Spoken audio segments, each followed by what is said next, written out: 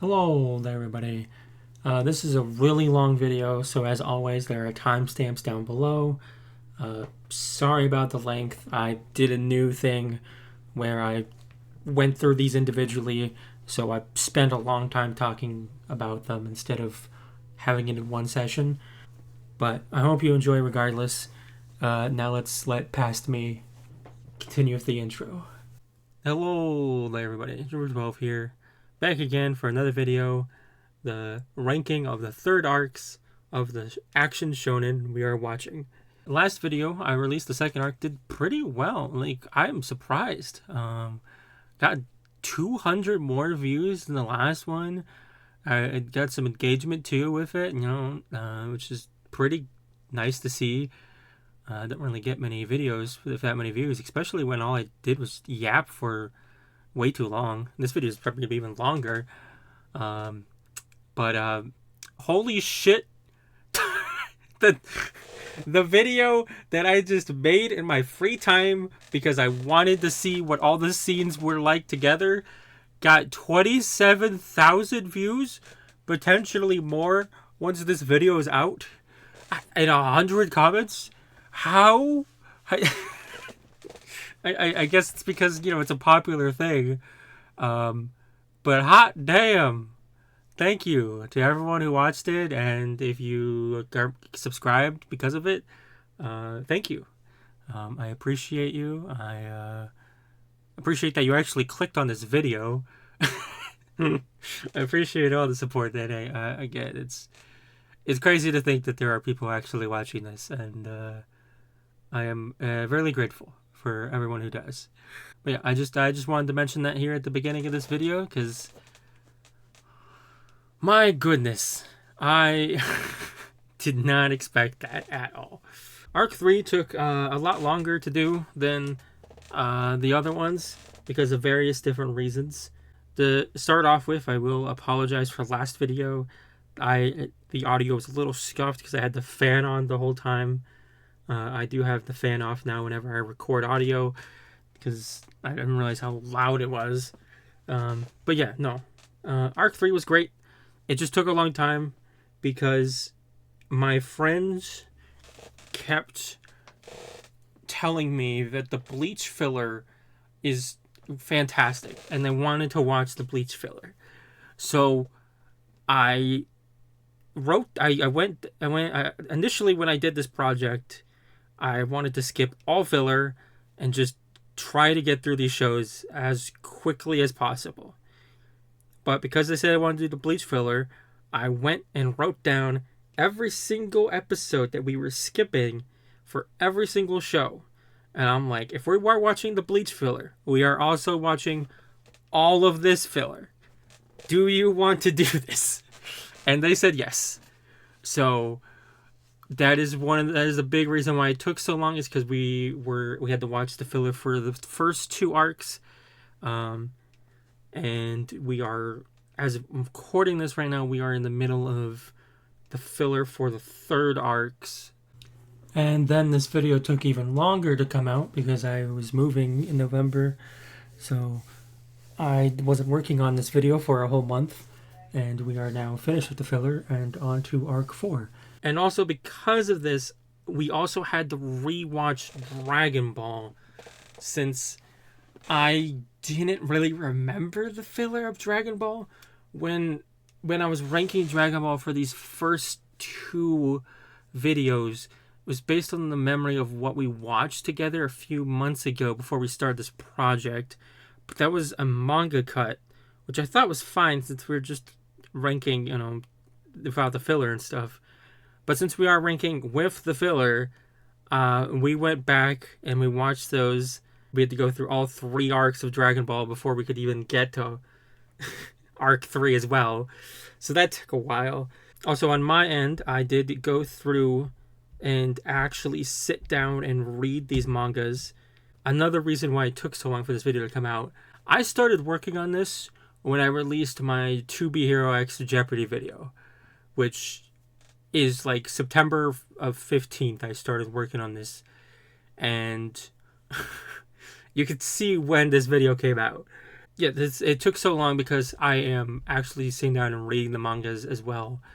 And so for arc 3, I am recording me reading through the arcs. So I also have footage to show of the chapters when I talk about them. I also, real quick, I want to mention Soul Eater. I messed up on some of the dates. I will cover those wrong dates when we get to talking about Soul Eater. It is so hard finding these release information for these chapters sometimes, and Soul Eater is one of those mangas that just there is no data on when these specific chapters came out. There's data on the volumes, but I just couldn't find any concrete information about the dates. But I got a rough estimate of when these chapters came out, thanks to knowing the schedule of when Soul Eater was coming out. But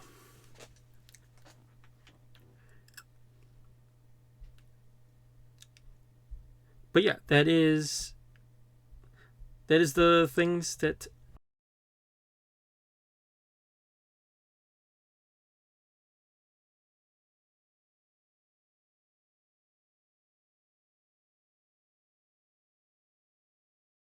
Uh, uh, so yeah, quickly, I'm gonna go over some of the changes here that I've made to the tier list.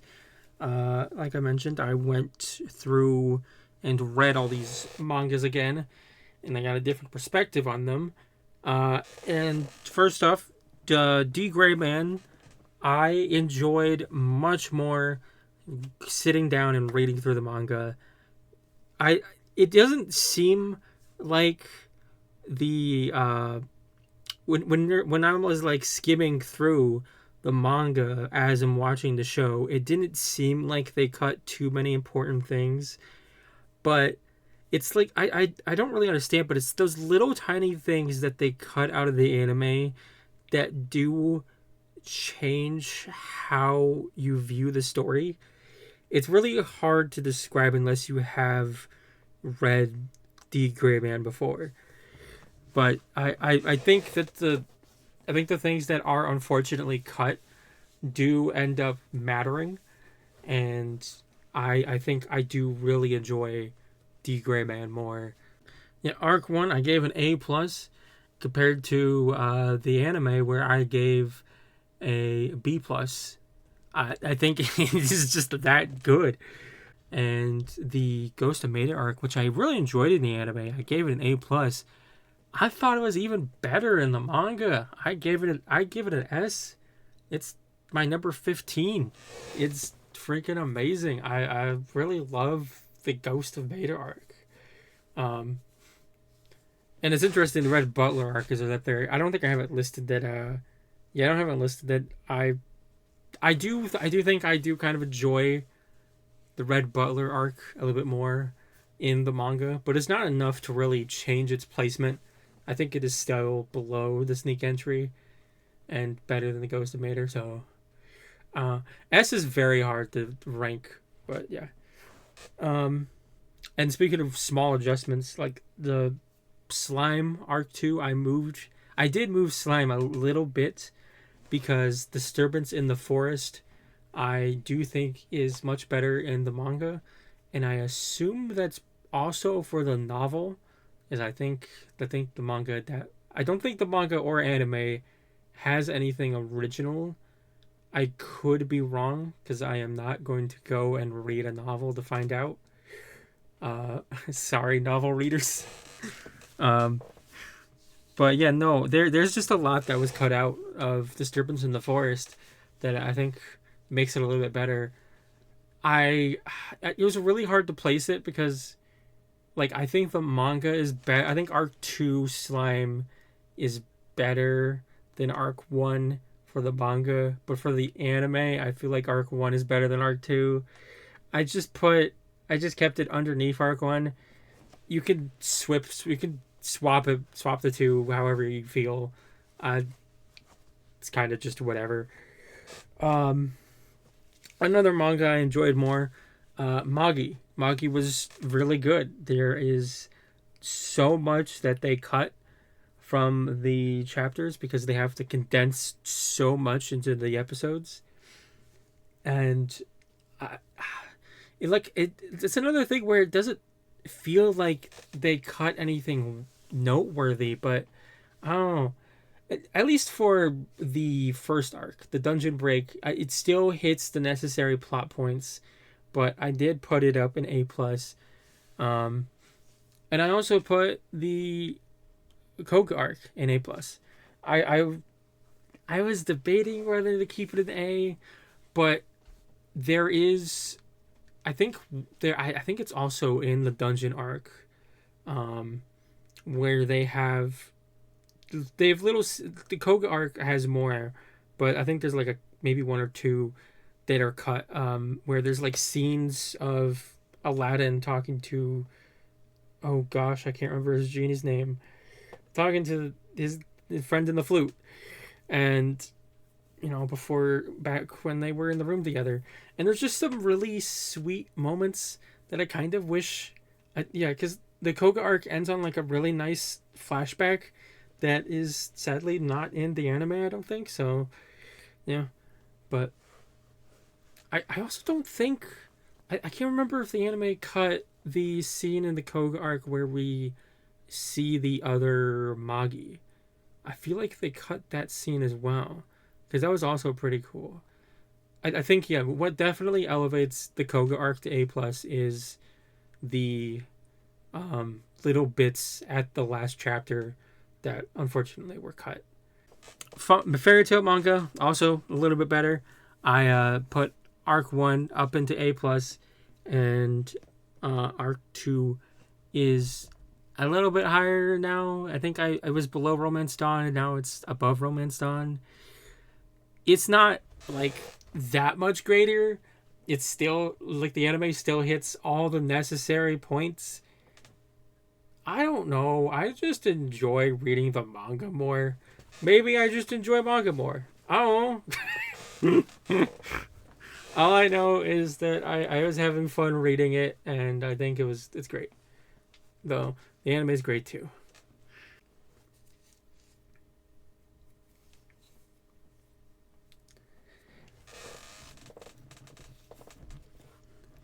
One that's a little bit worse. Seven Deadly Sins. Reading the manga, I realized I did think I was. Back when I made Arc 2, I was saying I don't know if Forest of White Dreams should be an A. It's not. It doesn't really fit the same qualifications for why I say Fire Force's Arc 2 is A. Hey, future me here. Just want to pop in and say I did move Yu-Gi-Oh! Manga up to A+. I thought about it some more, and I'm like, there's not really a bad chapter of Arc 1. I think all of the individual stories are really good, and I really like them. So, you know what? I will put it up at A+. I highly recommend the Yu-Gi-Oh! Manga. It's great. One that's a little bit worse, Seven Deadly Sins.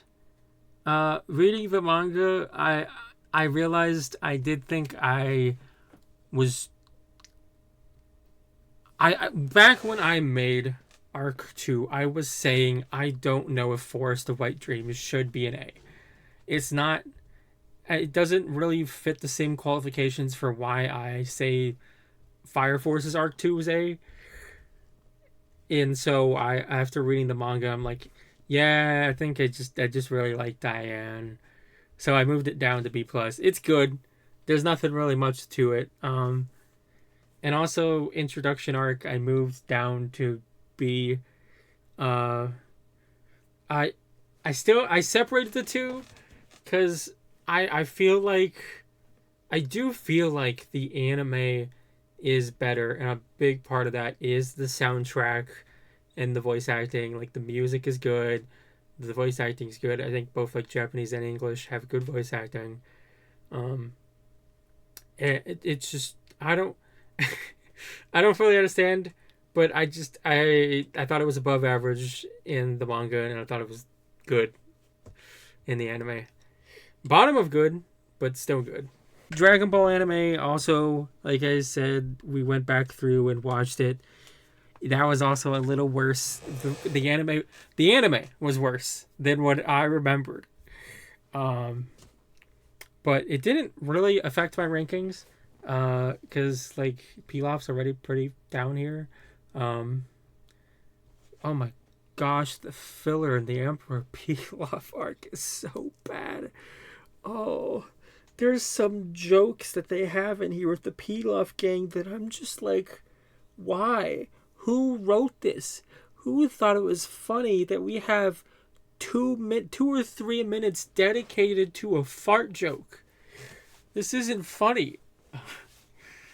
Like, yeah, the Pilaf gang, you like them or hate them, they aren't really that involved in the manga. They're kind of just like, oh, here's the bad guys. They were collecting Dragon Balls off screen, and now we have to beat them. All right, we beat them. Bye. And that's it. They're just end of the arc gag characters. But putting them through the entire arc and adding stuff, I kind of don't like the Pilaf gang. Oh, the tournament arcs. I'm trying to remember the filler for the tournament. I feel like the filler for the tournament doesn't negatively impact it as badly. There is some stuff I remember I didn't really like, but there's also some stuff I didn't really mind, like seeing more of whatever his name is of the Gum Gum thing. That's not correct, probably. But the little flying dragon guy that Goku beats, like that wasn't bad seeing more of him. But yeah, the Dragon Ball filler is awful, and I'm sure that the scores are going to be different once they start adding more, which they are already doing with Arc 3. Oh, and speaking of Arc 3, let's get into Arc 3 now. Starting off, we have D.Gray-man with the Destruction of the Black Order Attempt arc, which was 2 chapters in the manga, starting September 2004 to October of 2004. And in the anime, it was 1 episode in November of 2006. D.Gray-man. This arc was a D. This is the... I am shocked to say that this is the lowest, because Black Clover arc 1 was pretty bad, but I do think it ended off at a better note than this 1 episode silly gag thing. Though, as you can see, it does have anime, and that's because the manga, I think, is better. The anime adds so many stupid gags to it, and it's just like, it's not good. I also think the manga has a better story to it, because it has this like background element to it where Alan's coming home after the Ghost of Mater arc, and everyone's welcoming him home, and it's the first time that he's ever been welcomed home, and it's sweet. And he returns the innocence back to Havelska. I'm butchering that name. And yeah, it's just an arc where Kumui's robot goes crazy and is destroying the Black Order. That's it. There you go. That's the episode. Hope you like it. I don't think D.Gray-man does comedy well. I think D.Gray-man should stay in the serious tone, because I think when they are serious, it's really good.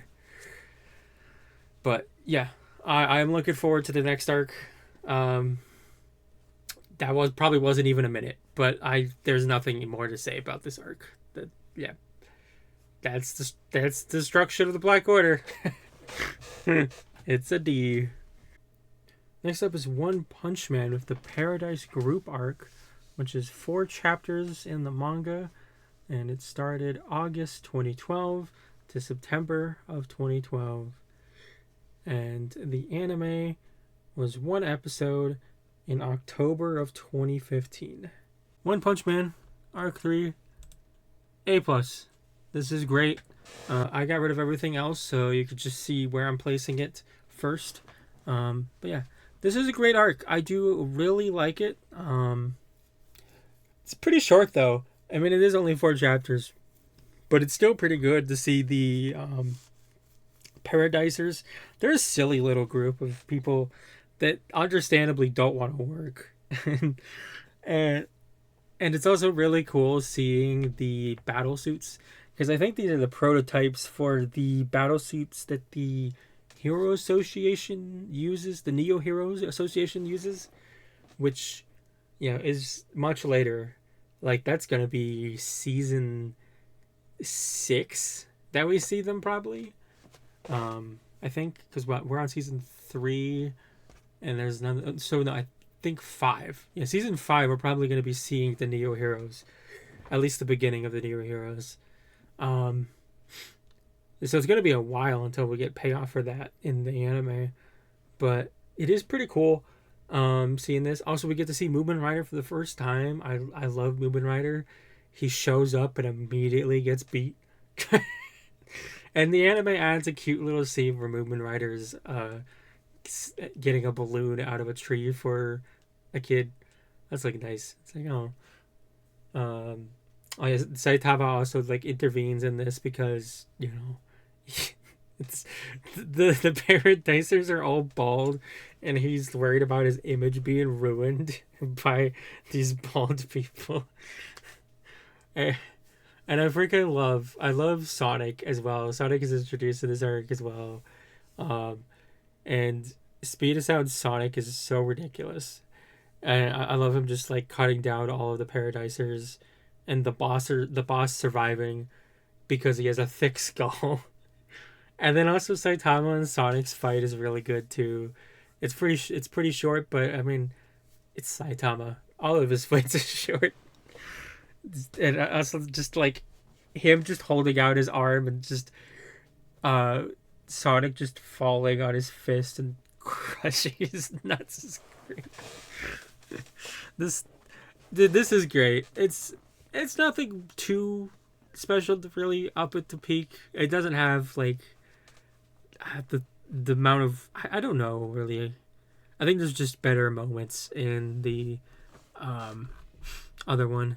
But yeah, here it is the ranking of everything. Yeah, this is why I hide everything. One Punch Man, Arc 3, it's good. Um, I really like it, but there's not really that pretty much said everything that there is in it. It's good. It's great. Oh yeah, I also really love the Paradise destroying the wrong building, which is so stupid because they know that his house has a giant poop on it, but they still somehow mistake the wrong building. I love that just One Punch Man has so many just stupid people in it. Oh, great arc. A plus. Next up, we have Magi with the Morgiana arc, which was 5 chapters in the manga, and it ran from December 2009 to January 2010. And in the anime, it was 1 episode in November of 2012. This arc here, very good. I like it. I think this is the first one where I don't really separate the two. Because, like, there is things cut from this chapter, like everything from this arc, like every probably arc and manga because of the awful pacing. Which is funny. So many of these shonen shows have the opposite pacing issue where they add too much filler, and Magi cuts too much stuff. But anyway, as my point was saying, the things that are cut are kind of like just small things that don't really make that big of a difference. And I know I've said that before, and it's like, oh, it does make a difference, but no. The things that were cut were like things that kind of help explain some things, like Morgana saying that I don't remember her saying that she's gotten stronger, and that she's able to jump, do all these leaps and stuff now. I definitely don't. I definitely am pretty sure they cut the scene with the slave trader saying that he put the the shackles he put on Morgiana are meant to hold an adult Phonaris, I think is her race. An adult Phonaris. So that's why she's not able to break out of those, which makes it even cooler when you see her manage to break them. It's like, damn, she's almost as strong as an adult, and she is still young. And yeah, she's really. It's really great to just like see her be able to grow on her own, and it's just a nice short little arc. I do think that it is kind of sad in the anime how this is your introduction to Shayla, and I literally just read it and already forgot one of the girls' names. Leela? No, that's not right. I don't. I don't remember.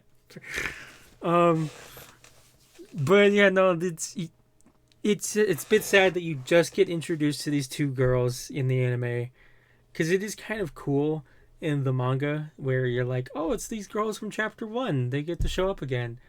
And it's so weird in the anime because they keep the lines of Aladdin recognizing them like chapter 1 happened. So I guess chapter 1 did happen, it just happened off screen. Which kind of sucks. uh but yeah, no, it's cool seeing them again. They show up. Morgiana is with them and is helping them with their trade, because they're going to Balbad, and that's where she wants to go, since that is where Alibaba is. And but they aren't able to go there anymore because there's bandits on the road, and so Morgiana's just like, "Yo, I'll go take care of them for you." And so she just goes and they clear out an entire camp of bandits. But it turns out the slave trader's also there that she saw earlier, the previous day. She saw previous day. And so, yeah, he manages to make her pass out thanks to a poison. And then, she meets another child. She makes a slave child. And then the slave child gets sick. And then she has to overcome her weakness, her trauma. I really love this part of the arc where she has to overcome her past in order to fully unleash her strength. And once she does, she's able to help this child from the hyenas, and then helps the other slaves that are there, and that's where she meets Aladdin again. And there's a wonderful. The art in Magi is great. Like a ton of these mangas, the art is so good. I recommend going to read. I think, is there any I wouldn't recommend going to read? Not really. I think I think all 22 of these mangas you should read. They're all pretty good. Even Black Clover is decent as a shonen manga. But yeah, no, the art is very good. There's a great shot of when they're reunited. But yeah, no, it's sweet seeing them reunite. She does clearly care a lot about Aladdin, and Aladdin cares about her too. Aladdin's such a sweet kid. Yeah, finds his flute, and the big old guy in the flute helps take care of the bandits, and then they leave the party that they're with after they have a nice, party, and they go off to Balbad, which I'm looking forward to Balbad. I think I remember liking Balbad. I think Balbad is definitely when manga gets really good. And I'm sure it's going to be even better in the manga. So I'm looking forward to that. But yeah, I don't know what else to really say about this. It's just a nice chapter of seeing Morgiana just break free of her chains, her metaphorical chains, after she's already broken from her literal chains. And yeah, I really like the structure of Magi as well. It does kind of like a One Piece thing in a way, where you have the first arc that introduces the three characters. Then you have the Koga arc, which is Aladdin's arc, and then you have Morgiana, which is all about her. And then next we'll have Balbad, which is all about did I say Alibaba for Aladdin? I don't know. And then we'll have Balbad for Alibaba, and it'll be great to see him again. I love Alibaba. Yeah, very good. Adding back all the arcs here, I think Morgiana mark is a little bit below the Koga arc, but I mean it's very good. I still liked it, and yep. That's that. Next up, we have Fullmetal Alchemist with the Scar arc, which was 2 chapters in the manga from December 2001 to January 2002, and was adapted into the anime January 2004 with 2 episodes. And then Brotherhood adapted this arc in May of 2009 with 1 episode. Fullmetal Alchemist. I mean, it's great. I love the Scar arc. Normally I don't show the other things until later, but yeah, Fullmetal Alchemist, Scar arc, 1 above the single chapters. I think it is a little bit better than the Chimera arc, in that it carries off from the Chimera. Like, yes, the Chimera arc, not Chimera. What the hell am I wrong with me? Not the Chimera. The Chimera arc is fantastic. It's a wonderful, just depressing story. But I feel like these 2 chapters are so wonderful for the development of both Ed and Al. Because just seeing their, how they feel after this terrible tragedy happened, and then having this guy Scar come in and try to kill them, and they're seeing the way they react to that as well is so great. I love these 2. I think Ed and Al might be like 2 of the best written anime characters ever. Like, Fullmetal Alchemist is just so good. Yeah, it's a pretty short one. You have only 2 chapters, but it is still really good. Because you have, like I said, and I'm dealing with what happened, and fucking Scar coming after them, since he's trying to kill all the state alchemists, which I think is a really funny difference between the anime and manga, because like I realized this when I was reading the manga. How did Scar just immediately recognize Ed in the anime? I often, at this point in the story, nobody really knows what the Fullmetal Alchemist looks like, and they're always shocked that he's some kid.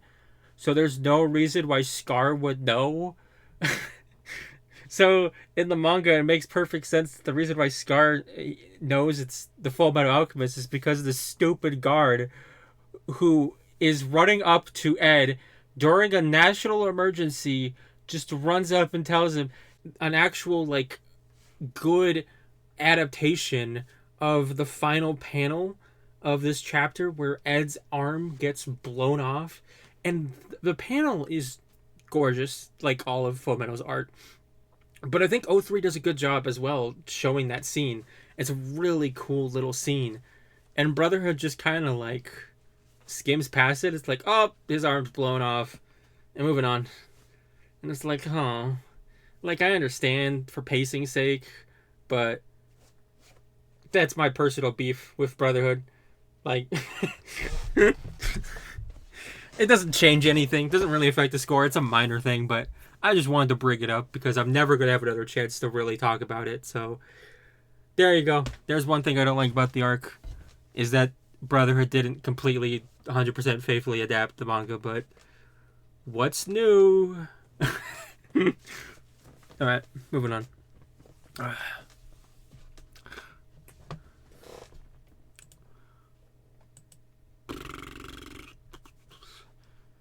Oh, we have AOT next? Oh, man. Oh, wait, no, there is something I want to say. Real quick. I do have a little bit of beef with Brotherhood.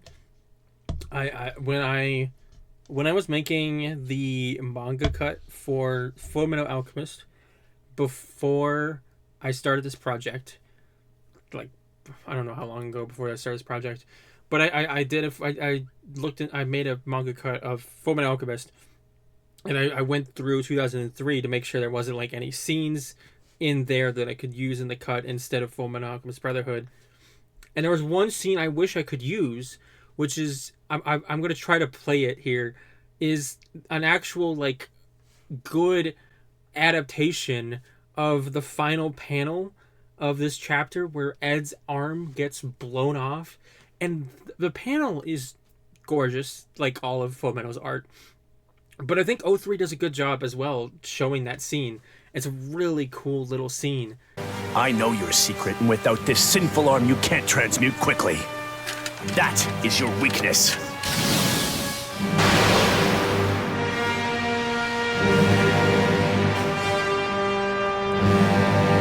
Then I will have to start by destroying this abhorrent right arm of yours.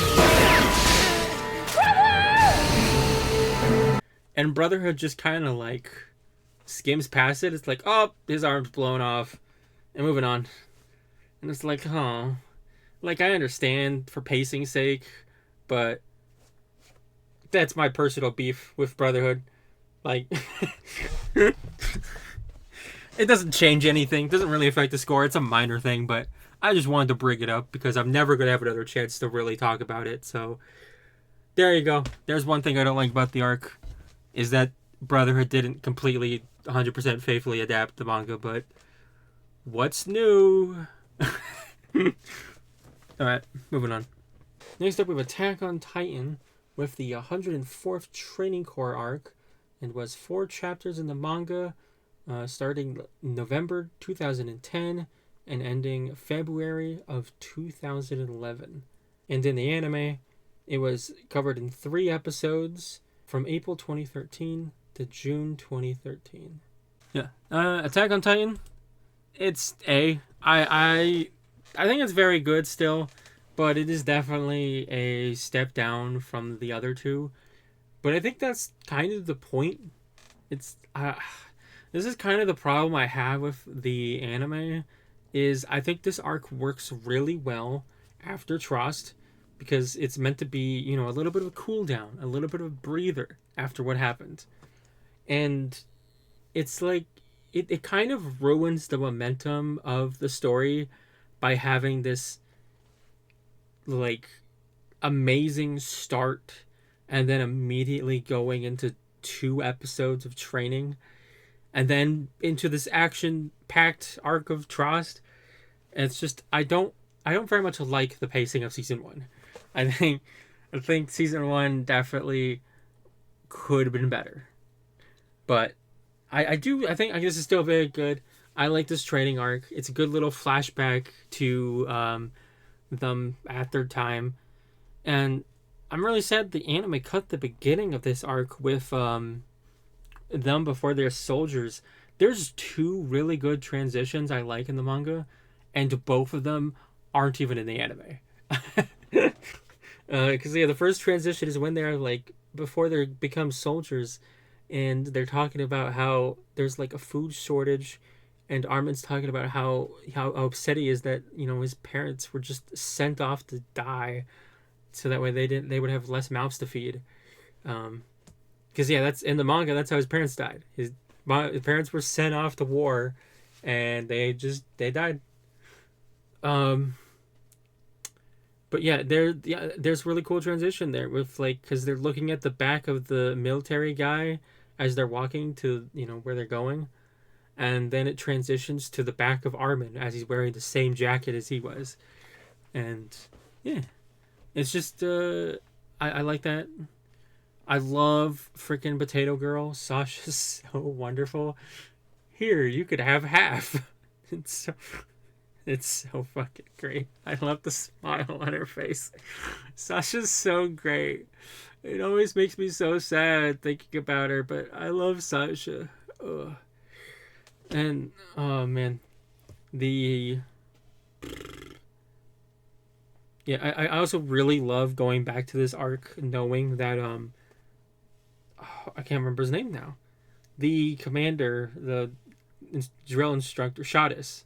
Shadis is, broken Aaron's training belt because he doesn't want to send Jaeger's child off to die. And yet Aaron perseveres and manages to, hold himself up with a broken gear for at least a couple of seconds. And then it impresses him, and then he switches belts. Ugh. And yeah, it's great to see Aaron's perseverance and seeing all these characters interact in a peaceful setting before everything goes to shit. It's just always nice coming back to this part of the story. When they were young and innocent, And then I really like the training. The training's cool too, with their like the having to train their ability, like learn how to combat. And I love it makes sense. The freaking Marleyan soldiers are way more skilled than these people who have never trained before. And so yeah, Annie just kicks both Aaron and Bertolt's butt in the trading, and he learns how to do Annie's little thing that she taught him it. And also the freaking training of them kind of like slice titans. I freaking love that scene in the anime because the track. Oh my gosh, Sawano's music. I could just talk about it all day. Sawano is just the GOAT. I freaking love the Sawano track. All of them. But yeah, there's also another cut part here that's really heartbreaking that they cut because it's so important to these characters, which is after them going through the forest and cutting the titans, the wooden titans, I should clarify. They have this nice little bonding moment where they're all talking and you can see that they're all friends, even if some of them like have something against each other. Jean and Aaron are still friends. They just do not agree with what each other like want to do. But you can tell with the way they talk to each other that like everybody in this group is, they've gotten close to each other over these years. And it's really sweet and sad seeing them like, saying Marco would be a great leader. And then Marco in private just telling Jean, you'd be a better leader than I would. And then another great transition that's cut from the anime is going from him telling Jean who'd be a great leader to then transitioning to after Trust and Jean finding Marco's body. And it's and then it leads wonderfully into the campfire scene, which was moved into the female Titan arc. But I think it works great here, much better, because like after he sees the horrors of war, he remembers the conversation he had with Marco, and he chooses to become, a scout. He chooses to join the Survey Corps, and it's great. I love Jean. Jean's such a flawed character, but he's so great. I love so many of these characters. Attack on Titan's so wonderful. But yeah, and then ending the arc with the Aaron in the jail and accepting to become a scout, join the Survey Corps, whatever you want to call it. Yeah, I'm looking forward to the next arc. Yeah, this is where it is of everything else. Yeah, I really like it. There isn't really... It's very good. And, like, but it's not. I don't think it's great because it's not trying to be great. It's not trying to be peak. It's just trying to be a nice, cool down chapter and develop the characters more. Not chapter 4 chapters, but you know what I mean. And also the special chapter 18.5 that got made into an OVA. Like, that's a great, just like small chapter that I'm so sad wasn't in the actual anime, because it's like such an important piece of Attack on Titan lore, in my opinion, especially at that point in the story, where you get to see Ilse encounter a Titan, and the Titan speaking to her because it thinks that she's Ymir, and it's great. You get to see that the Titans can speak, and it gives you a little hint at what the Titans actually are. And it's so sad that it was just turned into an OVA, where 15 minutes of the OVA are some boring bullshit going on with the characters. I like seeing more Hanji, but I just, the rest of the OVA is not too great. Ugh. But the stuff of Ilse is wonderful. I love. But yeah, that's the 104th Training Corps. Very, very good. Next up is Spy Family of the Eden Beginnings arc, which was 4 chapters starting in June 2019 and ending in July. And the anime adapted this arc in 2 episodes, May of 2022. This arc, once again, S tier. I love Spy Family. I love these first 3 arcs. This arc, I think this arc is definitely propped up by the freaking punch. The punch scene is so great. But it's just an enjoyable chapter overall. Because, like, I love how cute Anya is. Anya, and it's just, I think they're hit a certain point in the show where it's like, okay, we get it. Anya's cute. And it's like, but at this point in the story, it's still early on, Anya's still adorable, and I don't think it's really hit that wall yet. But yeah, no, this is great. I love her getting her uniform and running around and showing it off to everybody. She's so great. I love Becky. Her getting to meet Becky. Becky's a great character. That's another reason why I honestly, actually, I think this arc deserves best. It's got so many great things. It introduces Becky. It introduces Damien. Like, this introduces the main. Is it the main plot of Spy Family? I guess it is. The main plot is Eden and the classmates she has, and then Lloyd and Yor are kind of side plots to this main plot, which is a crazy thing to think, but I mean, in reality, this Spy Family is about Anya's mission here. So yeah, this is the beginning of the main plot. Still weird to say that. But yeah, no, it's really good. And also I love her just, I don't know. I'm still not 100% sure. Reading this arc now twice, watching the episode now twice, I'm still not 100% sure if Anya really punched Damien because Becky, or if she's just using that excuse. Like, they do flashback to her mom, Yor, saying, only use it in self-defense, but that also could be just her using it as an excuse. I don't know. It's nice to imagine that she wanted to defend her friend, though. It also could just be that Damien was annoying the shit out of her. She just wanted to clock him. And I don't blame him. Damien's a piece of shit. I don't mind when characters are a piece of shit like this, because it's written well. Like, he is a freaking, like, when you learn about his backstory and stuff, it's understandable why he acts like this. It doesn't make him a good character, but it makes him an enjoyable character, especially when Anya punches him square in the face. And also, I love the freaking what do you call it? Man, my brain. I can't think of the word. The homeroom teacher, I think is the word they use.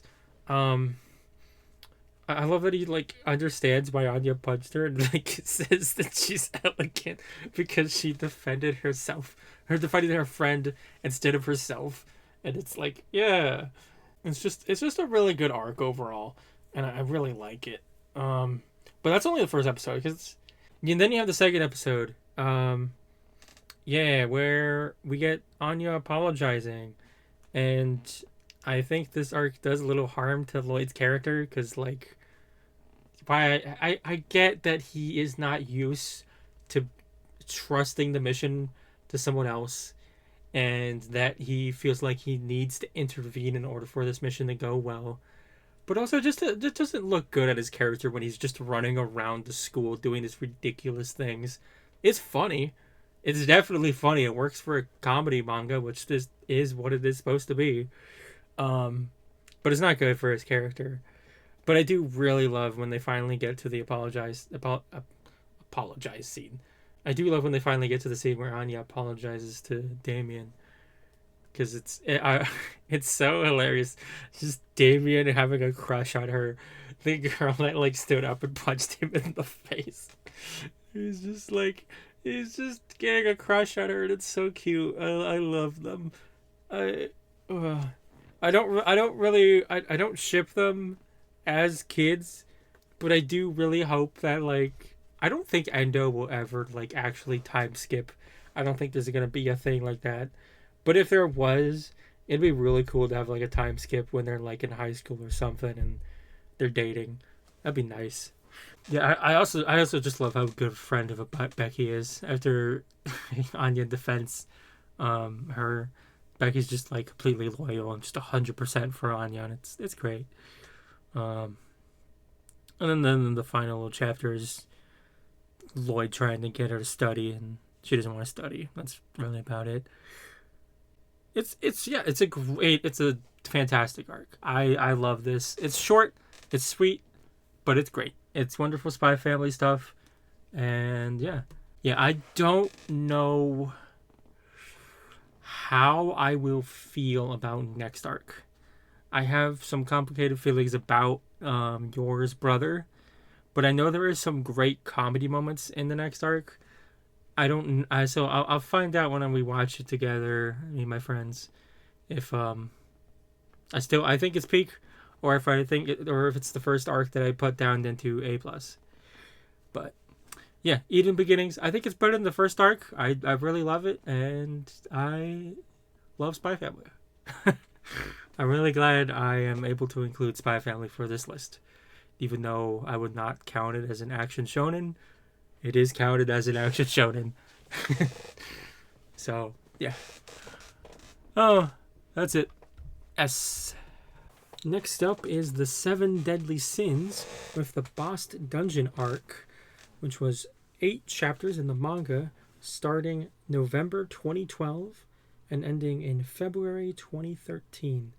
And the anime adapted this arc in 3 episodes, October to November 2014.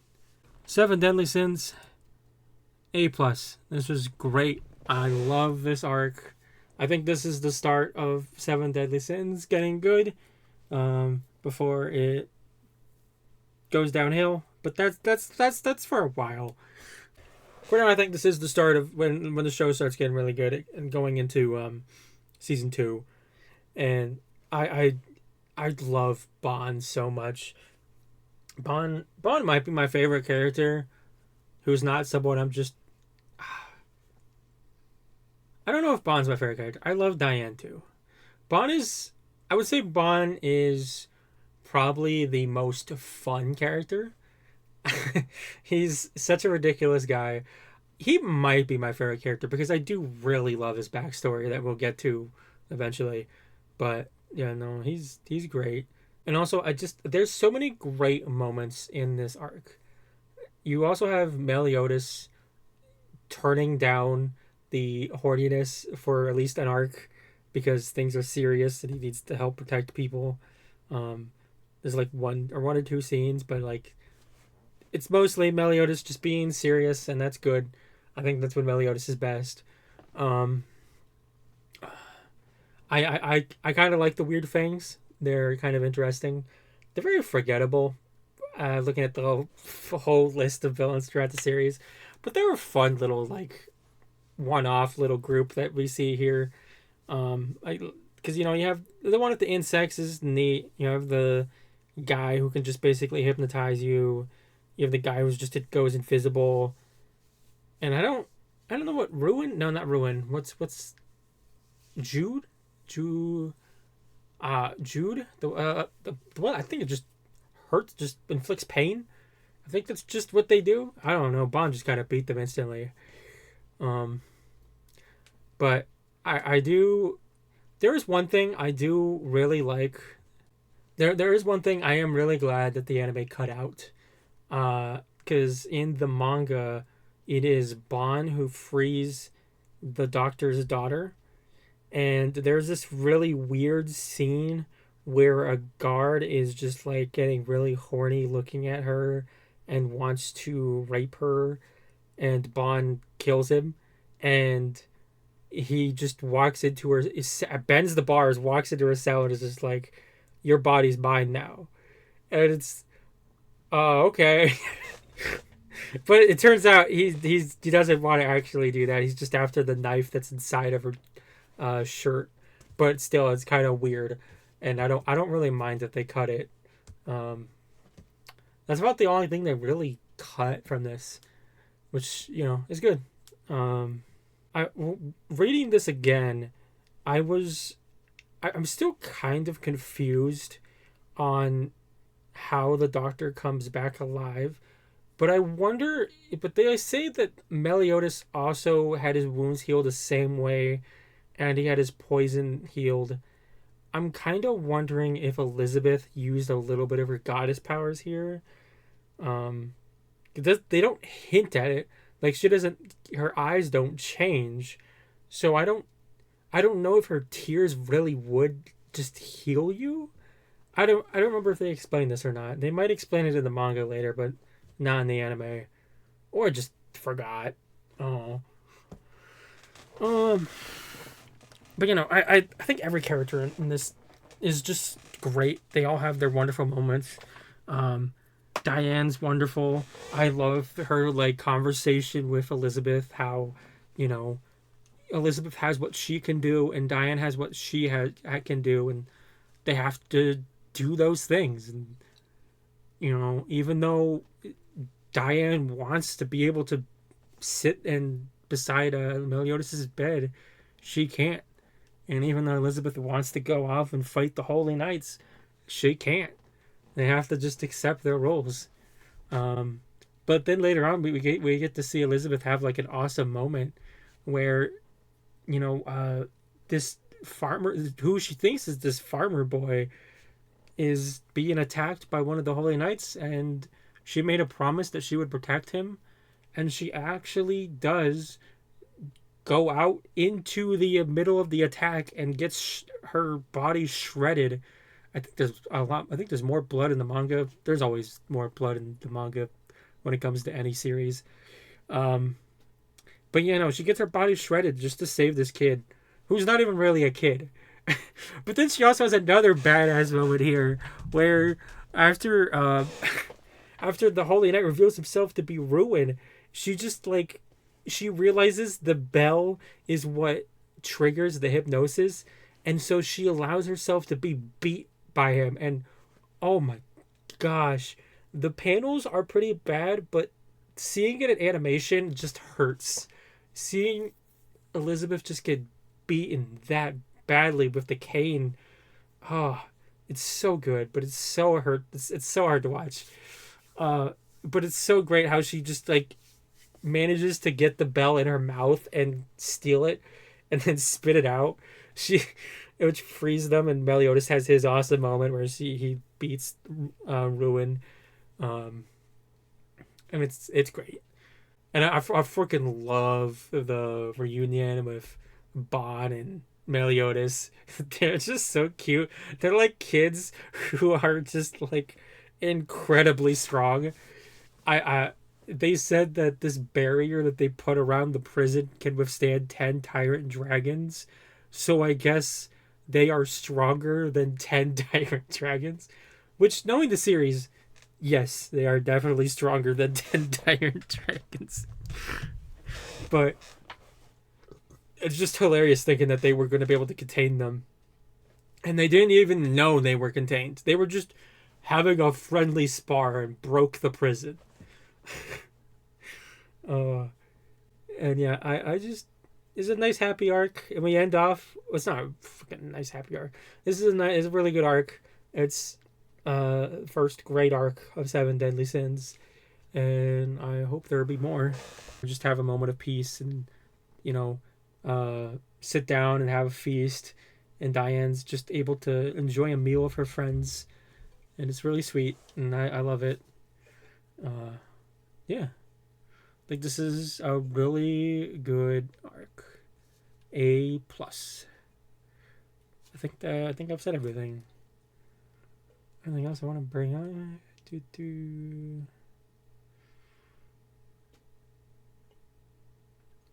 Oh, I do really like that we get to see a little bit of the flashback.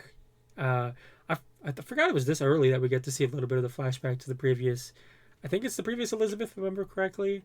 So that's pretty cool. And I'm struggling to remember the importance of the sword. I think it is a key that unlocks the 10 commandments. And I think that's why he protects it so adamantly, if I remember correctly. Spoilers. I don't care about spoiling Seven Deadly Sins. I'm sorry. If you all haven't seen Seven Deadly Sins and you want to see it and don't want spoils, just maybe I don't know what to say. Watch season 1, maybe 2, and that's it. Like, it's just not worth watching all of it. I only got to halfway through season 3 before I dropped the show because, oh my gosh, season 3 was so bad. But I like Seven Deadly Sins, and it hurts me to say this, but I don't think I recommend watching maybe reading. I will find out as I go through this if reading Seven Deadly Sins is truly worth it, if it is better than the anime, and it's just the horrible animation that ruins it. But even though I do say this is A+, I still don't recommend you watch Seven Deadly Sins. So sorry if there's spoilers. But I think that's it. That's all it really is. Pretty short arc, but it's good. So, yeah. A+.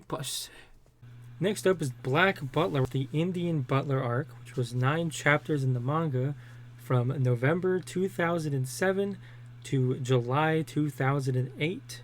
And the anime adapted this in 3 episodes, December 2008 to January 2009. Oh boy, So, in between this arc and the previous arc was filler. And this arc mixes manga canon with filler so that way they can then set up the filler season that they want to tell. And that is one of the reasons why the anime for me is a B+. It's good. I think there's still good parts in it. But the reason why it's good is the reason why the manga gets an A+ for me. Like, I think there is good stuff in here that, and it's so much of it is cut, and it's just like, there's great stuff in this. And I think they did keep some of the good stuff, but they also just like cut some really important things. And I'm like, this is the longest arc so far, and it's the same amount of episodes as both the Black Butler and Red Butler arc. There's no way you can do that. And they don't do it. They don't even tell the full story, what is so infuriating about this arc in the anime is I think they do a decent job with the first couple, I think the first 1 or 2 episodes. They do a decent job. They cut quite a lot, but they do a decent job hitting the right notes and the right beats. I love the dub actors for Agni and the Prince. The Prince and Agni are just a joy to watch. And I love their relationship with CL. But the third and final episode, oh gosh, they go off the rails so hard. And it's so bad. I don't know why. This is a nice little arc with Prince Soma and his butler Agni. He's not really a butler, but I think they call him that sometimes because it's the closest equivalent. But yeah, no, it's a nice little charming chapter. It's very sad too, and it's some really heartwarming moments. I really like the camaraderie, the friendship that grows between CL and I don't always forget Soma. I love the little friendship that grows between CL and Soma. I think this is the first person that CL really opens up to. Not only did his maid leave him, but now his butler has left him, and he's just completely distraught and just it's such a heartbreaking scene seeing Prince just breaking down, and because he's just tired of losing the people in his life. And then you have freaking Sebastian just barging into his room and just being like, yo, stop being a brat. it's great. I love Sebastian. I think sometimes you need a demon to slap a human into shape because they don't give a shit about your feelings. But no, it's great. And also CL like actually opens up to him after that. You know, when Soma's really down, he tells him like, yeah, I kind of get what you're feeling. I had my entire family murdered. I was kidnapped, and I'm going after the people that killed them, not for revenge, but oh gosh, what is the line? I just read it. Is the fan still on? Gosh, there's still the fan on.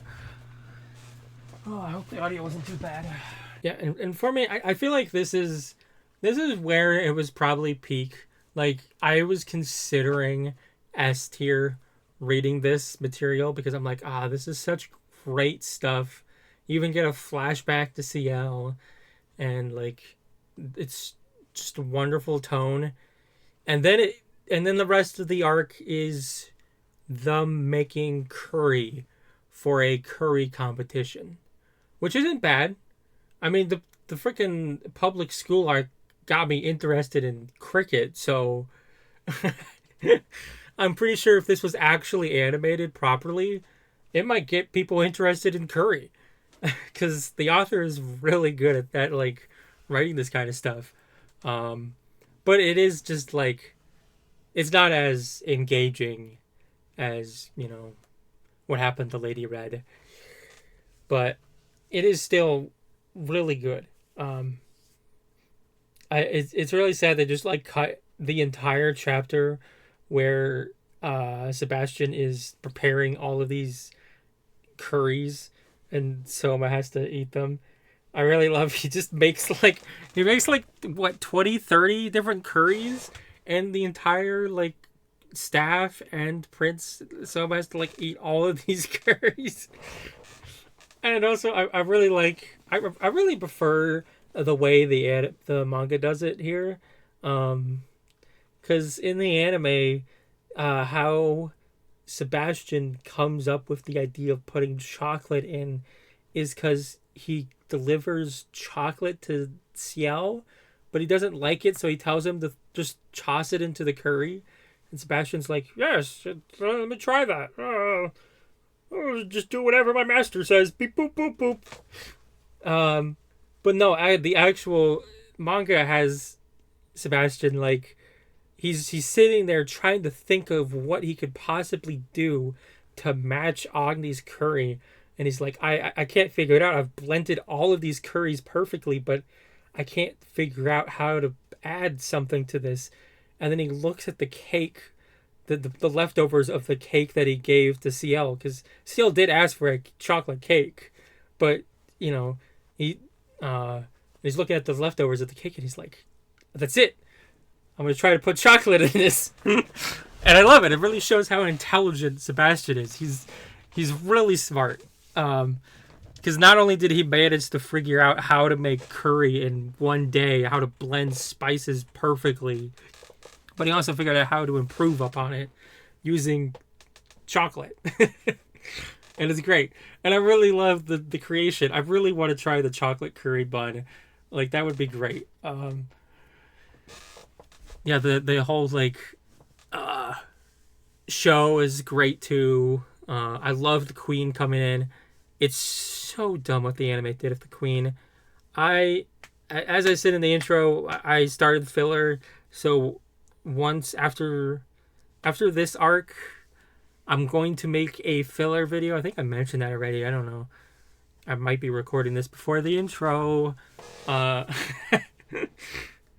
yeah, I'll be talking about the filler arc and what they did of Queen Elizabeth when I talk about that. But I really like Queen Elizabeth here in the manga.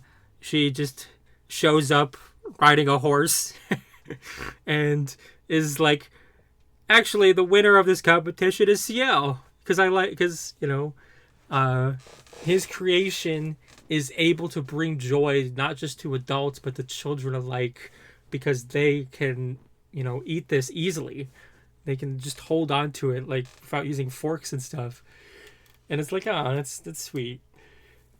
And also, I love her just, like, calling CL boy. She's like, my boy. she's like this motherly figure to him, and it's so sweet. And CL is so embarrassed.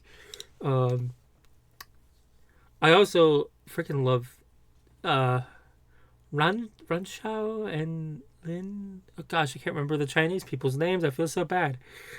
I love them too.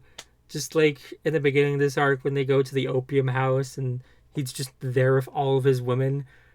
it's just what.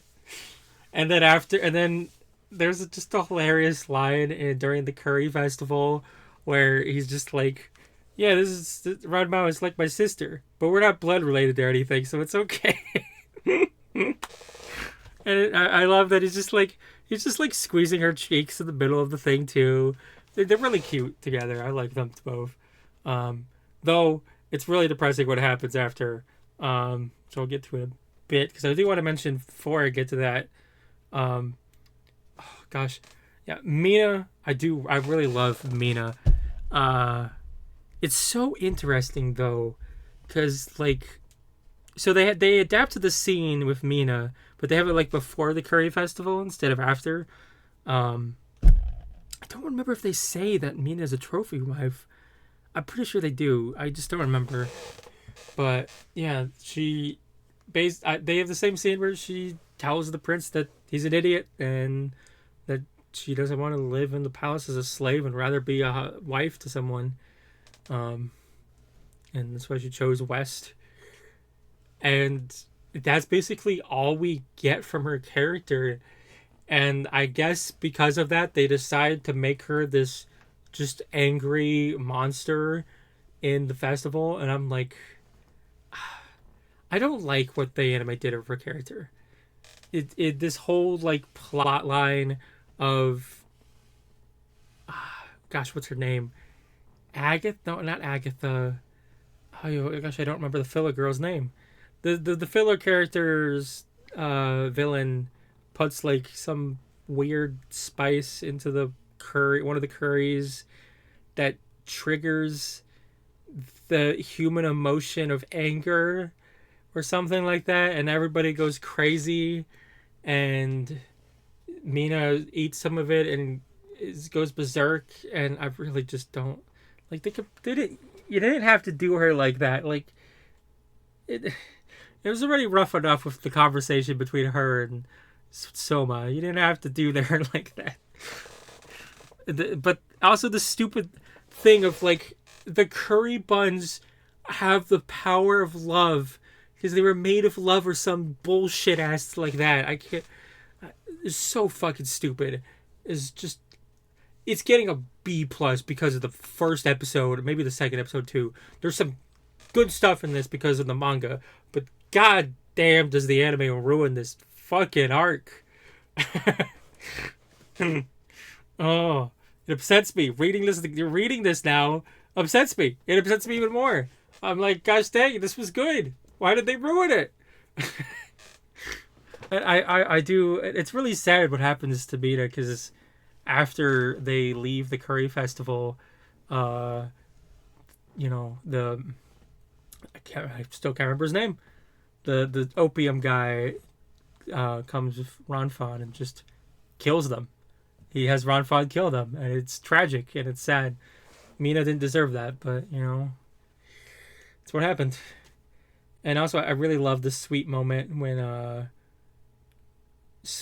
Agni calls them friends, and Sebastian's like, I've never heard anyone call me a friend before. And it's like, oh, maybe this demon does have a heart. It's black, but I think he does have a heart. Oh. And they also cut out the last chapter, which I'm really sad about because we get a little bit of backstory to each of the servants in the mansion, because Agni and the prince are still staying over at the and they come over to the mansion, and Agni is helping all the servants with their task, and while talking to them, and they explain how they got there and their talents and stuff, and it's sweet. I like it, and I also it also really caps off the arc really well because the detective comes in to like talk about the case and how it's over and stuff, and give the blackmail money to CL because the London Yard is paying for CL and the underworld stuff that they do. But it ends on a really good note where the prince and Agni like bust into the room that they were told not to go into because there's guests currently, and they're like, "Who are these people?" And CL's like, "Oh, sorry, these are people from India. They're my friends, and they helped me with the case." And then and Prince Selma's just like, "CL, you called me best friend. That's so sweet." I love these two. I can't wait till we get to the public school arc and see these two again together. It was so great to see the prince again in the public school arc. And yeah, they end on the fact that the attendant, the butler, I don't remember what his position is to the queen. The queen's right hand man gave CL a invitation to the circus, and that's what leads into the circus arc, which I am so looking forward to getting to, because this is when I really got into Black Butler. I was honestly kind of disappointed. I didn't really want to continue with Black Butler after watching season 1, and especially after watching season 2, which we will not be talking about. I will never watch season 2 again. I will not be ranking it. I fucking hate season 2. Season 2 does not exist. Season 2 is not real. Season 2 is the circus arc. There is no season 2. But yeah, I am looking forward to that. But we will have to get through season 1 first, which, if I remember correctly, I do not particularly like. But yeah, afterwards we'll have the circus arc, which I am looking forward to my friends seeing because it's good. I think that's it. I've talked at length about this. I didn't realize I would have as much to say about it as I did, but after reading it, I'm like, yeah, there's a lot to talk about here. And a lot of it is unfortunately taken out of the anime. So, if you like Black Butler, I would highly recommend to go and read the manga. It is really enjoyable. But yeah, that's it for Black Butler. The arc itself, A+. the anime adaptation that butchered it at the end. B plus. Next up, we have My Hero Academia with the Battle Trial arc, which was 4 chapters in the manga, starting in September of 2014 and ending that same month. And then the anime adapted this arc in 3 episodes in May of 2016. My Hero Academia, Battle Trial arc, S. I freaking love this arc. It's so great to see just Deku and Bakugo going at it and like dealing with their pent up emotions that they have, and also getting to see the flashback of these two when they were kids. And it's really great. I don't really know what much to say about this arc because it's kind of just simple. I really love Deku just like embracing, who he is. He's a hero and he's gonna beat Bakugo. And it's he does. He manages to beat him in the fight. I freaking love Ida just playing a villain. He's such a dork and I love him. I love All Might just struggling with trying to choose between being a mentor or being a teacher. Because normally you would think those two things kind of fall in line with each other, but no. In this moment, he knows that like the thing to do as a teacher is to call it off. These students are getting way too reckless and doing way too much damage. But as a mentor to Midoriya, he realizes Midoriya needs this, and so does Bakugo. Bakugo and Midoriya both need to deal with their problems if they're gonna be able to stay at the school. And I really love the little speech Deku gives him. I don't think Deku really needed to reveal his secret to Bakugo. I think that was really stupid on his part. He probably could have just like made up a story, or even just I don't know. I don't think Bakugo would have actually quit. I think he has too much pride to be able to just quit. He might go home for a day and then realize, what the fuck am I doing? I can't let that damn nerd win. I'm gonna fucking kick his ass.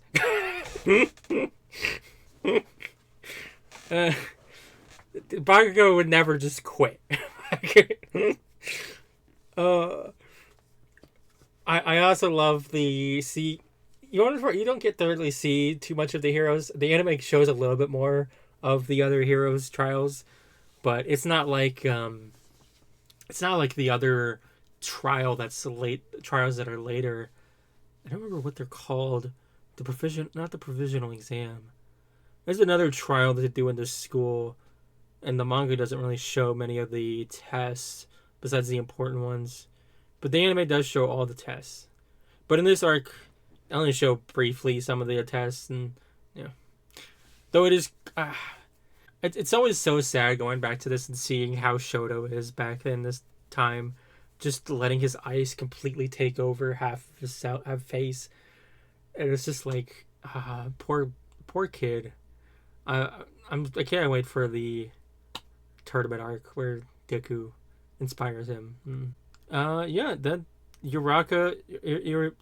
Uraraka is great as always. I love Ochako. Not sure if there's anything else. I think I covered everything. We do get to see the villains at the end, since next up is the USJ arc. And here's everything together. Is this the highest My Hero? Yes, this is the highest My Hero right now. And that is going to change with the next 3 arcs. I think the next 3 arcs I enjoy more than this. Yes. So that'll be entertaining. But yeah, this is just a nice simple battle trial arc, and yeah, that's basically it. Just 4 chapters that somehow get expanded so much. One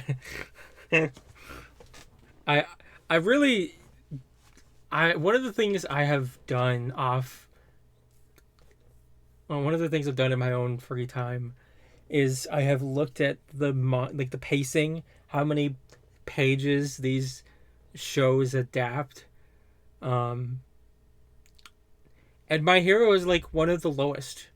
And I don't understand how My Hero adapts so little of the story, but yet feels paced incredibly well. I think these creators definitely understood this world and these characters and were able to make, I don't know if it's really filler you can call it. It's able to expand the time out without, if it feeling bloated, without it feeling like filler, like so many other shows that try to expand, like goddamn Black Clover and Dragon Ball, both shows that just fail horribly with trying to expand their material. My Hero does a good job though. And yeah, looking forward to the next one. And that's it for My Hero.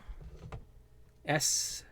Next up, we have Fire Force with the Versus Special Fire Force Company 1 arc, which was 12 chapters in the manga, starting March 2016 and ending in May. And then the anime adapted this arc in 3 episodes, August to September 2019. This arc, the first A+. This one's great. There were some things in here that I'm like, I am starting to notice a trend to the show that I am not looking forward to. But the good things, I do really like the serious stuff in this arc. I think it's really cool. How I keep forgetting to turn off my fan.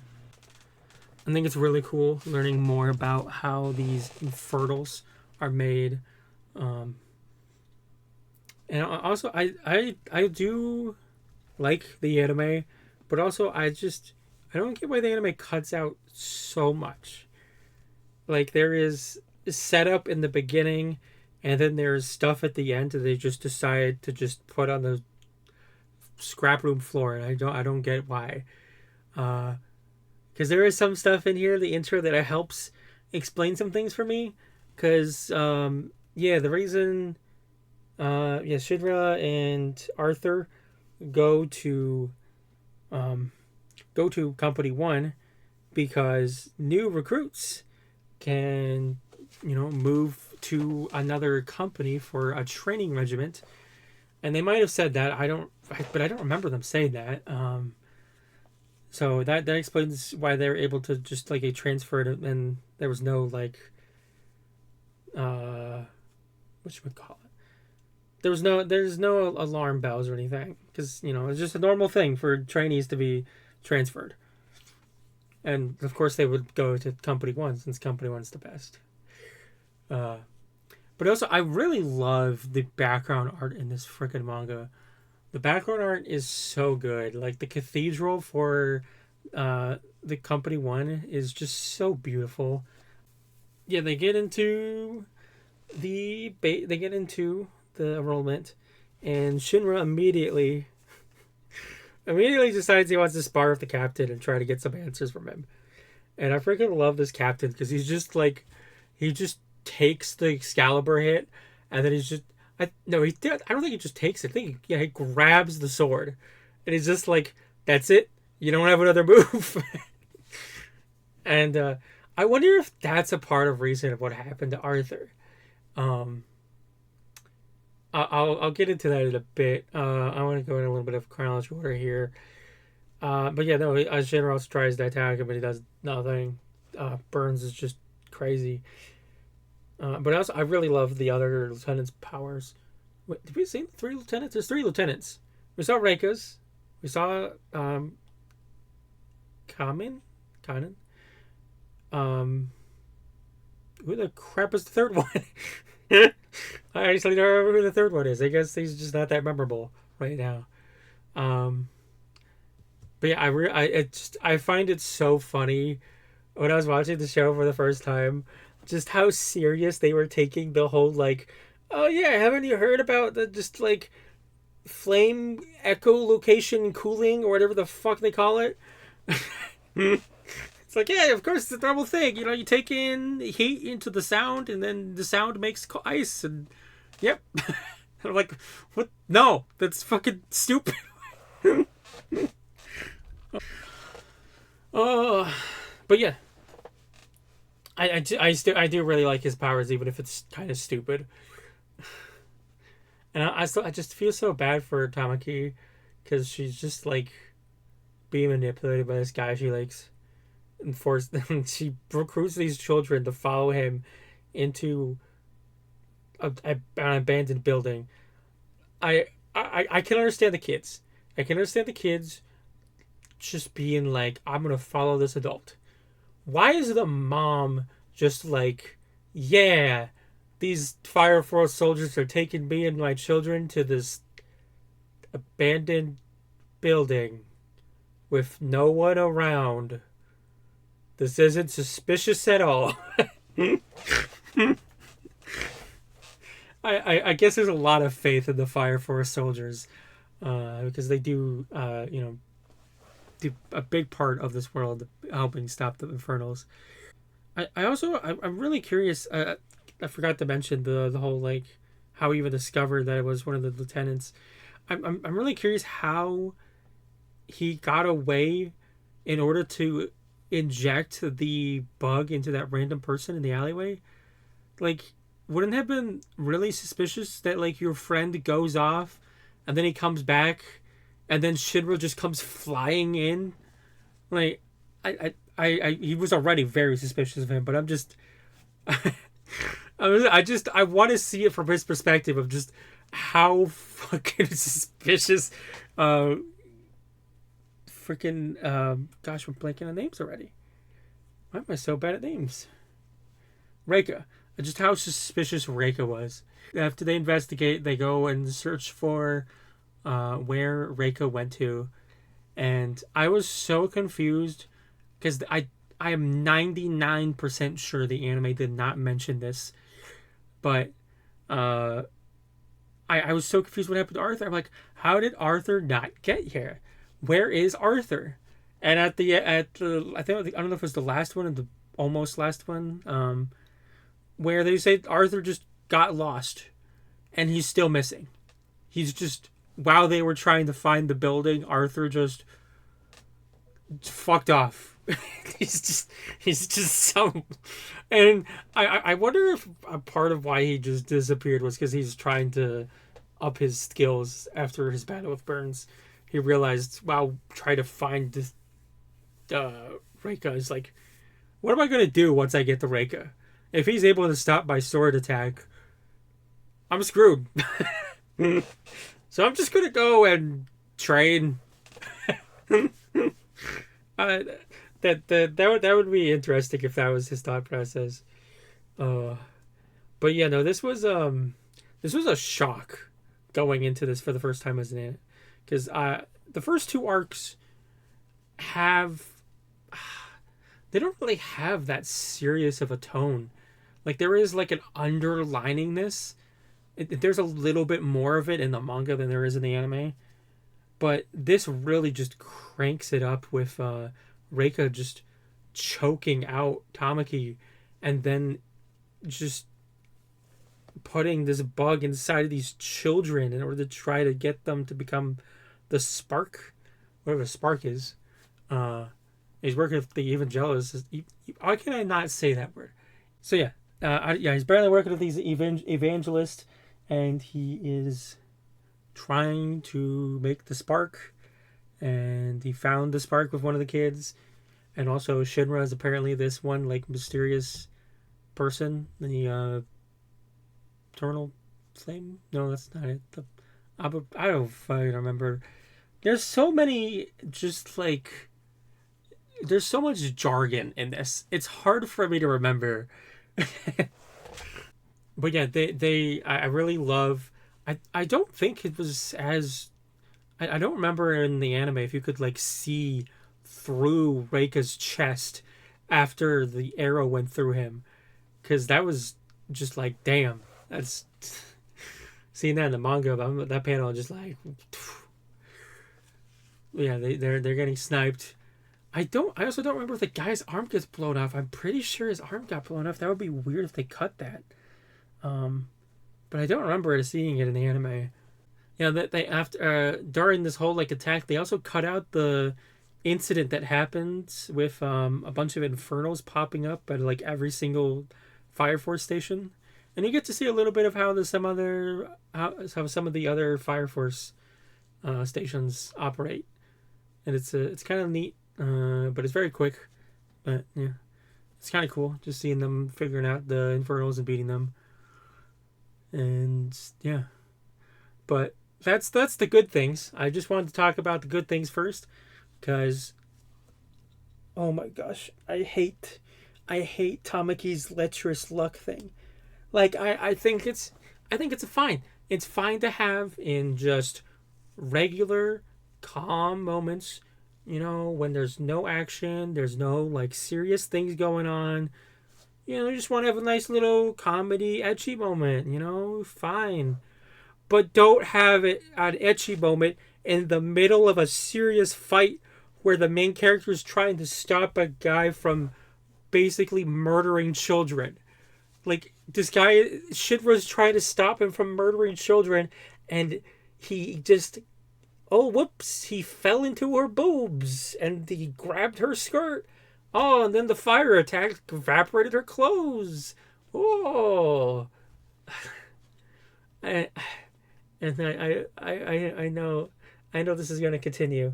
I didn't mind it in this arc that much because it's just a one-time thing, but I am mentioning it with such ferocity because I know it's not just a one-time thing. These authors never do just a one-time thing. Fairy Tail is not a one-time thing. They have ecchi all throughout the goddamn show. And I'm just really not looking forward to it if it continues to be just improperly placed. Like, please. And I don't mind ecchi that much. I just don't want it placed in the middle of a serious scene. I don't even know if I really care that much for Tamaki's character. Like, what is her character? She's in this arc right now. She looks up to this guy, and he betrays her. And I think it's fine. I think it's serviceable. But also her character is that she has this curse or ability, I don't know what you want to call it, where it just shit happens. Oh, it's I think this could be S if you got rid of all the other shit. I think Fire Force could be an easy S tier manga if they just got rid of the ecchi and focused on the serious things that are really interesting. The infernals, how they're being made, the people that are making them. Just focus on that, and the church apparently, and just focus on those things. That's all we need. We need just set up an interesting story of those things. I'm gonna keep hoping that Fire Force does go there. I'm only 3 arcs in, but I am just a little nervous about the future after this. But it's still A+. I'm talking so negatively about this one little thing, but that's the thing. It is just one little thing, and that's the thing that's keeping it like down here in the middle of the pack. No, I think the manga and anime are probably same placement. Even though they cut out quite a bit of stuff, I think the important meat and potatoes is what gets the A+ ranking, and that is what is in the anime. So, yeah. Definitely A+. I am kind of sad that they cut a lot of the beginning stuff, because there's some good, just like seeing interactions between the company and also Habana being there. I like her. She's great. I hope they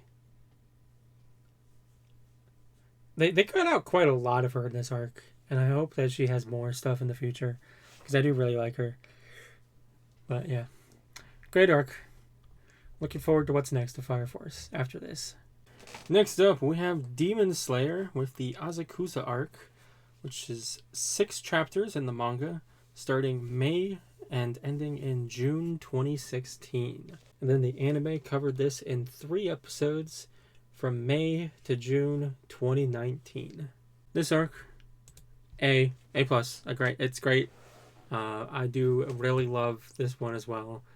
It's really great to see a demon here that is friendly. You know, two demons here who are friendly, though the other one is a little bit more aggressive because of how much he loves.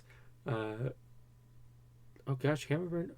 I literally just read it. Why am I so terrible with names? Tamayo and Yushiro. That's right. I think I'm just so bad with Japanese names. Yeah, Tamayo. I really like her. She's really interesting. And yeah, this starts right off with where the last arc ended, with just Kibuchi just turning this person into a demon, and Tanjiro having to let him go, or else he would have either let the guy that killed his family go, or let this monster go, this mindless monster go that will just kill these innocent civilians. And he chooses to protect the civilians. And it's great. I think this arc also does great work for both Tanjiro's character and Nezuko's. I love both of them in this arc. I love Nezuko having to defend the demons, and you know, she sees them as humans just like Tanjiro probably does at the end here, because what makes them any different from us, you know? And I also just I love that the end of this just makes you feel bad for these two demons that are just following orders, because you know they were just children and forced into this by this monster of a monster by this monster. Which I freaking love the scene after he leaves his family and he's just walking down the alley, and this just idiot decides to start picking a fight with him because he's wearing nice clothes, and they all just die. They just get murdered by him, and it's a great show of his character. He's sadly not in this arc that much. He's only in the beginning, because he does send off the two demons immediately after. I do also really like the house that's just like hidden. No, it's not hidden anymore. This is a very short arc. There's not really much to talk about here. It's really just, hey, Tanjiro meets these two demons, and then a couple of demons come to attack him, and then they stop the demons, and they leave. That's it. That's the arc. Wants to marry her. I'm not looking forward to next arc if it involves him. I'm really not looking forward to seeing him. I know Alex Lee voices him, and I love Alex Lee, but god damn, why does he have to voice this character? Why does he? Oh. Yeah, I don't know what else to say. I think that's really about it. It's good. It's great. There's some really great action in here as well. I think that's another reason why I really love it, is I love seeing Tanjiro's different water styles. I love seeing Nezuko like get stronger and be able to kick the ball back at her. It's a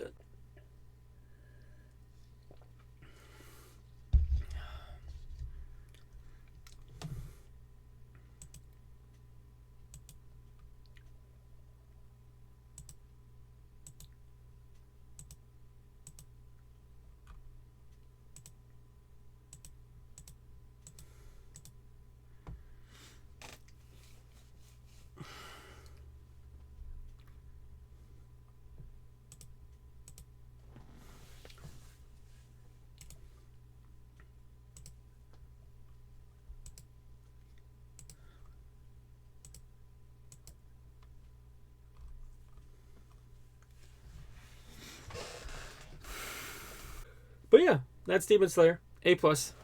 Anything else I want to say? I just love Nezuko. Nezuko's so cute. That's about it. Before we get into Arc 3 here, I wanted to quickly address... I got the date wrong for the first two arcs. Arc 1 here, it was 2003 that this was released, before the main manga came. This was June 2003 to November 2003. And then arc 2 was actually May 2004 to July 2004. So, messed up on those. There's not any real good information on when chapters were released. So, I might get some more dates wrong in the future, but I'm trying my best. Anyway, arc 3. Next up, we have Soul Eater with the Demon Sword arc, which was 3 chapters in the manga, starting in August and ending in October of 2004. And then the anime covered this in 3 episodes from May to June 2008. This arc, A+. Great. I love the Demon Sword arc.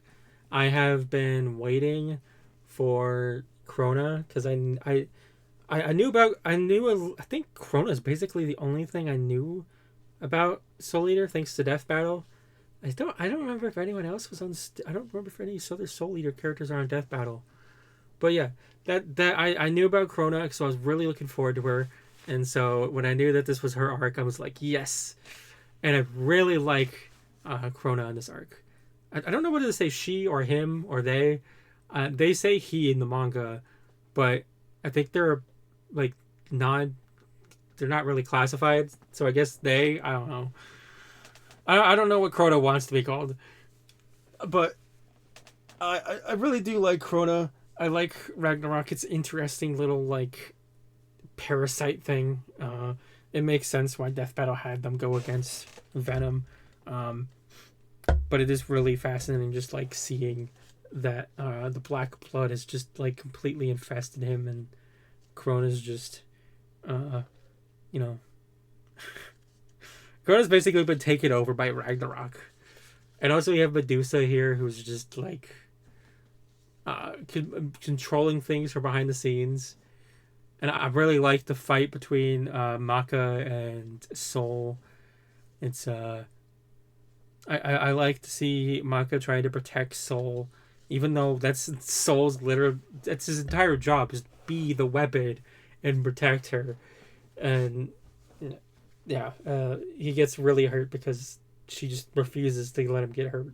And then we get the freaking when they're at their back and all, and like about to lose, freaking Stein kicks in with Maka's dad. It is just, I love seeing Stein fight with his Meister with his weapon. Can't fucking remember his name. Meister is the person. Weapon is, I think.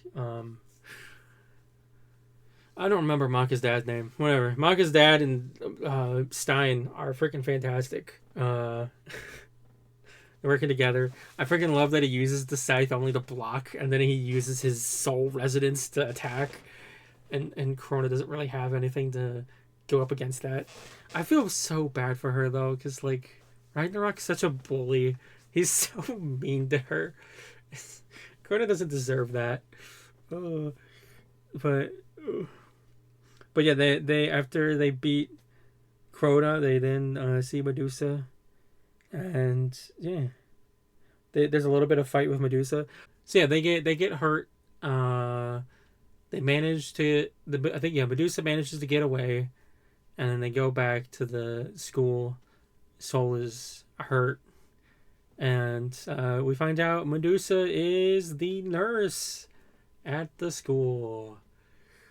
And that's terrifying. I don't know what she's... Well, I guess I kind of know what she's doing. She's doing experiments. She's trying to make a Kishin and doing it at the school that's meant to prevent Kishins from being made. It's great. I love the little sequence of when Soul is when he's trying to struggle to get out of the black blood or whatever, the dream sequence, and he's floating through the darkness. I love just seeing Maka care so much for Soul. I think she's great. I think both Maka and Soul are wonderful together. I also really like the dad taking his daughter up on the roof and trying to talk to her and just failing horribly. He's so bad. I don't know if I like him or not. I think I like the gag. I like him being a terrible character, terrible father, but I don't know if I like him as a character. um, and then we also get the end here where Black Star and Kid go and find Excalibur, and I freaking love Excalibur.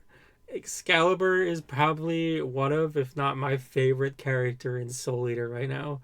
He's so charming, and I love how just annoying he is. He's like asking questions, and then he's like, "Have I told you the story of Excalibur?" It's just he's just so conceited and just wants to talk about himself. He even wrote his own goddamn book. I also love that everyone that meets him has the same disgusted face.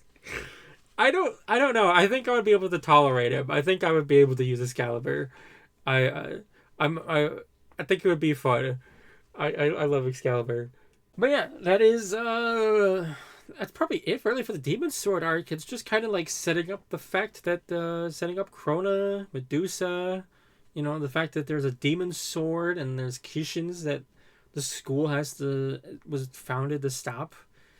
And also we learn that good people's souls are better to take than evil people's, but it goes against the god of death. It goes against death. So, don't do that.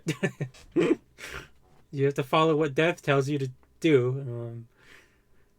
Or else a Gishin gets bored, and that's not good. So yeah, I'm looking forward to seeing more of Krona and more Medusa and more of Soul Eater in general. This is my favorite Soul Eater arc. Where is Soul Eater on this? Yeah, I think this is. Yeah, this is the highest I have Soul Eater. I think, this is the highest point right now. You have all three characters having some time to shine in this arc. And it's starting to set up some really interesting things. And it has me really looking forward to seeing more. So, A+. Next up, we have Fairy Tail with the Eisenwald arc, which was 14 chapters, starting October 2006 and ending February 2007. And then the anime adapted this arc in 5 episodes, starting November and ending in December 2009. Fairy Tail, A+. This was a great arc. I think this is so far the best Fairy Tail's been. It's great action, great story. This is the beginning of what makes Fairy Tail great. You have the introduction of the Dark Guilds, which are really fascinating. I love the guilds that just gave up on being official wizards and just are assholes. And also the introduction of Urza. I freaking love Urza. Urza's like, I think Urza is my second favorite, right below Wendy. I love but Wendy's not for a long time. Yeah, Urza's so great. I love her re-equip stuff. Her weapons and her armors are fun to see. I think we see 3 of her armors. We see the... Oh gosh, I don't remember the names. We see the first one where she can do the sword dance thing. We see the black one that she uses against the tree demon. And she uses the Fire Empress one that she uses against Natsu. I know she has... I don't remember how many more she has, but I know she has quite a few more other armors. And also Lucy gets... what's her name? This arc. Virgo. Come on, my brain's not doing great right now, apparently. She gets Virgo this arc, and I love Virgo as well. Virgo is probably... I think Virgo might be my favorite spirit that she has, because I really love she's great. She has some nice comedic moments too, and I think Happy's pretty good this arc. He actually does something useful. It's great to see Natsu and Gray working together, though they didn't really work together this arc except for one battle. This is the first time we see Gray fight. Yeah, this is technically the first time we see Gray fight, Because we see him fight in the anime filler, but we haven't seen him fight yet in the manga, I don't think. So yeah, this is the first time we see him fight. So yeah, I really like Gray's ice magic. It's one thing I really love about Fairy Tail. Like, even if it has some disappointing moments that are just like okay, and how long it is, I think, honestly, I don't know. I'm really I'm really curious going back through this again, because how I felt about the show is that it's just like it's kind of a 7 out of 10 show. It's good, but it's like not great, and I'm like curious, like, why do I feel that way? At what point is there a reason to really feel that way? Does it drop off in quality? Is it because of the filler? I don't remember. I legitimately don't remember most of Fairy Tail, so I don't remember why I feel that way. But yeah, no, I love Gray's magic. The ice make magic is wonderful. You get to see quite a bit of that too. Lucy doesn't really summon. She summons Virgo, and I think that's it. I think that's all she really does this arc. And but yeah, they chase after the Eisenwald. Erza's trying to find them, and so that she gets the group together to go after Eisenwald, and they leave Natsu on a train accidentally, and Natsu meets up with one of the Eisenwald people and gets into a fight with him, and thankfully the train stops thanks to Erza, so that way they can actually have a small little bout before the train starts moving again and he has to jump off the train. And also, I really love this like magic car that she has to like pump her magic into to drive. I don't think it's ever shown again, but it's kind of cool. It's neat. There's a lot of things that are just never shown again. I really like the Lullaby. It's really interesting, just the flute that you can blow, and just it uses magic to kill a bunch of people. I assume that is how it would work if you actually blew on it. Cause wait a minute, that scene was filler. Yeah, I thought so. Okay, so yeah, that we never even really see the flute tried to be used. In the anime, they add a scene where the demon tries to blow itself, and it fails because they have too many holes in them. But yeah, no, the manga, they never try to use the flute, so I don't know if I would assume the flute still works that way, and also it's that a demon. I don't think it's that you blow the flute and the demon comes out. I think it's just the demon in the flute was pissed off that it didn't get to be used. And we also got to mention of Zeref. Zeref's big deal comes in the major play later down the line. But yeah, they go to Eisenwald Station. Not Eisenwald Station. What the hell?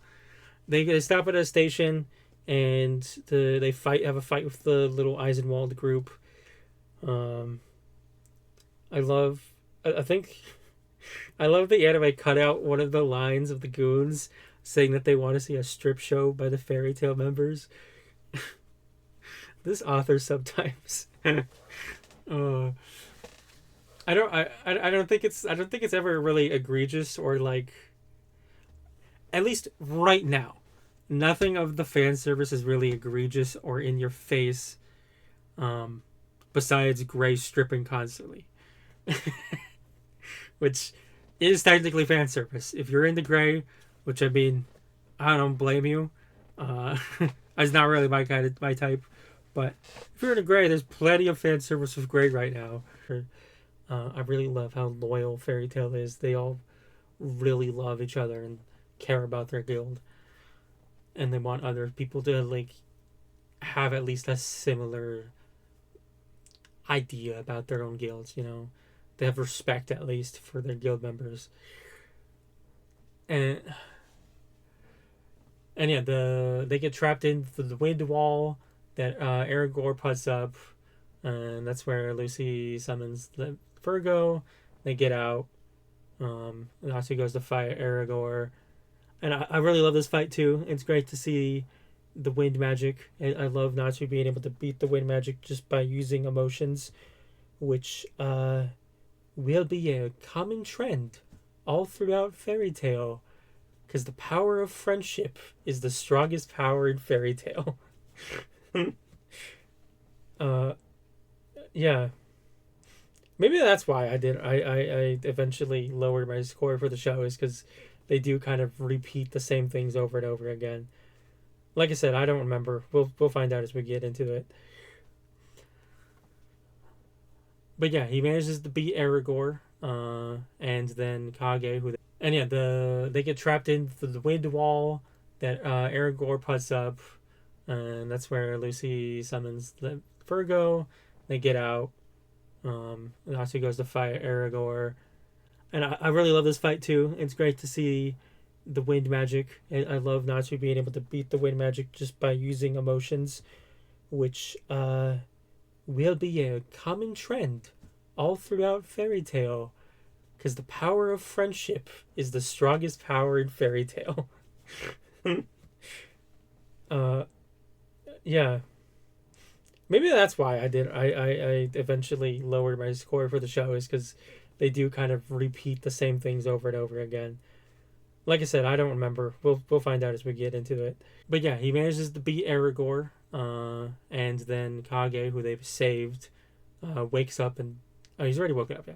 And then Kage, who they saved, just steals the flute in the car and runs off, and we get this amazing scene. This is easily why it is an A+. If you want a reason, why is this arc an A+? Besides just being a really good fairy tale arc, it is this scene right here with Makarov and Kage. So good. I love it just really seems like Makarov knows that they're coming to kill them, and he's just like, yeah, go for it, buddy. Like he knows something. Like he is aware of what is going on, and he knows that he won't actually be able to do it. And I love that. And also, what I love the most is his speech to him about, being I really love his speech to him. It's such a powerful and emotional speech. And I think that's another thing that Fairy Tail does wonderfully, is they have some amazing, wonderful, emotional beats.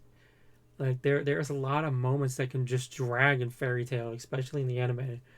But when they do emotion, they often do it very well. And this is like a first, well, it's not the first evidence, because last arc also had a pretty emotional beat with the Kabe's book, but I think this is even better here with him, talking down this Dark Guild person that was, he's willing to kill people.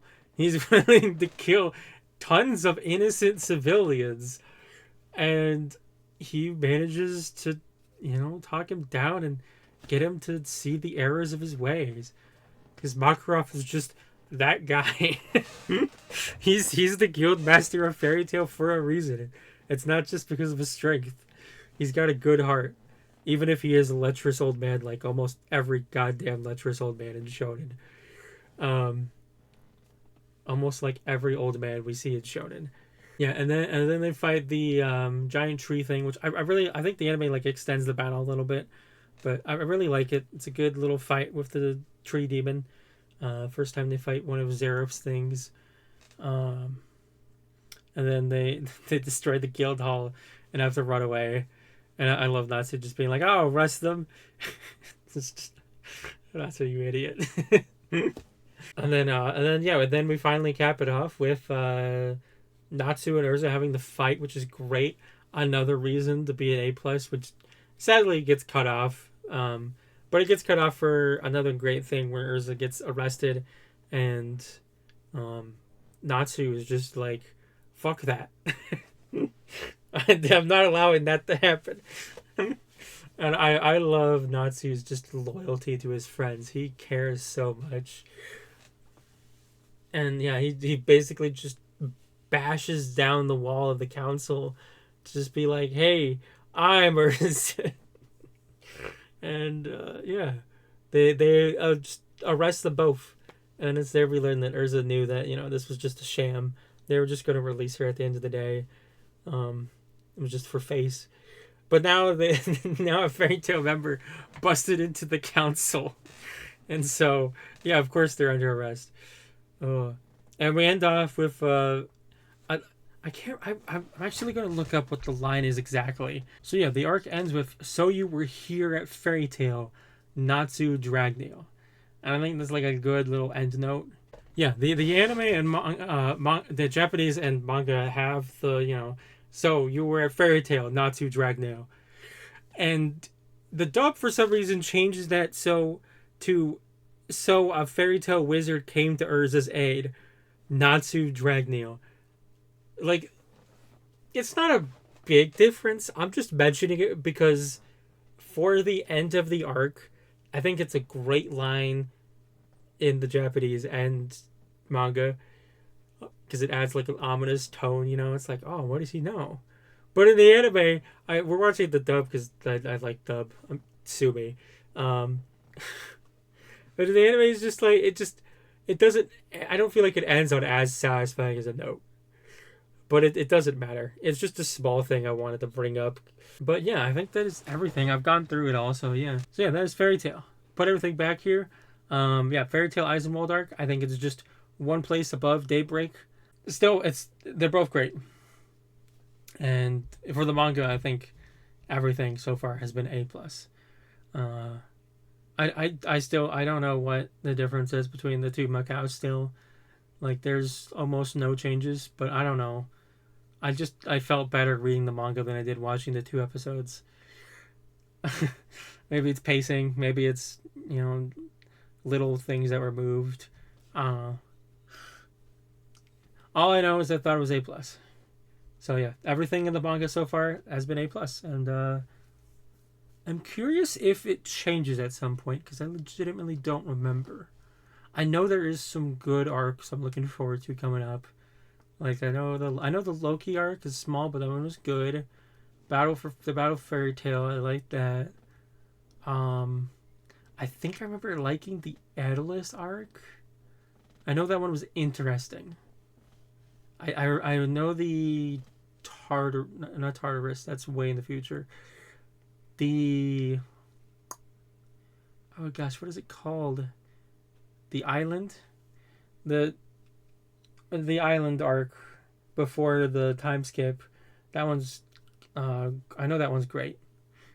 So I'm curious about how I feel about all the arcs before the time skip happens. Yeah. Fairy Tail A+. Next up is Yu-Gi-Oh! With the Monster World arc, which is 19 chapters of the manga starting July and ending in November 1997. And then the anime adapted this arc in 5 episodes, July to October 1998. This arc, A+. It's great. I think... I honestly think if it was just the Monster World the stuff against Bakura, that would probably be S. I think the stuff with Bakura is peak. It's also just so great because it's great foreshadowing for the final game that Yugi plays against Bakura. This is basically just a prototype version of that game. And it's like, that's so cool. Though there is other chapters and even other episodes. I think there's only 2 episodes of the pre-Monster World stuff. There is the swimming pool episode, and there is the dragon card episode. But both of those were moved to the school arc in the anime, which is, I don't know how I feel about it. Like, I gave Yu-Gi-Oh! A 6 when I first watched it, and putting the averages together, my average score is now a 7, and I'm just trying to think, do I want to give the show actually a 7? Because I feel like it is, for someone who doesn't have any foresight, any knowledge, it is such a hard barrier of entry because they put so many episodes just in the front load, and just sprinkled in filler episodes in them. Like, the episode listing for the Toei anime is so terrible. Like, there's so much. Like, you get to the Death T games not until, like, oh gosh, episode 20 or something like that. And then the Monster World arc is just the Bakura stuff after that. And they blend in the Bakura with the Death T in order to set up that. And it's just like, I just really don't like what Toei did to the first 3 arcs. They adapted them fine, I guess, but it's just, the chapters they did adapt, they adapted fine. But there's so many chapters they just didn't adapt. And it's so frustrating, especially when you realize they did have enough, like, they had enough episodes to cover it all. They could have just covered all of the content in the episodes they had. But instead, they just decided to add meaningless filler. And I don't get it. Like, what was the decision there? They were like, nah, this stuff that Takahashi made, trash. Let's have our own writers make stuff. I don't understand. Kazuki Takahashi is just like an incredible author, and it's so sad that, like, there's no good adaptation of his manga. Like, even Duel Monsters I don't think is a really good adaptation because they censor so much. And I really hope that one day we do get a faithful adaptation of the full manga. That'd be great. But yeah, let me break down here what we are getting into here. Because there's some anthology stuff here before we get to the Monster World stuff. Just like the school arc, we have some anthology stuff. Which is, the first one we see is the love chapter where Anzu is head over heels for Yugi. And yeah, she has a little love gadget thing to help determine if they're compatible, but it doesn't ring. But there's a school teacher who takes the gadget thinking it's a game, and because he's an asshole, like every teacher in the school seems to be, and he basically takes it and hides it, and Yami Yugi tries to beep again, and it beeps, and he finds it, and yeah, he gets it back for her. And it's a cute little thing, but yeah. And then we have the Get the Million chapter. I like this one where Jinochi is on a game show to win 1,000,000 yen. But the game show hosts are rigging it because they just want the viewers who like to see poor people get a chance at winning. But it's better when they lose, according to him. So he just rigs the games. And Yuki overhears this and basically punishes him for it. And because he has gone crazy from the punishment, the company goes bankrupt. And even though Jinochi wins 1,000,000 yen, it does nothing for him because the company's gone bankrupt. It's funny. I like that. Then we have Monster Fight. I really like Monster Fighter. I think it's a neat little game thing that I kind of wish was like in the actual show. It's like this little disc. You have like this little half a disc that you put your monster on, and then you connect with your friend's disc, and then you push buttons on it to basically fight, like the Robo, like it's not Super Robo. I don't think it is the boxing robot toys, you know. But then you have like, I think you have more buttons and stuff. You have a kick, guard, and a finishing move, a punch. Yeah. And I think it would have been cool to see it animated, but we didn't get that. But yeah, there's basically a bully, and when the game becomes popular and it's hard to sell, it's hard to find copies to buy. He basically just beats up people and takes them so he can sell them to people who don't own one. And he unfortunately steals one from Yugi, and Yugi comes back and beats him in the game. And there's this horrifying shot of Yugi when he transfers his monster with him, and he's just has his face on his spider bug creature, and it's like, dang, that is creepy. Kind of a Toy Story thing where all the toys like crawl up his leg and are like attacking him. It's kind of cool. This is a really cool two-parter. But yeah, Yugi wins, of course, and I don't know if he kills him. I mean, I guess he kills him. He's on the ground in the shadow. I don't know. Fucking Yugi just killing people. And then we have the pool episode, the amusement park episode. The amusement park chapter, which was actually adapted into an episode. Though it's a little bit different in the anime because every single episode is different from the manga. But yeah, this in the manga it's really simple, just a cute little date that they're going on. And Anzu is attractive, and Yugi notices that. The line, even that bomber wouldn't stand the power of Anzu's dynamite body. There was a bomber going around blowing up things, and oh my gosh, Yugi, that is a hell of a thing to say. and yeah, Anzu's basically horny for Yami Yugi and wants to try to get him out. So she's trying to get herself into dangerous situations. And she does the dumbest thing possible. When they announce that they're the bomber is at this amusement park, she decides, I'm going to go run into this Ferris wheel so I can see Yami Yugi again. What the hell, girl? You need to calm down.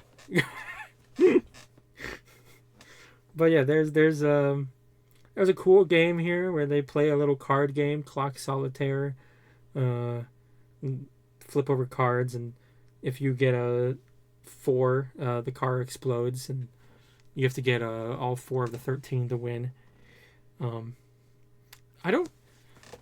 I think this is one where it'd actually make sense to change it in the anime, because I imagine this would be kind of boring to watch. Because it is a lot of explanation and talking, and there's not really many interesting visuals. So changing it so that way you release balloons, and the guy blows up which car the balloon's color is associated with, I think is better.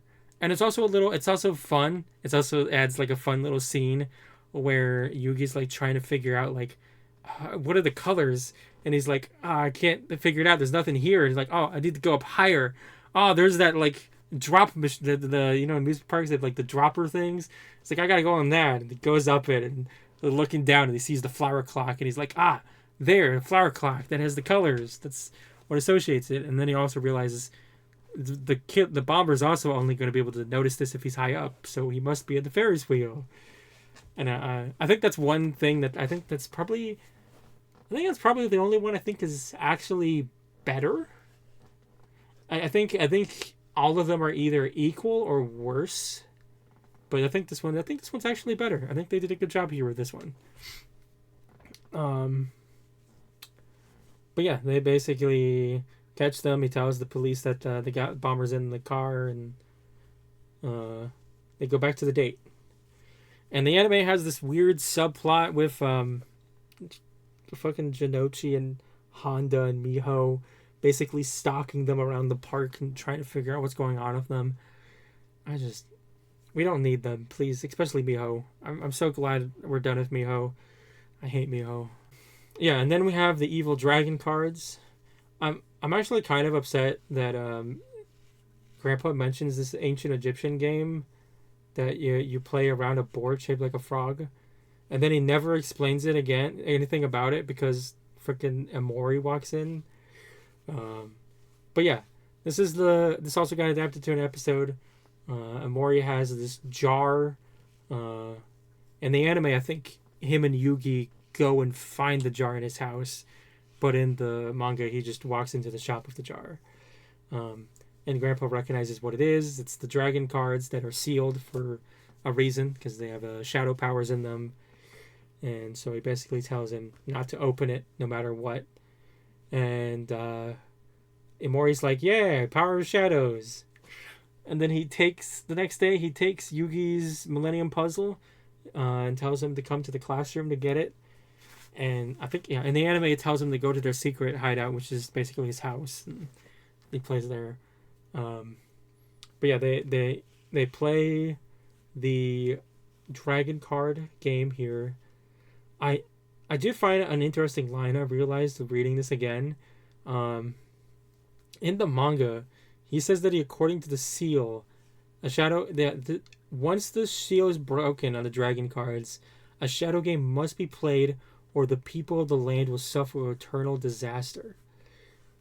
I wonder, like it says, eternal disaster. So it's not just some natural disaster like the anime showed. I think it would be like, if you don't win this, there's going to be some shit happening in the world. So the fact that he plays it first on some bullies is kind of, huh? But I guess it just works different in the anime than it works in the manga. But I also like this 2-part arc. It's kind of neat. This dragon card game. It's got like it's got a balance system. You know, one type is stronger than the other, and also certain types can buff each other. It's got some good strategy in there. But it's a little bit weird though how both the anime and manga does it, because they kind of just skip over the fact of you drawing a bunch of cards until you get what you want. Because I mean, that's not really interesting. I think this is a game where it's like the searching for the monster is kind of boring, but once you have your monster, you get to the cool battle phase. But yeah, Yugi loses and he wins. I just remember, there's another interesting thing where I think Himori isn't really that bad of a kid in the anime, and it's just when he unleashes the pot that he becomes possessed by an evil spirit from it. But in the manga, he purposely does it because he read about the Millennium Puzzle, and he wants to be the next guardian of the Shadow Games. He wants to take over Yugi's role. And so that's why he's doing this, why he opened up the thing. And it's like, that's interesting. I forgot about that. But yeah, he beats little Yugi, and Yugi goes into the pot, and he's dead. But he thankfully was able to grab the Millennium Puzzle that Himori stole from him, and Yamayugi duels him, and of course he wins, and he puts and then Himori's soul goes in the jar, and Yugi, gets his soul back. And I really find it funny how the anime has Imori's soul, not so. Imori just suddenly comes back alive as a nice person. What? His soul's gone. He's dead. There's no other soul in his body to inhabit. How is he still alive? He shouldn't be. They just didn't want to kill off a high school kid, I guess. I don't know. But yeah, and then we get to the yo-yo story, which also I like this one too. I think there's a lot of great stories, but I think like I don't know. I think with all the stories here, it doesn't quite reach S tier. I think it is just A+ still. But yeah, this is an interesting one because this was merged with an chapters previously, where Junichi meets his old gang, and they basically force him to join it again. And they combined those 2 chapters with these 2 chapters to tell one story. And I think the episode's fine. I think it works fine. It's just kind of weird. Like, why would you do that? But okay. I guess they didn't want them appearing twice. But that's kind of the cool thing is, you see a character from Arc 1 and then they show up again in Arc 3. You're like, oh, those guys, those assholes, they're back. Okay. But yeah, this is basically Junichi showing off his hot yo-yo skills, which he doesn't really have any. And a kid in class basically working for Jinochi's gang, basic trapping them to go and back to the hideout where they live. I don't think they live there. Back to their hideout, by basically telling them a story of how he was beat up by people using yo-yos. So yeah, they go with Nezumi to the place, and they meet Hirotani again. And the Hirotani gang basically tries to kill them with yo-yos. And Hirotani puts Yugi on a chain, puts his necklace on a hook, and hangs it up to the ceiling, strangling him. And so Jinochi decides to take the brunt of all of the yo-yos and just get beat up in order to be able to save Yugi from the hook. And he just refuses to join Hirotani's gang. And then Yugi turns into his other self, and they both fight off the Hirotani gang together. Now having yo-yos themselves, thanks to Jinochi using Yugi's pendant to gather their yo-yos. And I find this interesting because Yugi goes. There's two different fights here. Yugi goes on the roof, and he uses a yo-yo to put some holes, but he also uses their yo-yos and like dodges attacks, so that way they're damaging this roof, this like fragile roof. So that way, then when he can go into a corner, and then they'll just fall through the holes they've created, and he wins the battle like that. And then Hirotani versus Jinochi is the last physical brawl we get in the manga, and it's pretty good. I like this brawl. I think it was faithfully adapted in the anime too, it's a really cool brawl. And Hirotani basically cheats kind of by throwing glass into Jinochi's face, but even though he can't see, he can still hear the broken glass that Hirotani's stepping on, so he's able to punch him out and knock him off the roof. And yeah, that's the chapter. I like it. And then of course we finally get to the name of the arc, the Monster World stuff, where we get introduced to Bakura, and he finds out Yugi has also a Millennium item, and he starts reacting to it because Bakura has been looking, Yami Bakura has been looking for it for thousands of years. And yeah, it's really good stuff. I like this art. I like this multiple chapters here. I like Yami Bakura basically taking over Bakura, and just basically he grants his wishes in the most malicious way possible, because Bakura's like wishing that he can continue to spend time with his friends forever.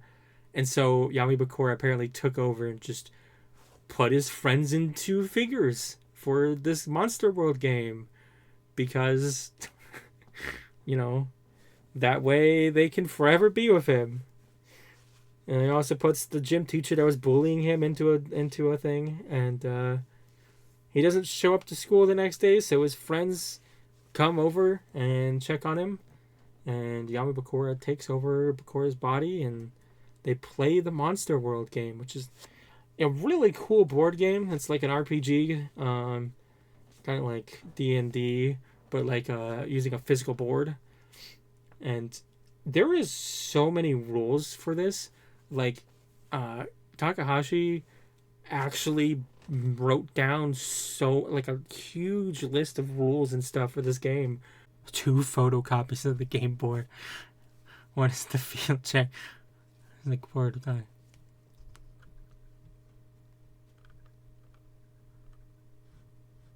A master controls is ordered for the game master to check the field. Photocopy. Limited number. You can't place monsters on mountains or towns. You can move the monsters. This is so cool. Why wasn't there anything more done with this game? Like, there's so much detail to this, and I feel like they just haven't done anything with this game at all. Like, holy shit, look at this. Look. Takahashi. Just straight up just made... I think I must have skimmed over this when I first read this. Like, Takahashi. He, like, legitimately just made an entire board game here. The GOAT. And I don't think they ever did anything with this. They didn't make, I don't think they made any physical things. I don't think they ever made a video game. They should go back and make some games of these other games. Like, we have Dungeon Dice Monsters. Where's Monster World? Yeah. It's a cool little role-playing game. It's, you know, just kind of basic, though. And they go to the tavern, talk to people, find out about Zork. I don't think I really need to go through the whole thing. There's a whole bunch to it. But yeah, they basically go and fight Zork, and they manage to beat him through power of friendship. And Ryo Bakura helps along the way by trying to fight his evil host. And he manages to get power thanks to Jinochi managing to slice off Zork's hand. And thankfully, that because of that, since Zork and Yami Bakura are tied together, you know, he gets control of the left hand, and he's able to do stuff with it until Yami Bakura slams his hand into the what do you call it?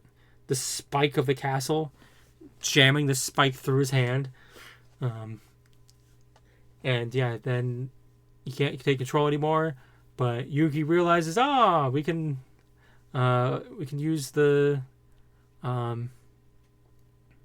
Beast Tamer ability and pull Bakura out of Zork. And so they pull Bakura out of Zork, and they have a little white mage that helps them be able to beat Zork, which is cool. And also, thanks to the Beast Magic, they also have Pokey, and Pokey is adorable. I love Pokey. The other guy's kind of cute too, but he's not as memorable as Pokey. But yeah, no, we have a really sad thing here where at the end of this thing, Bakura basically puts his soul into the dice so that way he will guaranteed crit and win. But good Bakura puts some of his soul in there too, so that way they will shatter. And I love the logic here because it's so stupid. Yugi's just like, you say you got a super critical, but I don't see any dice, so there's no critical. It's like, but there was dice. He did get a critical. You can't just do that. That's cheating. I mean, I know Bakura's cheating, but come on. And yeah, he basically beats and when the dice crack, Bakura's soul is gone and he's dead. But after they beat him, the other Bakura, that's a game piece, tells them that he can put his soul back into his master's body, and he can be the soul for Bakura. So Bakura is okay. Yay! Can't wait to see him used in the anime. Right? They don't cut him out, right? They keep him in. They don't just almost entirely cut all of his lines from Duelist Kingdom because they got to set up Yami Bakura again, and then not really use him ever again after that until the final arc when he's the villain. That would be silly if they did that to one of the most important characters of this entire manga. No, I do really like Bakura. I think he's a good addition to the team. And if you haven't read the manga, I would really recommend it because Bakura is a part of the team. It's just the anime unfortunately cut a lot of his role, his lines and stuff. Yeah, this is a great arc. I think it's like also the school arc in the manga is also great. So everything so far for the manga has been A+ or S. The anime is of course lower, especially with the goddamn filler. Oh gosh. A part of me wants to say I can't wait to talk about the filler, but also a part of me really doesn't want to talk about how bad the filler is. That'll be maybe the next video I make. I don't know. But, oh gosh. The filler was so bad. The school. But yeah, no, the manga is good. I really recommend the manga. I don't think there's really any bad parts of the manga for me. I think it's a really solid manga.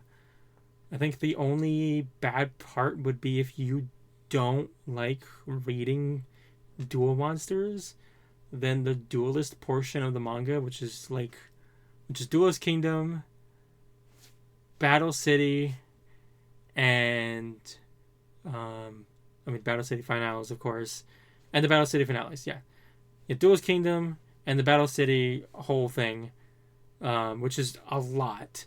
It is a lot of chapters, but yeah, those two things definitely you probably wouldn't be a big fan of. But they do have the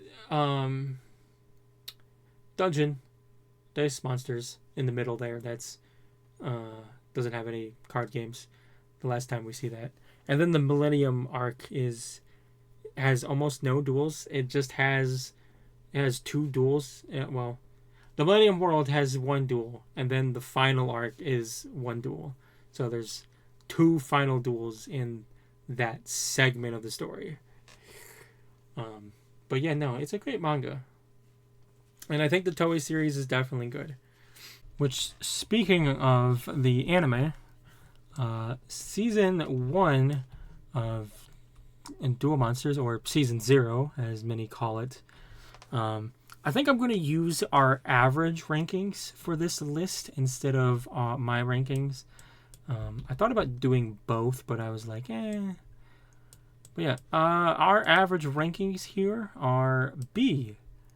I think it's B+. I think it's good. But yeah, my friend Segoku gave this has a C. Foxy has a B, so they average it out to above average, and I think that's fine. I think B+ or B is like how I would feel like if you thought about it. Like if you watch this show, you're probably going to be in here. But I guess there might be some people that just think it's average, and if you're one of those people that don't really care for season 0, I can kind of get it. Like the filler is really not good, and it is a really old show. It's not the oldest, of course, because we have Dragon Ball, but I think above average is fine. So yeah, Toei Yu-Gi-Oh goes in B. But yeah, that is it for Yu-Gi-Oh. A+. It's a great arc, and yeah, that was probably really long, but I feel like I always have so much to say about Yu-Gi-Oh. And especially these early arcs, I just feel like I need to say a lot because a lot of people probably haven't seen this, since this is like only Japanese when it comes to the anime, and there was no dub released, and also it's only popular because of people being like, oh, have you seen season 0 of Yu-Gi-Oh? That's the only reason why it's popular nowadays. But otherwise it's like kind of small thing. And yeah, I think you should definitely, you should definitely go read the manga.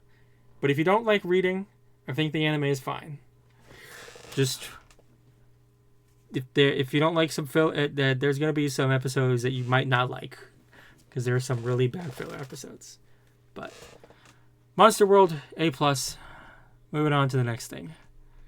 Next up, we have Reincarnated as a Slime with the Attack of the Demon Lord arc, which is volume 3 of the novel, released December 2014. And the manga covered this in 12 chapters from August 2017 to April of 2018. And then the anime covered this in 5 episodes, January to February 2019. This arc, A+. I think it's great when it comes to the anime. I did enjoy it. I liked seeing Milim. And then I read the manga, and that's S tier for me. Just barely. Like I think it's still like my main problems with this arc, and the reason why I put it A+ is just because there's not really a ton happening in this arc, and I think that's kind of like that's not really true. There is a ton happening. I guess in the anime it doesn't feel like there's a ton happening. It kind of just feels like, okay, we're cooling down from the orc thing, and then Milim shows up, and we have a Demon Lord now, Demon Lord Milim. Then there's also Cryptus at the end, and we got to deal with Cryptus and beat that. And that's kind of what the arc feels like in the anime, and that's kind of it. And I mean, it's great. I still really enjoyed it. I love Milim. I enjoy the battle against Cryptus, but there's just a lot of tiny details and a bunch of little story stuff that the anime doesn't have. I would assume the novel has this stuff too. And it's even like just little things for me, like just seeing the town of Rimuru. Because there's a lot of like there's a lot of like just panels, just showing like just different monsters and stuff, just chilling. I think there's also a panel where we see where they're like talking about how they also rescue monsters, and there's apparently a bee being attacked by, I think, a scorpion or something. I don't remember exactly what it was, but yeah, they're just even saving like bees and stuff, and it's like, oh, that's cool. There's like a hobbit living here. There's like some dog creatures. There's a bunch of little cool things. And I feel like the town is a lot more fleshed out. They cut a lot of just regular town life in order to keep the flow of the arc better. I would assume so. But I feel like that little tiny detail of just seeing more of this town really helps this arc. Because it's cool to see how this little village has grown into this actual town. And I assume a city at some point. It's really good. And also that I think there's more details here with the Demon Lords too. I think some of the dialogue of them got cut. I also really like what the manga did with with the Demon Lord stuff. Because they're like introducing the Demon Lords, and they like introduced the 3 tiers of, oh gosh, I feel so bad, I can't remember the 3 tiers. I think the highest is disaster, and then above that is calamity. Yeah, because they introduced the 2 of the Demon Lords, and they like, this is this person, they're disaster level, and it's like, oh, scary, they're all disaster levels. But they don't introduce Milim until the end of the chapter, where it's like, there's also calamity stuff that they're so rare we don't really talk about them, and it's like, oh, here's this girl coming over, and she's a calamity.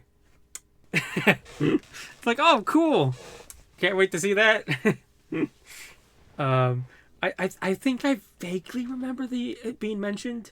I think they like cram so much dialogue in though with the anime that it's like sometimes it goes in one ear and out the other. But when you're like having to sit down, and especially when you're reading it out loud, you really absorb the information much better. So I think I understood stuff in this arc much better than I probably did with the anime. But yeah, I really enjoy Milim. Milim's really fun. I love the way that Rimuru gets her to calm down and is with Honey to get her on his side. And I love them being best friends. It's really cute. I love Rimuru just basically like introducing all these different foods and stuff.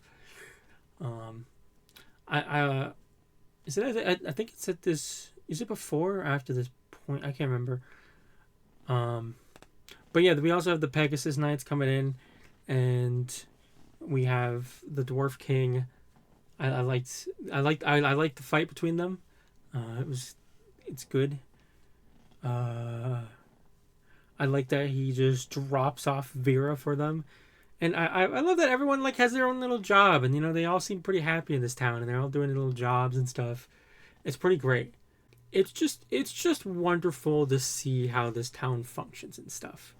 Especially when I especially love it when the guy when they have the not hero party, what would you call it? The scouting party? I guess the party that's here to scout out the Orc Lord. When they show up to the village, the town, I really love after the negotiations happen. And Rimuru's like, yeah, why don't you go look around town, see what you think? And he's just walking around town, and he's just like, this is gonna be awful. But he takes like a meat skewer, and then it's like, this is actually really good. And then one of the orcs actually bumps into him, and he gets really scared because like this big scary orc. But this orc just buys him like 6 meat sticks, and he's like, "Here, have this as the forgiveness. I'm sorry." It's really cool. I like it. But I really like that scene where Gobtu. Why am I forgetting his name? Gob comes in and just basically defeats the ants they were struggling with. The story just has a bunch of great moments. It's just amplified by the manga. I like Cryptus. I like the whole like the stupid jerk that comes in and basically causes the hassle, and Milim just defeats him easily. And I like that he's the reason why Cryptus comes back, and that's pretty cool. And the battle with Cryptus is pretty fun. I don't really have a ton of words to really say about this arc. It's just kind of done really well. There's not a ton of depth really dig into here, but I think the anime is still great, but when it comes to the manga, they have yet to miss, because every single arc has been fantastic so far. And I am looking forward to the next arc. I know I'm really curious about the next arc, because I know that it is separate. It does a weird thing where they decide to do the end of the arc first, and then in season 2 they go back and cover the beginning of the arc. So I'm really curious how that feels when watching the anime compared to reading the manga. So that'll be interesting once we get to arc 3. Arc 3. This is arc 3. Arc 4. But yeah, I like it. A+ for the anime and S for the manga. Next up, we have Jujutsu Kaisen with the Versus Mahito arc, which is 13 chapters starting July and ending in October of 2018. And the anime adapted this in 5 episodes starting in November and ending in December of 2020.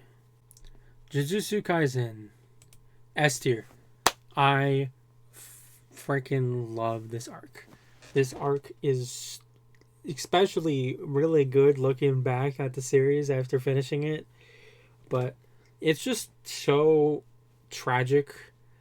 And I really will never get over the fact that the anime decided to add that opening page to the opening to make people think that that Junpei would actually become a sorcerer. Yeah, this arc is just, it's really good. I really love the way that they tell the story of Junpei. It's really tragic. This poor kid who's been bullied and understandably just really hates humanity, especially those who just hate him. And it's like, yeah, I fucking hate people too.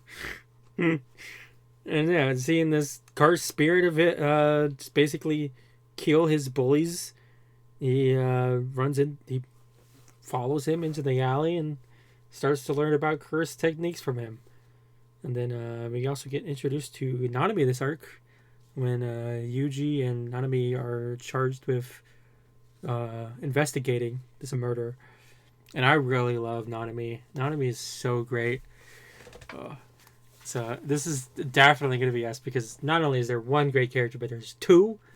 You get 2 great characters. Sadly, one is gone, but you know. But yeah, Nanami's wonderful. I find his curse technique's really fascinating too. How it just like, it's able to make any spot a critical hit, and it's really fascinating. And I really love him not recognizing Yuji as a Jutsu sorcerer in the beginning, since he's still just a kid. But then at the end, he finally does recognize him as a sorcerer after everything he's been through, and it's great. I love him. I love seeing his flashback stuff too. Yeah, his whole like flashback sequence is just incredible, especially how it's done in the anime. I freaking love it's such a simple thing of him going to this bread place, but him just realizing after years of working in this awful job, he's just like, this world sucks. I'm doing literally nothing, and I'm getting paid way more than this person who is doing a vital job of providing bread for people. It's just like, fuck this shit. I'm gonna go become a sorcerer again. Especially after, like, killing the curse for her and, like, she genuinely thanking him. Like, I think that also helped for him make up his mind. And it was really sweet, just her just running out to yell thank you. And I'm really I don't think we ever get any, like, conclusion, any, like, sequel to that. I think that's it we see of her. But it's really sweet, and I like it a lot. Let's see here. Yeah, they figure out that Junpei is the one who was there at the movie theater, and so they investigate him while Nanami goes and follows the residue of Mahito. And that's also a really great fight, is seeing Mahito versus Nanami. Nanami versus Mahito is great. I especially love him. I'm going to overtime now, and it just gets stronger. Oh, I love it. It's great. And also, I really love Yuji and Junpei's relationship. I love how they just, like, hit it off almost immediately. And they're just, like, talking about movies. And it's really so tragic. His mom is so sweet. I love his mom. And it's just like, why do you have to introduce such a great character just to, like, immediately kill her off? It's so depressing. And I'm just... Oh... I'm sad. I just wanted a few more nice, happy moments with Yuji and Junpei and, you know, his mom, all just laughing and having fun together. But that's not what Jujutsu Kaisen's about. That's unfortunately not what this manga's about. But yeah, after she unfortunately dies from the finger being placed in their house, Junpei goes a little crazy, and thinks to Mahito. He thinks that someone from his school put the cursed finger there, and so he goes and he doesn't kill them. He just has them all unconscious and then severely injures one of his bullies, and then Yuji shows up barging in, and oh my gosh, the voice acting of the English person. Yuji, I love the English cast for Jujutsu Kaisen. I think they are fantastic. Yeah, that leads to there's just so many things that just cement this for S tier for me talking about it again. Because I really love his Junpei's curse technique of having, like, the jellyfish and the poison tentacles that are really cool. I love that. It's so fascinating. Like, all the curse techniques in this manga are fantastic. I've been reading the sequel manga that he just started, and oh my gosh, there's some really good techniques in there already, and it's just started.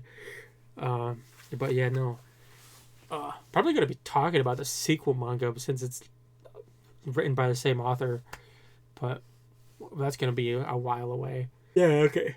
Yeah, we get this really tragic scene after they do their little fight of Yuji basically trying to talk him down, and he offers him a position at the school. He says, you can be a student with us, you can learn under the teachers, you'll be safe there, you know, and you don't have to be worried about anything anymore.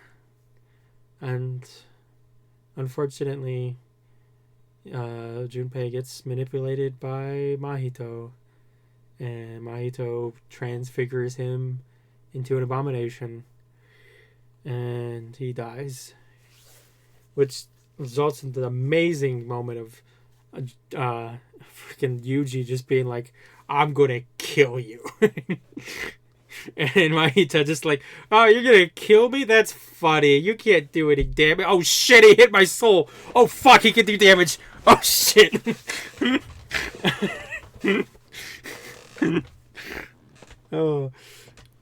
And it's just, I really love their fight too. I love how creative Mahito has to get with his, like, transmigrification, basically Like, I love his little tenet. He uses his arm as like a whip, and then when Yuji grabs it, he makes spikes come out of his arm, and it's like so cool. It's like, normal people would let go. Then there's just so many great things. This fight sequence is so great, and the anime adapted it so fantastically. And then Mahito manages to actually get the edge on him, but thankfully Nanami shows up and is able to help, and they both start kicking Mahito's ass together. And it's great. I fucking love it. Oh, and yeah, Mahito manages to separate them and gets him in the curse technique, which is really cool too. I love the domain expansion that he does. It's so fascinating. And also, I really love the moment where you and we have this amazing flashback that I already mentioned in there. But yeah, then after that, like, I really love it because it's like it's set up for this like trope of, when a character's about to die, you got to give them a backstory so people feel bad that they're gonna die, and it's like, no, now I like this character and now they're dead, and then the show is like, nope, here's Yuji smashing through the bubble, and Mahito instantly getting his shit wrecked by Sukuna since he's automatically touching Sukuna's soul again. Oh, and I forgot to mention the fantastic panel. I love, it's a fantastic panel and fantastic scene from the anime when Yuji's begging for Sukuna to help, and Sukuna's just like, I'm not gonna help you. And then Mahito realizes what's going on, and they just both are laughing at him. And it's when Yuji realizes that these cursed spirits aren't anything to be remorseful for because they aren't human. But yeah, no, the second time, he touches Sukuna's soul and he just wrecks him. But Mahito manages to get, thankfully, for him at least, thankfully he manages to get away, and he does the kind of similar thing to what Cell does, where he just blows himself up, but instead it's not a bomb, it's a fake balloon as he just crawls back into the sewer. And Geto's also here, just like in the background doing evil shit. But I also really love this arc because we get this moment where he mentions that his target is that Sukuna's real target is Megumi, and it's like, that's really cool. Knowing the payoff that will happen with that. Yeah, we get the moment where after he runs away. Then I really like Yuji basically just like having to rethink how he values life, and just like, it's such great stuff. This arc is just so well written. It is easy S tier for me. And if I put everything else up here, you can see I think this is the best arc right now of Jujutsu Kaisen. I know it might be a bit controversial. I don't know how other people feel about Jujutsu Kaisen arcs. I don't think I've watched a video on that, but personally, this is just so peak. I love everything about this. And this shows I love Jujutsu Kaisen because it's just gonna get better from here until it doesn't. Though I don't want to say that really, because I don't know. I don't know if the last two arcs aren't good, or if they just weren't good reading week to week. Because reading them back to back, now that they're all fully out, might be a different experience, which I will find out when we get there, which is for quite a while. Not quite. No. Next up, we'll have the Kyoto school event, which I really love this one too. This is definitely going to be great. I can't wait for my friends' reactions to some of the scenes from that arc. But yeah, I think that's probably it. I really like this arc. Ace. Next up, we have Black Clover with the Royal Capital Assault arc, which was 16 chapters in the manga, starting from July and ending in November 2015. And the anime covered this arc in 8 episodes, starting in February and ending in April of 2018. This arc of Black Clover, I am shocked to say B+. I actually think this is better than the Black Butler arc, at least in the anime. I actually really enjoyed this. I enjoyed seeing the fighting in the capital, and a lot of the characters I actually kind of liked. There was moments where I actually didn't mind Asta, maybe even liked him at some parts. But it's unfortunately still only in B+, because I do still not really care for Asta. I was seriously considering maybe moving it to A for the manga, but I just there's still some parts at the beginning and end that just Asta rubs me the wrong way. But he's definitely growing, and I like the characters and stuff. But yeah, no, this is a bit interesting, this arc, because the anime does change up a couple of things. We start off in the same place with them going to the ceremony. They don't ever, I don't think they really go into detail about the different ranks like the manga does. There's like a panel, I think it's on the cover actually of the chapter, where it tells you about the Magic Knight ranks. But yeah, there's the award ceremony, and also Asta gets to meet the Wizard King. That's another reason why I really love this arc. I think the Wizard King's really entertaining and really good character. I like him a lot. He's this goofy character who is obsessed with new magics and like learning new things, but he's also so incredibly serious when he needs to be, at a certain point where he's terrifying when he is, fighting an enemy. And I love that juxtaposition between him, at work and off work.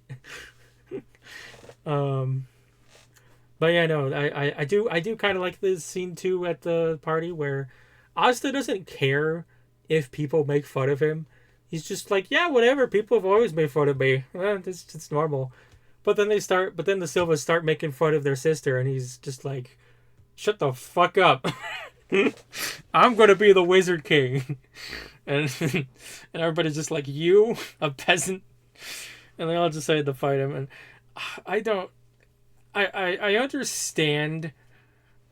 I understand that it's, medieval times, just it was like a thing probably with nobles back then. But it also gets kind of annoying when there's so many times we have nobles here just being like, you peasant. I don't want this peasant filth in this room. And they just keep saying peasant like 50 times. I'm like, hey, just shut up. It does definitely make you hate them, but oh my gosh. But yeah, and then we get attacked by the capital gets attacked by Radis, I think his name is. And I really love I will say there's some really cool magic in this Black Clover. Especially like they start to introduce some really neat magic stuff. I really like this. I can't remember who it was that did the earth magic, but they have a similar ability to the other girl's map magic, but it's a lot more detailed, and it's really cool seeing her make like a table that's just like an entire map of the city with all the people in it. Like, that is crazy cool. But yeah, they go out and deal with what's going on. They get sent out by I think how you pronounce it is Fuego Leon. That's how I kept pronouncing it when reading it. So I really hope so, or else I'm going to upset some people. Yeah, Fuego Leon sends out everybody to go fight, and Asta goes off to fight Radis. And this guy, I love Radis. He's just completely just nuts. But I find his little corpse magic really cool. Being able to make zombies basically using his magic. There's some interesting fights. And this is where the biggest difference is because if I remember correctly with the anime, they stick to showing Asta a little bit longer before they cut away to Yuno. Whereas in the manga, they cut before they get to the butler. I can't remember the name. But yeah, they cut a lot sooner and show what's going on in the other parts of the city. But apparently they didn't want to cut away from Asta too soon. But yeah, I also really like this part with the enemies here are really smart. They managed to like teleport everyone out of the city, but thankfully Yuno is saved by the little fairy that is inside his grimoire. And I kind of like this witch too. She's such a like stereotypical witch that just wants the beauty, but it's kind of fun to watch. And I like her power of just like every time you're hit with her curse magic, you start to lose different senses. I think that's really neat. And so yeah, Asta. And so yeah, Yuno loses his senses, and then he's able to better sense Mana, which lets him finally be able to see the fairy and call upon her magic to be able to defeat the witch. But he's not the one who defeats her, because he punches her into the kitchen. And I love the scenes with Charmy. I think it's Charmy. I love the scenes of Charmy. Just her just finding the kitchen and just wanting to eat the food the chef makes. And and then her needing more magic and just saying I want it, her thinking that she wants her food. And so she just like summons her giant sheep and just punches her. That was great. And then yeah, she kind of falls for Yuno as he delivers the food back. And that's another weird thing of this arc, is you have a bunch of people falling for people. Like, oh gosh, I wish I could. I hate that I forgot her name, but I don't really care enough to look it up. Noelle's cousin. She's also now just like smitten for Asta, and it's making Noelle realize that she has feelings too, because she's like, you can't be smitten for him. He's just a country bumpkin. And she's like, why am I getting so upset? Why am I? It is kind of funny, but it's just like, I don't really want this. I really hope it doesn't really extend too much into the story. But yeah, I do really like the fights. I like I like, yeah, Fuego Leon comes. It's really sad what happens, because when Fuego comes, I'm just gonna call him Leon, because he is a lion. When Leon comes to fight the guy, he's like, our plan is actually to take you. And he gets swooshed into the portal. And I think this is also meant to show that this is how he avoided the getting teleported away from everybody, is because he notices the portal and decides to go accept it. So I think what happened is, when the first portals happened, he didn't want to go into it at the time, but now he's curious about what's going on with these people. But that was a mistake, because he gets teleported, I guess, to where the big bad is of the Midnight Suns, who cut off his arm and almost kill him. But thankfully they're able to, save his life, and he's just laying in a bed right now. But yeah, we get to see the Midnight Sun, right? I think that's it. Midnight Sun mages, and they're pretty cool. They're really strong, which is crazy.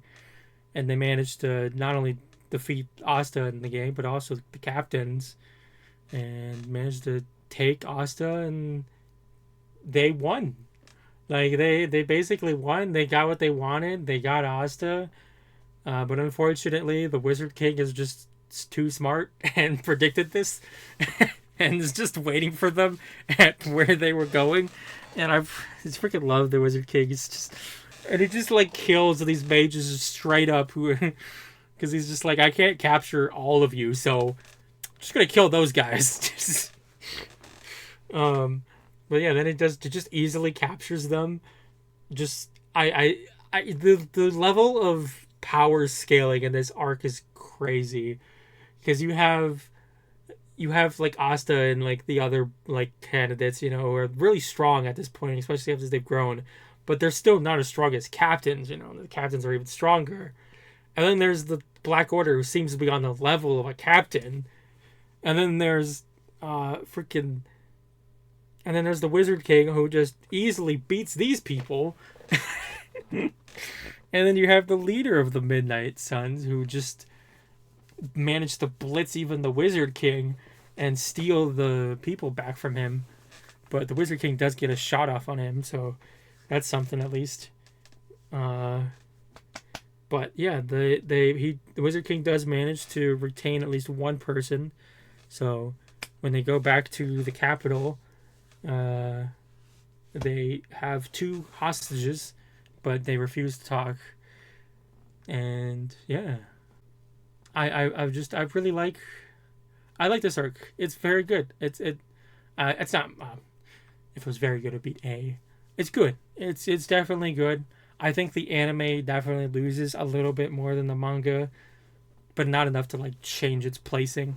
Here is the other shows. Yeah, it's because there is one thing that also like kind of bothers me about the anime. There's this small joke in the manga where this one knight is calling her sister not captain. She keeps calling her sister instead of captain. And I think it's like once, maybe twice in the manga, the captain's like, please don't call me that. Have respect. But they repeat the joke like 5 or 6 times in the anime. And it's like, this isn't funny. It wasn't funny even the first time. And you think it's so funny you have to do it 6 times? It's such a minor thing though. It's the rest of this arc is great. Yeah, it's good. I didn't believe people when they said Black Clover would get good because it was so bad, but you know, they were right. It gets good. You just have to get through 30 episodes. Let me check. 20. You have to get through 20 episodes, and then you can start to get to the good of Black Clover. So basically, you have to get through 1 full season of anime, and then season 2 is good. And the reason why it's 1 full season of anime is because they added so much goddamn filler to the first arc. Oh. But yeah, no, this is good. I liked it. I'm curious where it goes. I'm looking forward to seeing more. I think next is the the Midnight Sun Encounters next arc. So I'm looking forward to seeing more of the Midnight Sun and what they're up to, and I'm curious if this story can keep going up. Maybe it'll go to A. I highly doubt it'll go up to S, but it could go up to A+. We'll see. But yeah, that's it for Black Clover. Pretty, for how long it is, it's relatively short in terms of story, since it's just, you know, the royal capital's being attacked and we gotta defend it. That's the story. But it's really good. I like it. Alright, moving on to the next one. Next up, we have Dragon Ball with the Red Ribbon Army arc, which is 15 chapters in the manga, starting December 1985 and ending in April of 1986. And the anime covered this in 11 episodes from October 1986 to January 1987. The Red Ribbon Army arc, very good. I really love this arc. This is where they start to pad out the show and add more filler. And this is also where they introduce the first filler arc, which I will talk about in a separate video. But I feel bad for anime onlys, because it's hard to skip the filler arc, since the filler arc kind of sets up who the Red Ribbon Army is. And so if you just jump right into it, you have an episode that starts from a previous episode of filler, and there's no explanation about what's going on, really. You're just kind of dropped into this. And I mean, you're kind of dropped into it in the manga too, but it's even more so in the anime. But I do really like the introduction here of the Red Ribbon. I like Colonel Silver, and him blowing up the Kinto is a good little part. I love Goku just like showing up to these people who are like hunting for the Dragon Ball, and he's like, "Oh, it's right here, I found it." And they're just like, "What? How did this kid just stumble upon it?" And the thing that this arc should be called, I don't like that it's called the Red Ribbon Army arc. It should be called the Muscle Tower arc, because that's what this arc is about, is the Muscle Tower. Because he then, after Colonel Silver, flies up north to go get another Dragon Ball. And I like this little robot that he's with too. Robot's kind of cute. But yeah, the robot like freezes and they crash. And then he gets saved by Snow. I like Snow. She's cute. There's so many characters that I like in Dragon Ball that are just like they're like in the story for like one arc and that's it, and they never show up again. Like Ader is amazing and we never see him ever again after this. It's so sad. I mean, technically we see him again, but I mean, that's just a bunch of cameo shots at the end of Dragon Ball. Is that really fair to say that we see him again? But yeah, he gets saved by her, and then they tell him about what's going on at the town and how evil the Red Ribbon is. I think one of the reasons why I give this an A and I don't separate the two, because like if I was going to separate arcs that are in like the same tier, I think the Red Ribbon Army manga arc might be a little higher, but it's like, it's such... I actually think some of the filler is not bad. I think some of the stuff they do to extend is fine. Because I kind of like the silly little goons that just like barge into the house. Though it is better in the manga where they just barge in and Goku immediately deals with them. I don't mind their little antics of just like... It's just kind of funny of them just trying the stew that the family's making. Like, what the crap? Why are you eating this family's stew? Also, this man opening his mouth to eat an entire just ladle of soup. I kind of want Future B to get this clip so I can show you how wide this guy opens his mouth. Yeah, after he deals with the two goons, he goes to the Muscle Tower, and we start with the climbing the Muscle Tower, which starts off with just some goons and not the first. I don't think it's not the first floor. It's the second floor. Yeah, it's because the second floor and the first floor is shown in a movie where it's like a garage, and apparently there's also a basement. But yeah, he used the Niambo, the power pole to jump up to the second floor, and which just has goons in it.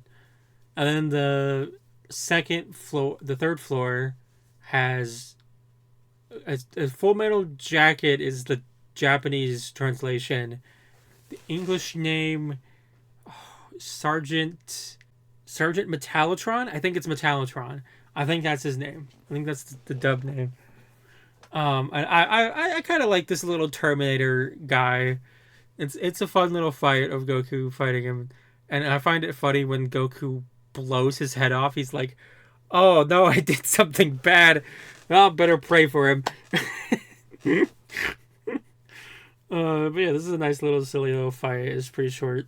But then we get to the fourth floor, which is, I think, my favorite part of this arc. And this will determine whether you love or you hate this arc. Whether or not you like Ninja Murasaki, or Sergeant Purple, I think he's known as. And I love Murasaki. He is so hilariously stupid. He's like actually a talented ninja, but he's just so incredibly stupid. It's hilarious. I love how incompetent, like he's just like playing these games with him, and it's so great to see just like him playing hide and seek. And also I think this might be one of Goku's most like brutal moments in all of history. Like he just straight up pours a boiling hot of kettle of water down this man's breathing tube, so he just gets like, this was on the stove, so this is freshly hot water that he's pouring directly down this man's throat. God damn, Goku.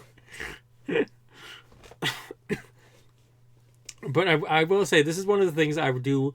I think filler actually kind of improved this a little bit, where they spend so much time on it though, and I think they could definitely cut some of it. But I do really like that Goku is like, we see more of Goku looking around and trying to find Murasaki, and he goes in his little hut and he finds these things, and it's like, oh, okay, they're setting up like, oh, how did Goku know to get that pot? How did Goku know to get those shoes? It's because he was looking around and he saw those previously, and so when he was, fighting those moments, he was like, oh, I could just go back to the house and get that thing. And so yeah, I think I like that. I like that little change. But yeah, and then we had the foot race. There's really not a ton of talk about with this. It's pretty short and sweet, but it's very good. Let's see. We have Ninja Murasaki, the Piranha Lake that Goku jumps over. Oh wait, no, yeah. Before that, we have the whole like fight scene. Oh yeah, I totally forgot about the hilarious thing where he just Goku. I think Goku ashames this man worse than any person he ever fights in the future. He freaking sticks his power pole into this man's butt and then laughs at him and says, "You have a tail just like me." Oh, fucking Kid Goku. There's no other character like Kid Goku. There's no. There's just. I love Toriyama's humor. He was so good at writing gag manga. I really need to read Slump at some point. Then we have, he throws the boomerang. They have the little sword fight and he beats him. But then he like sneakily throws a boomerang and knocks him out. And Goku's just like, ow, that hurt. And he's just like, how are you alive? And then he does the fake after image technique, which is really cool. Little, like, I don't know if it's not foreshadowing because Toriyama doesn't plan ahead. But it's cool that eventually Toriyama does introduce an actual, like, split image technique where all of your clones can, attack at the same time and actually deal damage. It's not until I think the Tien Shinhan arc though. Tien Shinhan. But yeah, I like that he's just got a bunch of brothers that help him, and one guy has a gun. Like all of his brothers have different weapons, and then this one guy just has a gun, and it still does nothing against Goku. Goku doesn't care. But yeah, he manages to beat them all, and then Murasaki runs and goes to get Ader. And Ader doesn't want to fight, because Ader's an awesome, good boy, and we love Ader, and Ader should come back in Dragon Ball. And also, I probably should play Kakarot, because I know Ader's in Kakarot. But yeah, and then Ader helps him. He takes him upstairs, takes him through the labyrinth, and to the top floor, where he fights General White. Which doesn't actually happen yet because General White traps them and forces them to fight the Jiggler. I can't remember what the English dub name is for the Jiggler. It's something stupid that I don't care to remember. But the Jiggler is not much better. I do like this one because it shows how smart Goku can be, where he punches the wall and like freezes him. And because he can't like do any damage. Even the Kamehameha bounces off of him. So he has to use his head, and is actually pretty smart when he needs to be. But yeah, then he goes upstairs and fights against the Colonel, the General. I mean, and I love the little interaction here, where when he's trying to get Ader to climb up the pole, General White takes the chance to shoot him in the back of the head, and he's just like, "Did that hit you?" And Goku's like, "Yeah, it hit me and it hurt." It's just Goku just is too strong. That's the thing I love about this whole saga. Like, I think these are the only enemies that Goku fights that are significantly weaker than him. And it's so great to see just him just be able to dominate this entire army. Like, the only one who even stood a chance was Blue, and that's just because of his special ability. Like, nobody in this army stands a chance. And no, I'm not counting Mercenary Tao. Mercenary Tao is a mercenary who is for hire and not a part of the Red Ribbon Army. But yeah, he gets the mayor free, and the general uses him as a hostage, and that's when Goku turns around and gets shot in the back of the head by this really powerful gun that still doesn't kill him. It just knocks him flat and hurts him. He's just like, "Ow, my head hurts." He's just oh. But Ader thinks that it like did actual damage, and he gets angry at him for like being a bad person and punches him over the mountain. Like, punches him through the wall and over the mountain. He just goes flying like Team Rocket. It's great. And then yeah, they go back to the house, and that's it. They defeated the Muscle Tower. And then I'm really sad. I'll talk more about the 2 filler episodes when I talk about the filler we've watched so far. But I will briefly mention them here, because it's interesting to me that they decided to cut Ader, like actually showing that he's intelligent and as good of technology. Because he's the one that looks at the radar and is like, "I don't know how this works. This is incredible. You're gonna have to get your friend to fix this." And the anime decides to have that replaced be with Frapp, who is a made up character that they decided to put in because they didn't know who actually made Ader. It wouldn't be revealed until like years later with, Dr. Gero, but yeah. I do really love that too. Once we get to there, I really love that they bring back the Red Ribbon Army. Another reason why you shouldn't skip Dragon Ball and should watch the original before watching Z, because the Red Ribbon is actually important. Watch these 3 arcs. These 3 arcs are important, and so is the rest of Dragon Ball. So yeah, he because he needs to go to Boma, he heads on out. But I really, it's interesting that these old men here in this village are like, "Oh yeah, we know the flying Nimbus. We used to have a bunch of Kintuans just flying around." And so Goku's like, "All right, I'll just call my flying Nimbus since you say it's still alive." And it shows up, and I love this sweet moment with the flying Nimbus and Goku just like snuggling it, and the cloud looks like it's so happy to see him. It's so cute.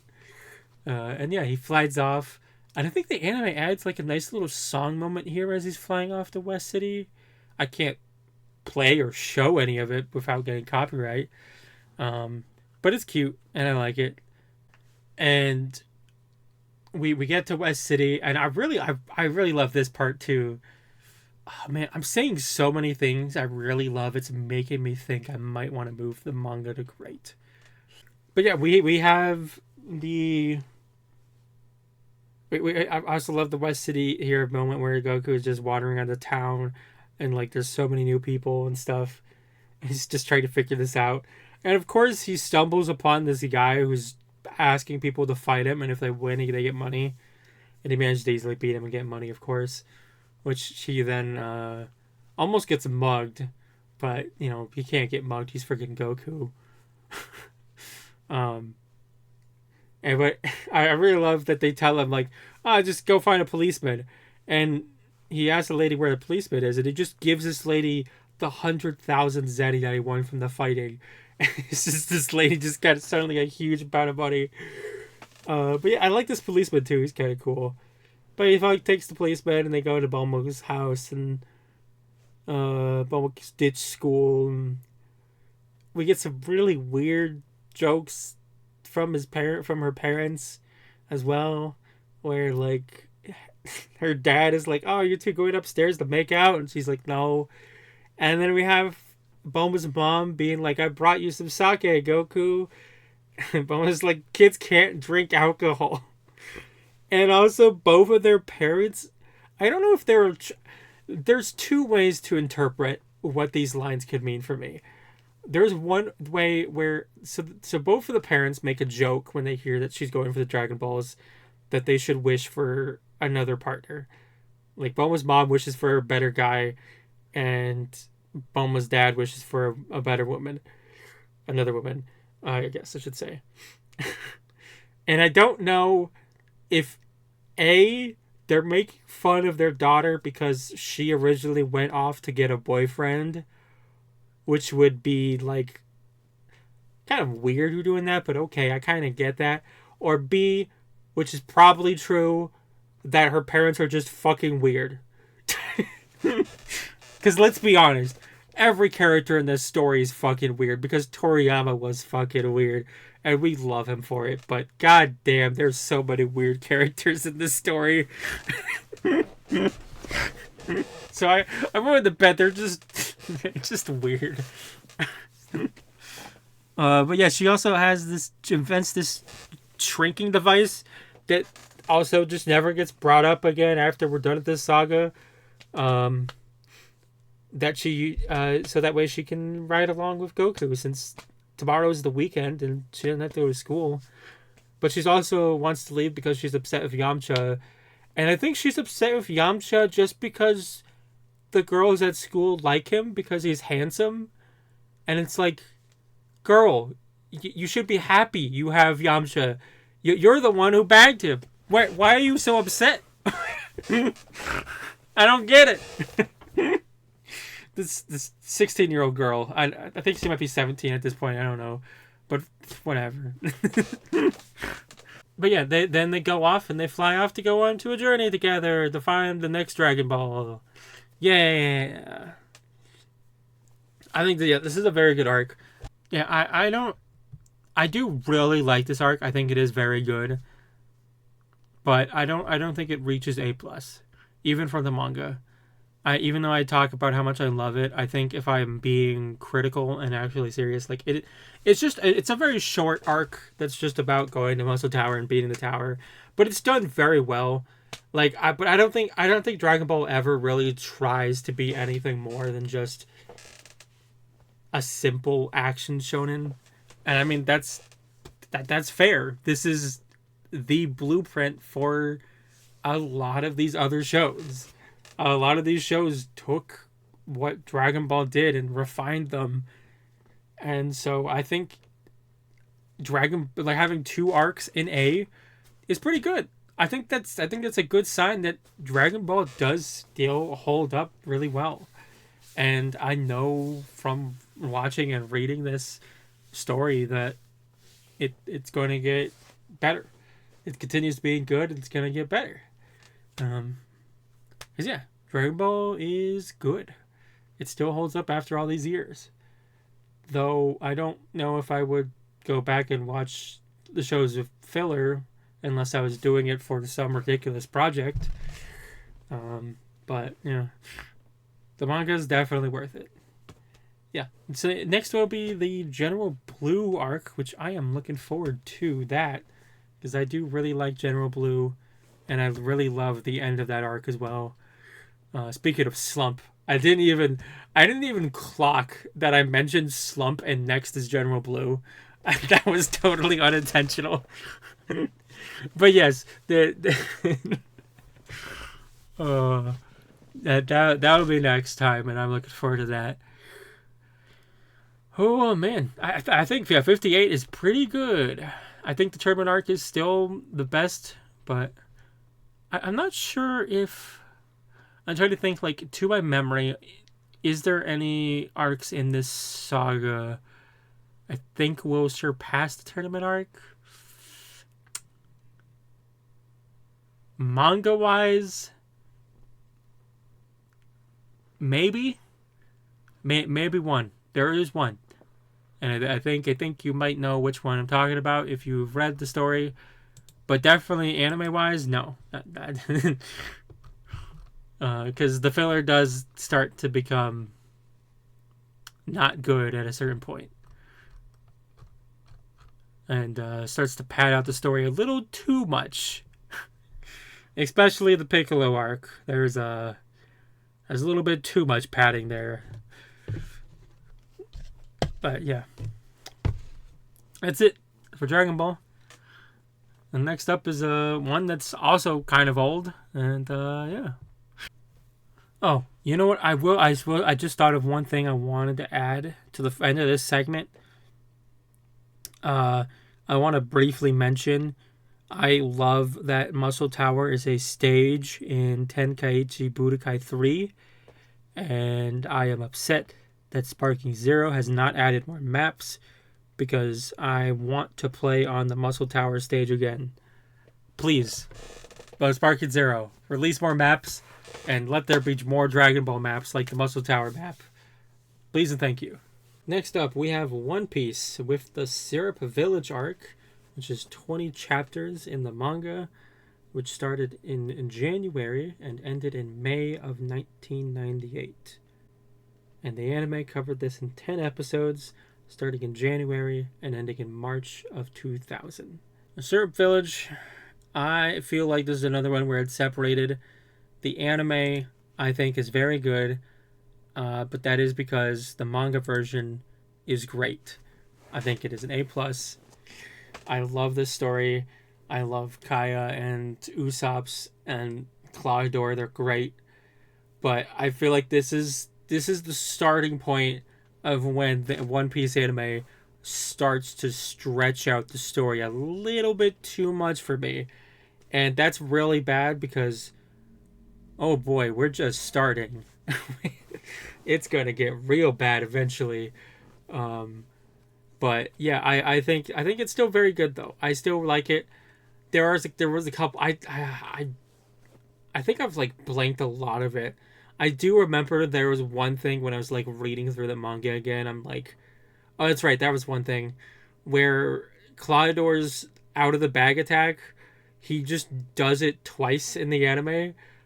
When I read that, I'm like, what? Why is he doing it twice? Why? It's an attack that uses a lot. He should be only using it once.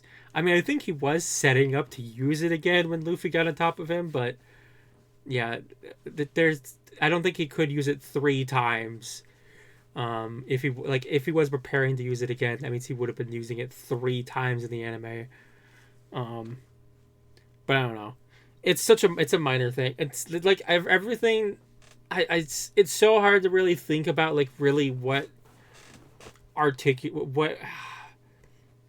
it's hard to really pinpoint for me what degrades it from an A+ to an A, but it's just like the general pacing and the reordering of scenes, it just all together doesn't hit the same for me. I don't fully understand that, why I feel that way, but that is how I feel. I do feel like with the manga, it is better paced. But yeah, this is a great arc, and I do really love it. I love this. I love this village that just basically they work on clockwork for basically Usopp coming in every morning to scream about pirates. They're like, oh, it's time for work. Usopp's yelling about pirates. I love how this village works. Like they all yell at him and hate him, but they all love him inside. It's like it's this really weird relationship they have, Usopp. Um, and I guess I should mention the chapter before this, before we get introduced to Usopp, because it is kind of interesting that the anime changed the placement of Gaimon. Because Gaimon is in between the Orange Village, Orange Town, and Syrup Village, whereas in the anime they moved it to after, which kind of makes it annoying for a manga cut because I'm like, I can't really move this into the proper place because Usopp's here, and it's kind of just weird to have Usopp before the chapter. So it's whatever.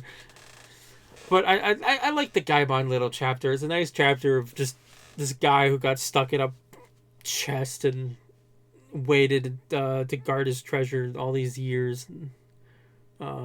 Yeah, I love Luffy just being like, "Why don't you join our crew?" And he's like, "Nah, I'm gonna stay on this island and protect these animals." It's a nice little chapter. I like Gaimon. But yeah, the main stuff is the Syrup Village, which I love.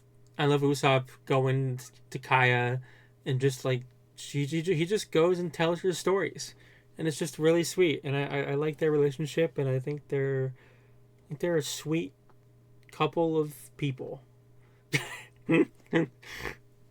But I also love Claudor coming out here and just like berating this poor man. I mean, not really poor man. He is like, I don't know. Is it trespassing on property if the owner of the property wants you on the property, but the butler doesn't? Like, I don't know. I don't really feel like it's trespassing. I feel like Kaya has every right to stand up against Claudor and tell him to shut the hell up and just be like, he's my guest. I want him. But yeah, I love the scene of him just basically just yelling, just basically telling him that he's a worthless son of a pirate, and yeah, I love Usopp's just punching him in the face to get back at him. Yeah, I'm trying to remember everything that happens. Oh yeah, there's another thing that the anime moved. That was it's kind of weird that the anime moved it because it doesn't, like, I get it, but also why the scene of Luffy recognizing Usopp happens much later, which makes sense. Like, Luffy is not always the most intelligent person, but he's still like recognized, hey, there's something familiar about this Usopp guy. But for him to just show up on shore and immediately see him and be like, oh, you're Yasopp. I think Yasopp, is this how you say his name? I don't remember. You're that guy's son. And like, what? Why would you just immediately clock that on somebody you just met? It makes way more sense when Claudor trashes him for being a son of a pirate for Luffy to be like, oh, that's why you're familiar. You're that guy. Okay. And yeah, then he has the nice heart-to-heart moment with him, telling him about how, good his father was and how he talked about his son quite a bit. He missed his son, but he liked being a pirate more. And reading this got me thinking, I'm like, man, Yasopp's kind of similar to Gene Freaks.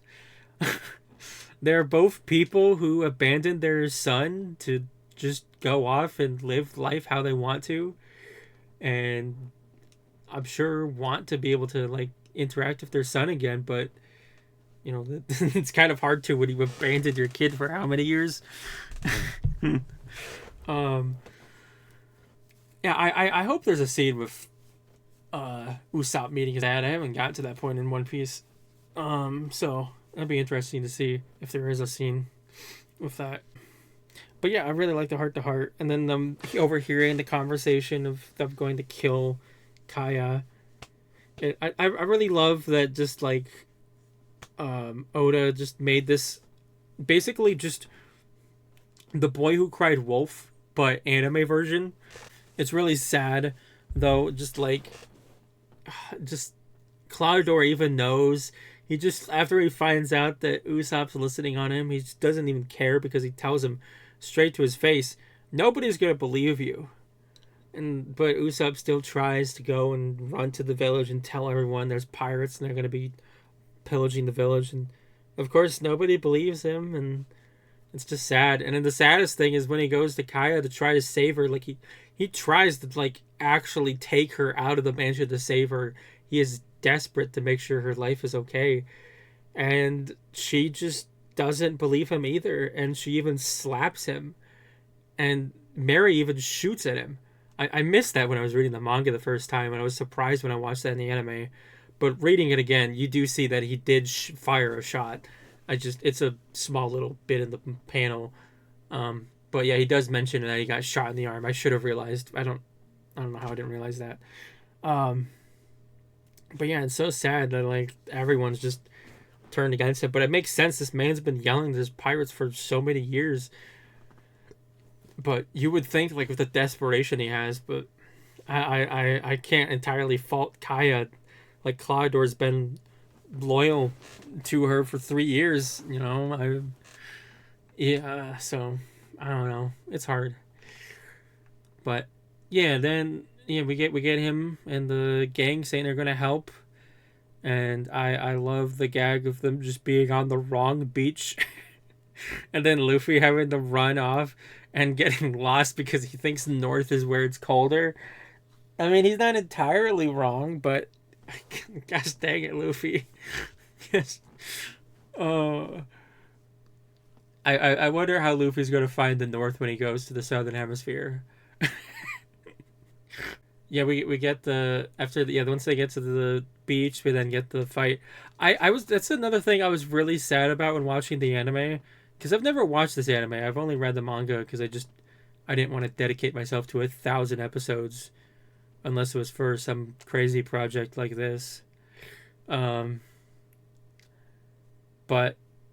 yeah, that was another thing I noticed that I was kind of disappointed about was that the pirates don't have all their pirate slang. Like they're constantly like yar, and they don't say that in the dub, at least. I don't know if they say that in the Japanese. And yes, we watched the dub. But it's another minor thing, but it would have been cool. But yeah, I love, Usopp and Nami get there first, since Nami pushed Zoro down the oil cliff. It's just I know there's reasons to not like her, but I like Nami. Oh, I think it's just hard for me not to like her, knowing the reasons why she acts this way. Because once we get to Arlong Park, we find out what's going on with her. But yeah, I really like that Usopp and Nami get there first, because then we get to see them fight off the pirates first. And Usopp is, for all his cowardice, he is brave, and he will fight to protect the people he loves. And it's a great attribute. I love Usopp. He's a great guy.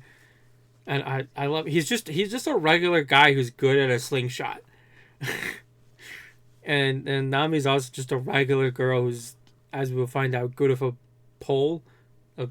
That's the weapon she uses, but that's not until much later. She doesn't really do much combat at all until then. Yeah, we get the Meow Bond brothers fight with Zoro. I really love. I like the scene of Zoro too, where he's just like, I'm not very good at one style sword, and it's like, one style sword is the normal technique that everybody learns. What? I fucking love Zoro. They managed to beat back the pirates. I really love Luffy. Every time gets freaking hypnotized by Django, and I love when he gets hypnotized by Django to be superhuman. He just like rips off the freaking bow of the ship, and it's just God damn it, Luffy. Yeah, and then like I really like Claudor shows up, and he's just like wanting to kill his entire crew. Yeah, I love that the kids come in too, and they just start beating the face in of Claudor or Kuro the pirate. That's great. But yeah, no, they managed to get away. Kaya comes and tries to reason with Clawdor, but then realizes it's not Clawdor, it's Kura the pirate. And so she, runs away with the kids to the forest because Usopp told him to. Zoro beats, the cat and takes Usopp, runs to the forest. Luffy fights him with the cool ability, the out of the cat ability, where he just basically you can't see him. He's moving so fast, but he also can't see what he's doing. He's just slashing at everything that's in front of him. It's a pretty cool technique. But yeah, I also love how the kids attacked freaking Jingo, just throwing pepper at his face and hitting him in the balls. These kids are brutal. But they do a good job trying to help Kaya until Usopp and Zoro show up to help. And they manage to beat the pirates. Yay! And we get the really sad scene of... oh yeah... I try not to let the live action affect my rating for these arcs, but I do feel like that the live action improved this arc greatly. I think it is so much better. I would probably be it's an easy S tier. If a rank, honestly, probably every single arc is an S tier in the live action. It's really good. I think they really improved this arc with how they decided to change up some things. Because it's not until the end we get 2 reveals here of why... The first one we get is why Usopp is, doing this whole thing of yelling about pirates. It's because his mom was sick and he was telling her, the pirates are going to come and you're going to be okay. You're going to go with Dad and we're all going to be a family. And it's just like, nope, she died. And they delve more into that with the material, because I think one of the first scenes we see of this arc is a flashback to childhood Usopp, and then they transition to him as an adult, which is a really great scene. But yeah, and another thing I don't like looking back at this arc after watching the live action is Kaya suddenly just being okay, and she's like, oh yeah, I was only sick because I was sad my parents are dead. And that's like, what? You what? and it's much better in the live action where it's revealed that Clawdor was poisoning her, and that's the reason why she was sick. But I don't think they mention it in either one's how her parents died. But I do find it interesting when you look at the manga. It almost looks like Clawdor is like a solemn face, like that he didn't want them to die. I think a part of Clawdor actually did care about, the Kara, that's not it. Kana, whatever. Cared about her and their parents, but he's a pirate at heart, and he doesn't. He that little bit of humanity is just a speck, because he is a bastard of a human. But yeah, we get the really heart-wrenching scene of Usopp, telling his crew that he's going away, and that the Usopp pirates are going to be disbanded. And it's a really sad scene. I love it too. And then we get the final chapter here of them getting the Go and Marry. Is it the Go and Marry or the Go Marry? Yeah, I got a little confused because the Viz translation is Marry Go. But yeah, it's the Go and Marry.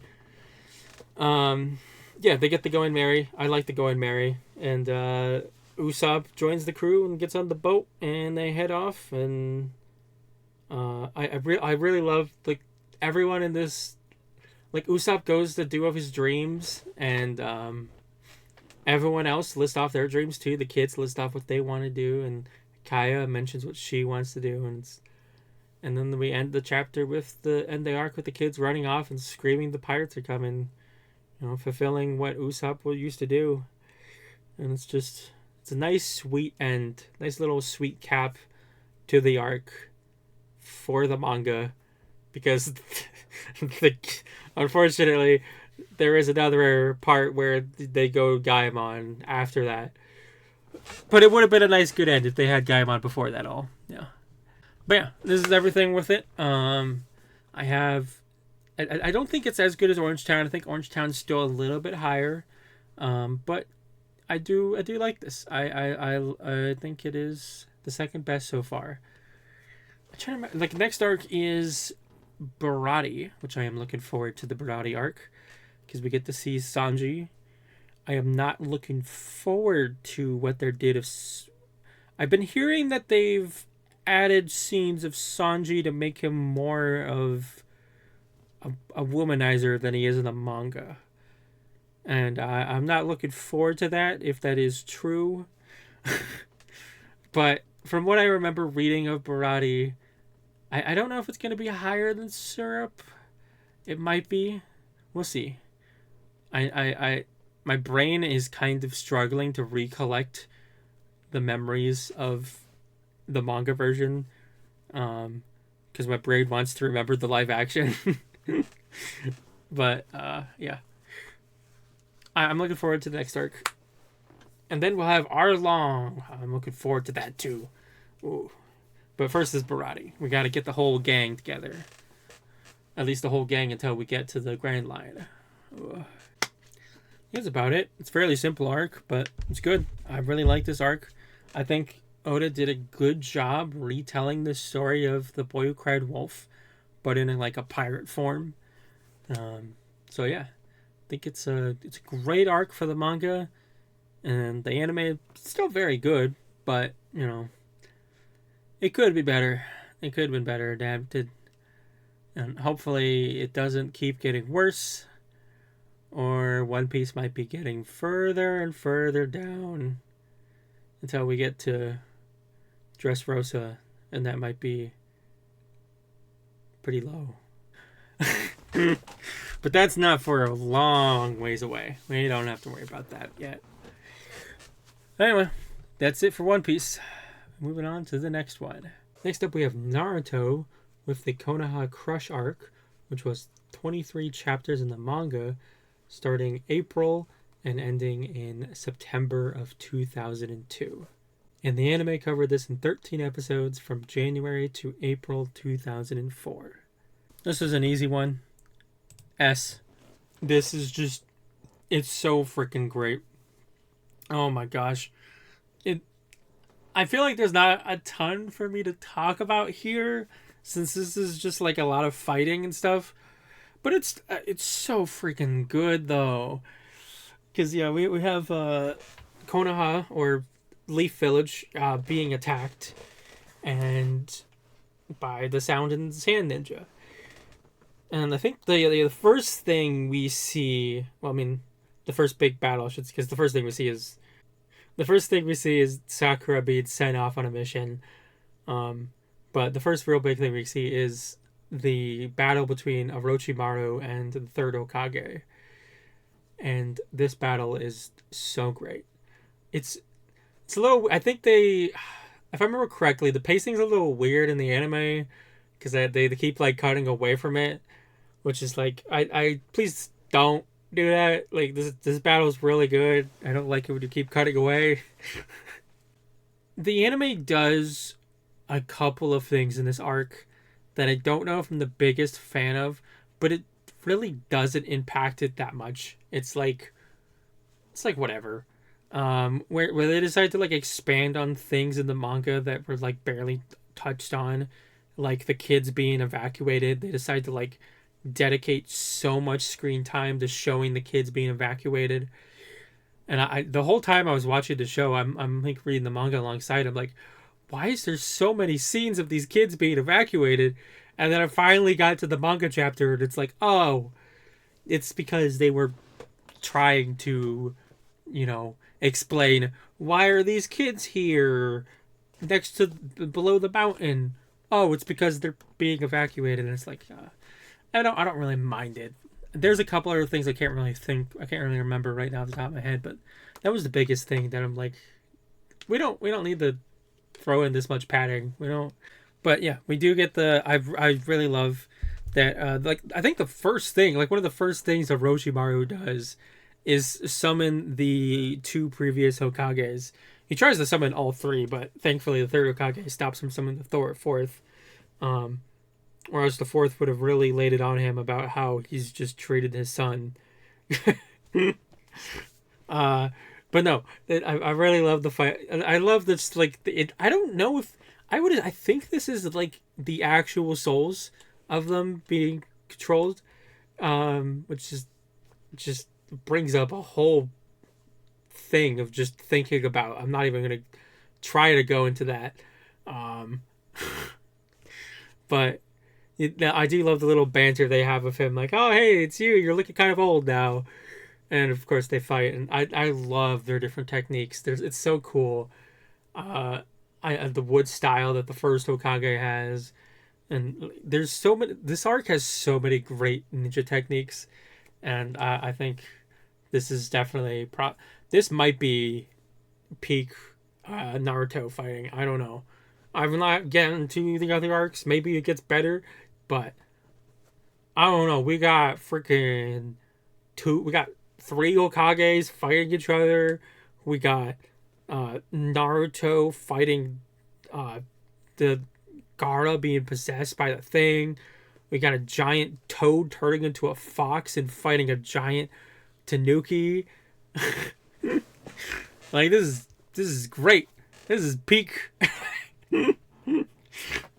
But yeah, I love that the old man kind of realizes he's past his prime. He doesn't stand a chance against these Hokages or Orochimaru, especially once Orochimaru reveals that he's mastered the technique that he was trying out at the village, where he can now make himself younger, which I love the panel in the manga. It's so sad they censored it in the anime, because it's so dark just seeing this flashback, and you see his lab, and there's just bodies of dead village members on the walls that he's just got everywhere. It really shows you what kind of twisted person this is, that he's just he's just doing experiments in a room with a bunch of dead bodies. Whereas in the anime it's kind of just a basic ass room. But yeah, I really love the flashback. I really love all the scenes with Orochimaru and the third Hokage. It's so well written, and they have just a wonderful, depressing relationship. You get to see young. We get to see the 3 great. I think it's the 3 great ninjas. I think they're called young, which we've seen Jiraiya and we've seen Orochimaru, but we have yet to see Tsunade, who is going to be introduced in next arc. But yeah, it's great to see them. It's also, it's so sad the third Hokage fights so hard for his village. He loves them so deeply, and it's this is peak. I'm probably gonna say it multiple times while talking about this. I love it. Yeah. Then we have a little fight between. We also get I should mention we get a little fight with Shikamaru, I think is his name, versus some of the Sound Ninjas, where he decides to sacrifice himself, and he probably would have died to the Sound Ninjas if it wasn't for his mentor coming in and saving him. But it's a little small thing where he's and we get another little fight with I'm blanking his name, the beetle guy versus the puppet guy. And I really love this fight too. Both of these guys are so smart, but the beetle guy is just another level. He just he's crazy. I love him. And the bugs are terrifying, and so is the puppet. The puppet's terrifying too. I do remember I was expecting a little more with this, because when he decided that he didn't want to do the thing because he didn't want to participate in the Chunin exam tournament thing, whatever you want to call it. When he said he didn't want to participate in that because he didn't want to reveal his jutsu, I was like, oh man, what jutsu is he keeping hidden? And it's just more puppets. It's just more puppets of poison. It's nothing special. I'm like, all right. Just didn't want to reveal all his secrets, I guess. Which, you know, he's a ninja. Makes sense. I also find it funny that I just remembered another scene that the anime added that was really funny. What after like he stays behind to fight the puppet guy because he sends Sasuke to go fight Gaara, and the anime adds a scene of Tamari staying back to fight Sasuke. I don't remember if it's before or after they give puppet guy. I don't remember exactly where it takes place, but at some point Tamari stays behind to fight Sasuke in the anime, and then because she's needed in a scene of the manga, she just magically shows up again. It's not really explained how she's okay after being hit by his fireball. She's just there. It's because she's needed. She's in the panel. We gotta put her back in. I've watched a couple of anime now that I've had like scenes like that where it's just like you could tell that I don't know if they messed up with the filler, if they didn't know it was coming, or if they just didn't care. It's either or, but it's just funny when they have to like put a character back into the place that they're supposed to be because they have to follow the manga. But yeah, I really like the Gaara versus Sasuke little thing, him having to use his Chidori more than once, which the Chidori is still freaking cool, making Gaara bleed some more.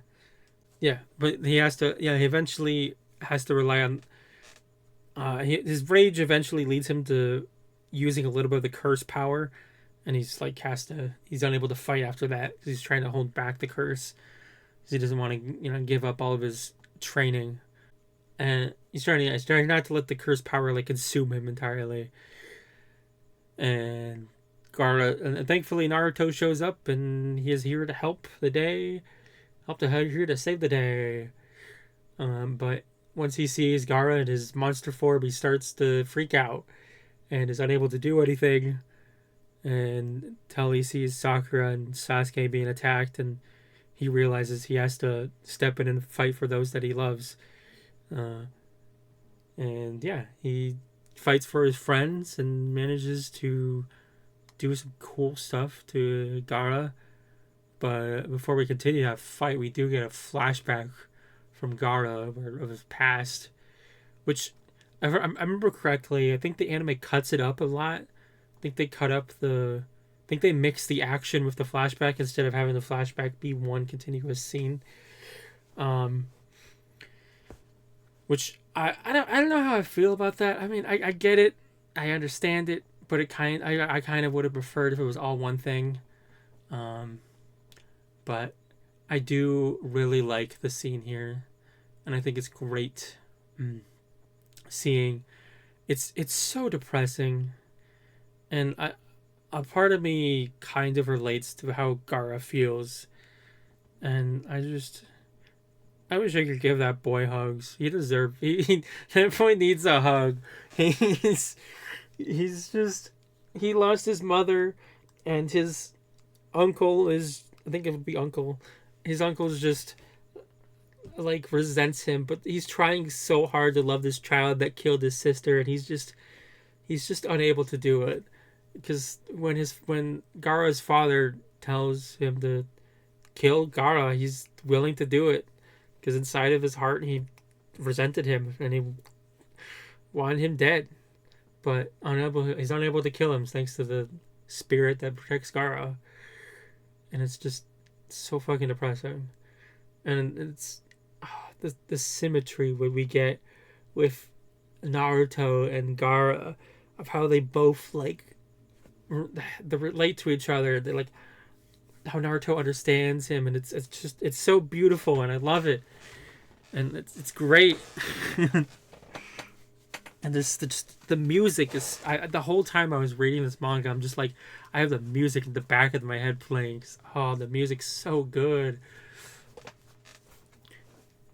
But yeah, after the whole flashback, we get the fight between the. He goes into his monster form, and Naruto finally manages to summon enough jutsu to be able to summon the toad again, and we get the great fight between the toad, and he pulls out a sword. We get to see the toad have a sword and fight the fox. Fight the not fox. Fight the I think they call it a tanuki in the manga. Yeah, they fight the tanuki, and he transforms into the fox spirit, and Naruto has to go and punch him awake because he put himself to sleep so the spirit could take over completely. And it's like, this fight's so good. And while that's happening, we get the unfortunate end to the fight with the third Hokage, where he had to use the ghost spirit not only to seal the two Hokages, but also he's trying to seal Orochimaru, but is unfortunately unable to do that thanks to his age and just slowly dying because of being stabbed and exhausted. And so he chooses to, if he can't take his life, he takes his arms so he can no longer cast jutsu. And I'm sure it's not going to last. I'm sure Orochimaru is going to figure out some way. He's either going to get new arms, or he's going to get a new body, or he's going to figure out how to cast with no arms. I don't know which, but I know we're not done with Orochimaru yet. But it is so tragic seeing the third Hokage die. This is only the fourth arc, right? This is the third arc. Hey, we're in the third arc and the third Hokage dies. Like, holy shit. Oh, it's so sad. I really liked him. He was a sweet old man. And it's sad to see him go. But, yeah. We do get to see a little bit of the other... Oh, yeah, we do see, like, Jiraiya show up. He doesn't really do a ton, but, yeah, we do see Jiraiya show up. We see the parents of the kids fighting, which is really cool. I like that they all have, like, techniques similar to their kids, which is really funny. Which I assume the kids got from their parents. Similar. They have same techniques. What am I saying? Similar. But yeah. I'm reassessing. I do feel like in the anime version of Konoha Crush is below the prologue / Land of Waves arc. The question I'm trying to think in my head right now, is the manga better than arc 1?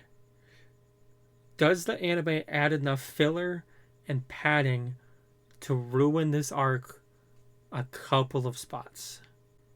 You know what? Yes. I do feel like this is... I don't really want to... I don't like separating things in the same tier, because it kind of just clogs up the tier.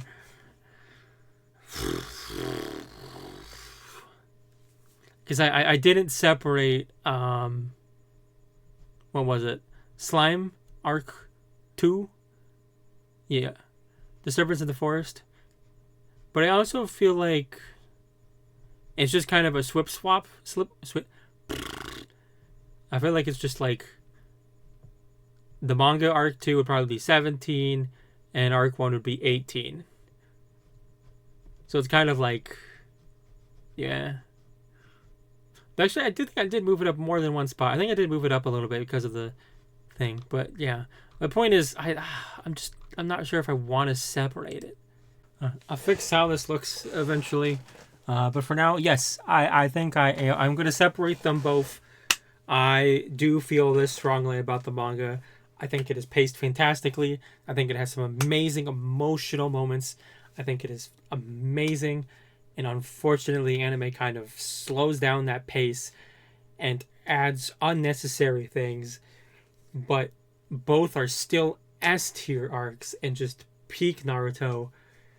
But when we're looking at the anime, I still feel like arc 1 is better because there was less... If you don't count recap as padding, though I mean every arc has recap. Let's not go there. That's about the only real padding that Arc 1 has, is how long recap is. But besides that, I think Arc 1 is solid. There was some added stuff I've mentioned in the Arc 1 video, but whatever. But point is, I do feel this strongly. I almost feel like it's better than FMA Arc 2, but it's that Chimera arc is so good, and it just makes me cry every single time. Like these both make me cry, so it's like it's so hard. But yeah, this Naruto is amazing. I love Naruto. I am so looking forward to watching more. Which next is as I mentioned before, is the Tsunade, Search for Tsunade arc. So I am looking forward to that and seeing Tsunade. But yeah, as you can probably tell, we have 2 more arcs left. One that is in my number 13, and one that is my current number 1. So, which one will the next one be in? Well, let's get on into it. Next up, we have Bleach with the Rescue arc, which is 64 chapters in the manga, which started in February of 2004 and ended in June 2005. And the anime covered this in 22 episodes from July 2005 to January 2006. Bleach, easy S tier. This is so freaking great. I'm gonna be honest, right off the bat, I'm just gonna say, at first I wasn't sure if this was better than a sneak entry. At first I was like, this is good. I really love the Bankais, but like, it's kind of just a bunch of action, and we're not seeing any of that action be Chad or Hime. I think we saw Uryu fight at one fight, but it was mostly just like seeing Ichigo and others fight. I was like, this is really good, but I don't think it's better than Arc 2.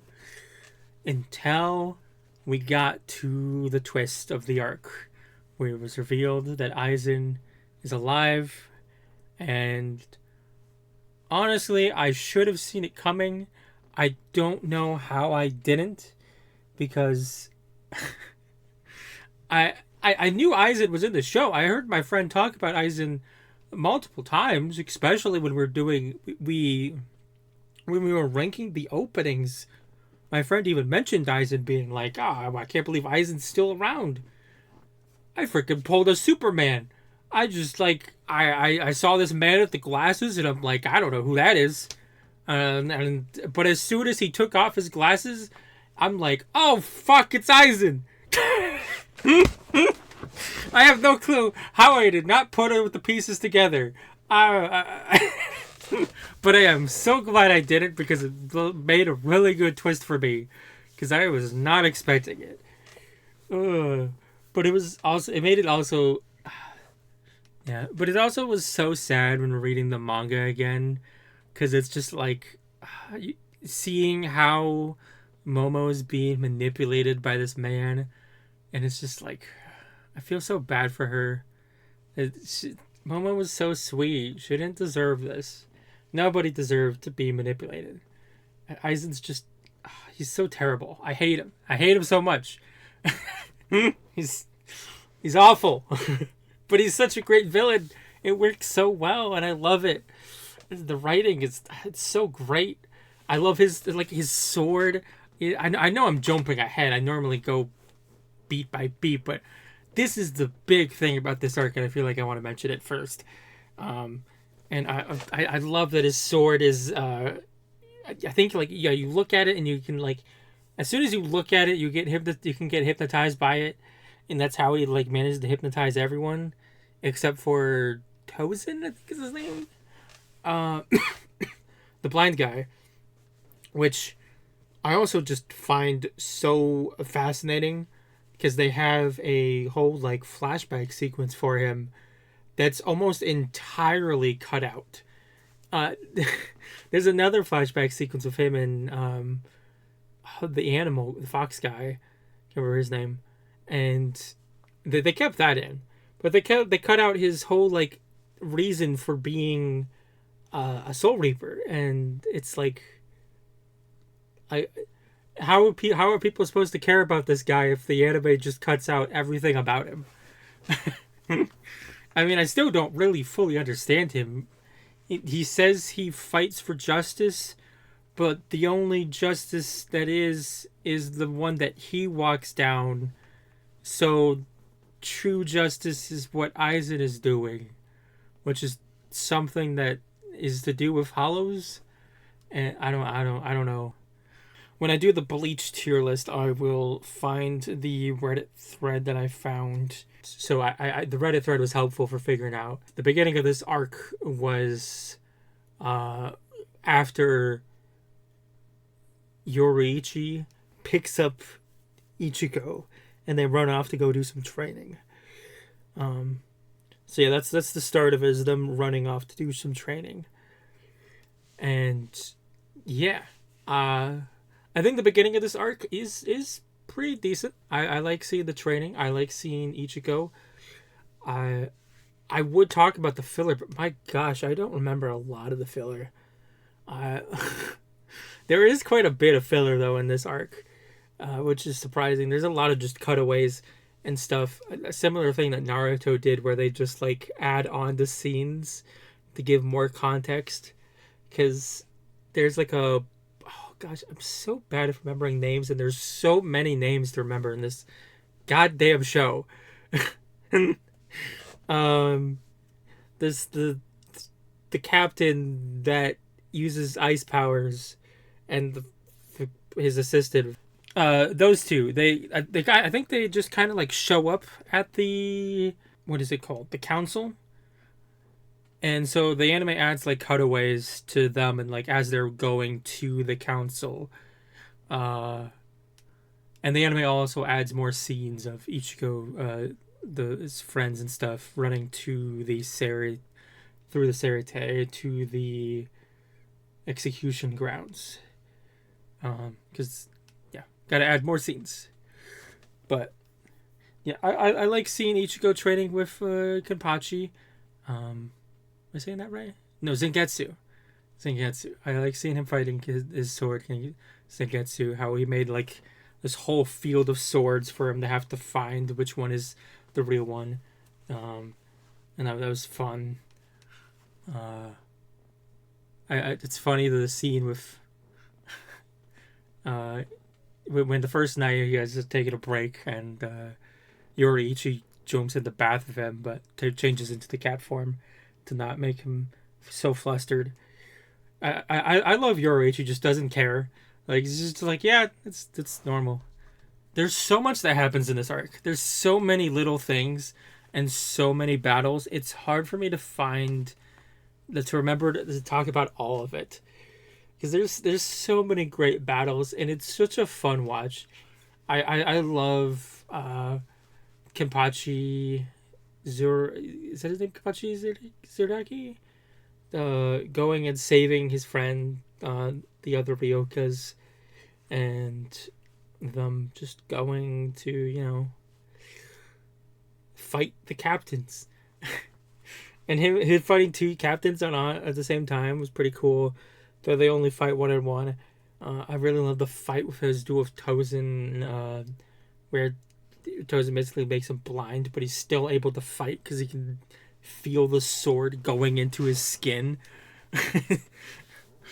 And he manages to beat him by allowing him to strike him, so that way he can just strike him back. That's great. And I freaking love the reveal of like, this one captain is actually a fox. And it's like, what? Excuse me? Why? Why is there a fox man? I don't know about that yet, but I guess I'll assume we'll find out more later. But his power is really cool too. I like his giant thing that he summons. The Bankais in general are so great. Tozen's really reminds me of Jujutsu Kaisen's system of domain expansion. And I'm sure that's... I could definitely see, like, watching especially this arc, I'm like, I could see where Gege got his inspirations from. And it's really good. I freaking love the old man fighting the other two captains. That's great too. I think it happens a little bit later though. Yeah. I freaking love Ichigo coming back and just be able to stop the freaking execution device. That's great. There's a bonus chapter. There's 2 bonus chapters in this arc.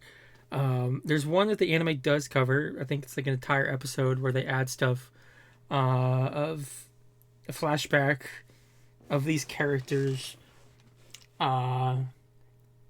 going into the real world to basically train, and then being overwhelmed by a bunch of hollows. And the anime cut out the end of them going back to the spiritual world, and also cut out the narration from the beginning and the end of this chapter, which I would have liked the narration because I think it's cool. And there's another bonus chapter of them celebrating that one captain's. I can't remember names. The one captain's birthday, and it's just a really sweet chapter of Aizen and Momo and the other 2 that were investigating, whatever their names are. Watching fireworks and celebrating their birthday. And it's so funny because they do have a flashback to that chapter, but they never covered the chapter. They just have a flashback to a chapter they never covered. So yeah, that's a nice little bonus chapter, and it's really sad too because it's like the final thing of like, yeah, like Aizen was pretending to be friends with them, yay. But yeah, I love Ichigo's upgrade, and his Bankai is pretty cool too. How he has a black sword, so he can a smaller black sword, he can go faster, and I love Byakuga's little sword ability, piercing you with a million different parts of his sword, and then when he gives up defense, he just like fights with a sword, and that's like white, and it's really cool seeing the white and black, and him having like an angel wing, and then Ichigo having the black wing. That's really cool. This arc just has a lot of cool things in it. It's a really cool action arc with some really good stuff in here story wise as well. Like I think there's learning about, oh yeah, you freaking learned about Byakuga and him fighting for the law, believing in the law even if it means killing his sister. And I'm sure it really gets Ichigo because he has 2 sisters that he would never send to get executed. But we also learned that he was married to, her sister, Rukia's sister, who just kind of abandoned her and left her to the slums. And it's really sad. I like a couple of sad things. There's quite a few sad things here in this arc too. I really like that they managed to work out where they, the Ryoka and the Soul Society aren't enemies at the end. Once they realized Aizen was the one manipulating them the whole time. The whole thing with the thing that they put inside of Rukia, I love the whole plotline of that, and how Uruhara was trying to turn Rukia into like a human in order to better hide the object that he put inside of her. And I really love the ending chapter with him apologizing for what he's done, and he's just like, I don't really care, it's fine, I forgive you. The problem he has is him thinking that he'd be too weak or something, and yeah. There was a part that I'm really glad they cut out. They cut out the end bit of Ichigo coming home, and I'm really glad they cut that out because I did not need to see Kon masturbating in his sleep and then ending the arc with his dad breaking into his room and trying to kick him in the face. That was unnecessary. So I'm kind of glad where they ended it. There's so much. This arc is so. All the arcs in Ichigo, all the arcs in Bleach are so long. It's hard for me to remember everything. Oh yeah, the fight with Uryu that I mentioned. That fight was awesome, and it's so sad Uryu had to give up his powers. But it's I really love the I love Orihime having to protect, like wanting to protect these people who she doesn't even know, and this guy just being like, why is she protecting us? Why is she crying for us? And I think that's great comparison to later when we see a little bit later when we see Mayuri. I think is his name. I don't know, the creepy guy who's just like abusing his own child, his daughter, because he doesn't have the same values. He's kind of this twisted, fucked up person, I guess you would call him, a person who just experiments on anybody to try to figure them out and doesn't really care about anything. I don't really understand why he's here in the Soul Society.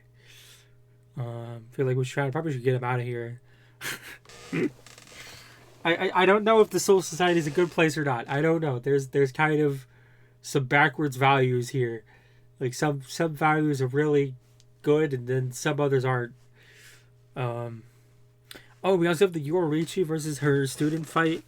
I really love how her student like thinks that she's gotten stronger than her over the years, 100 years that have passed, and then it's like, aha, you think that move you learned is new? Nah, I know it, and it just beats her with it. And then they fight together at the end when they need to go after Aizen. The whole like everyone gathering together to fight Aizen is really cool, but then of course the Menos come and suck him away to the Hollow World, and I'm really looking forward to seeing them going after him into the Hueco Mundo. But have to get through fillers, and I'm honestly not too enjoying the filler so far, but you know, I'll talk about the filler in another video. I did this for 3 days, so I'm it's not entirely fresh in my head like some of the other things that I've reviewed. I'm still trying to like piece together the things, not just the things I've watched, but also the things I read. And I think I've covered all the important beats. I might have missed one or two things, but you know, Ichigo did get possessed during his battle, but I mean that's just a quick little thing there with the hollow. I assume we'll learn eventually why there's a hollow inside of him at some point. Yeah, I put back everything here. I do think this is a little bit better than Arc 2. I think they're both fantastic. I think Naruto is still a little bit better, but I freaking enjoy watching Bleach so much. It's so good, and I can't wait to watch more because I assume it's just gonna get better from here on out. Next is the entry arc, I think, to Hueco Mundo, because we have the entry arc and then we have the Hueco Mundo arc. So I don't know what the entry arc is going to be. I'm curious to find out. But yeah, that'll be next time for Arc 4. And yeah, the Rescue arc, the Soul Society arc, amazing. I love the Soul Society arc. Saga, whatever you want to call it. But yeah, with Bleach being number 13, if you are keeping track of what is left, it is obvious what is number 1. And I think now it is time to talk about number 1. Next up, we have Hunter x Hunter with the York New City arc, which is 56 chapters in the manga, starting in November 1999 and ending May 2001. And the first anime series adapted this in 26 episodes from November 2000 to April 2002. And then the 2011 anime adapted this in 22 episodes from July to December of 2012. York New Arc, easy S. This is incredible. This is amazing. Bit of a spoiler.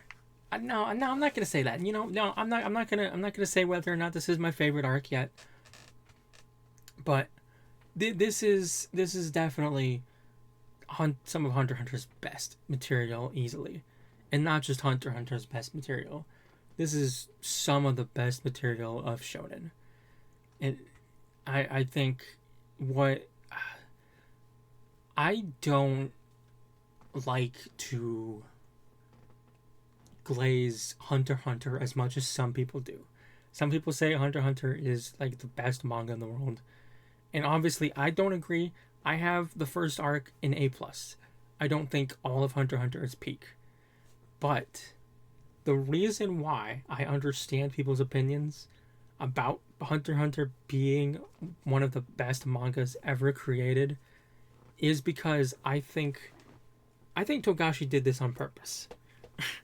He did the first arc to set up the characters, set up the world, set up like what's going on with the hunters and what's going on, of everything. And then the second arc is setting up the power system, setting up what is special about this world, about the Nen, about everything else involving that, and all the complicated intricacies, which we'll be going more into later.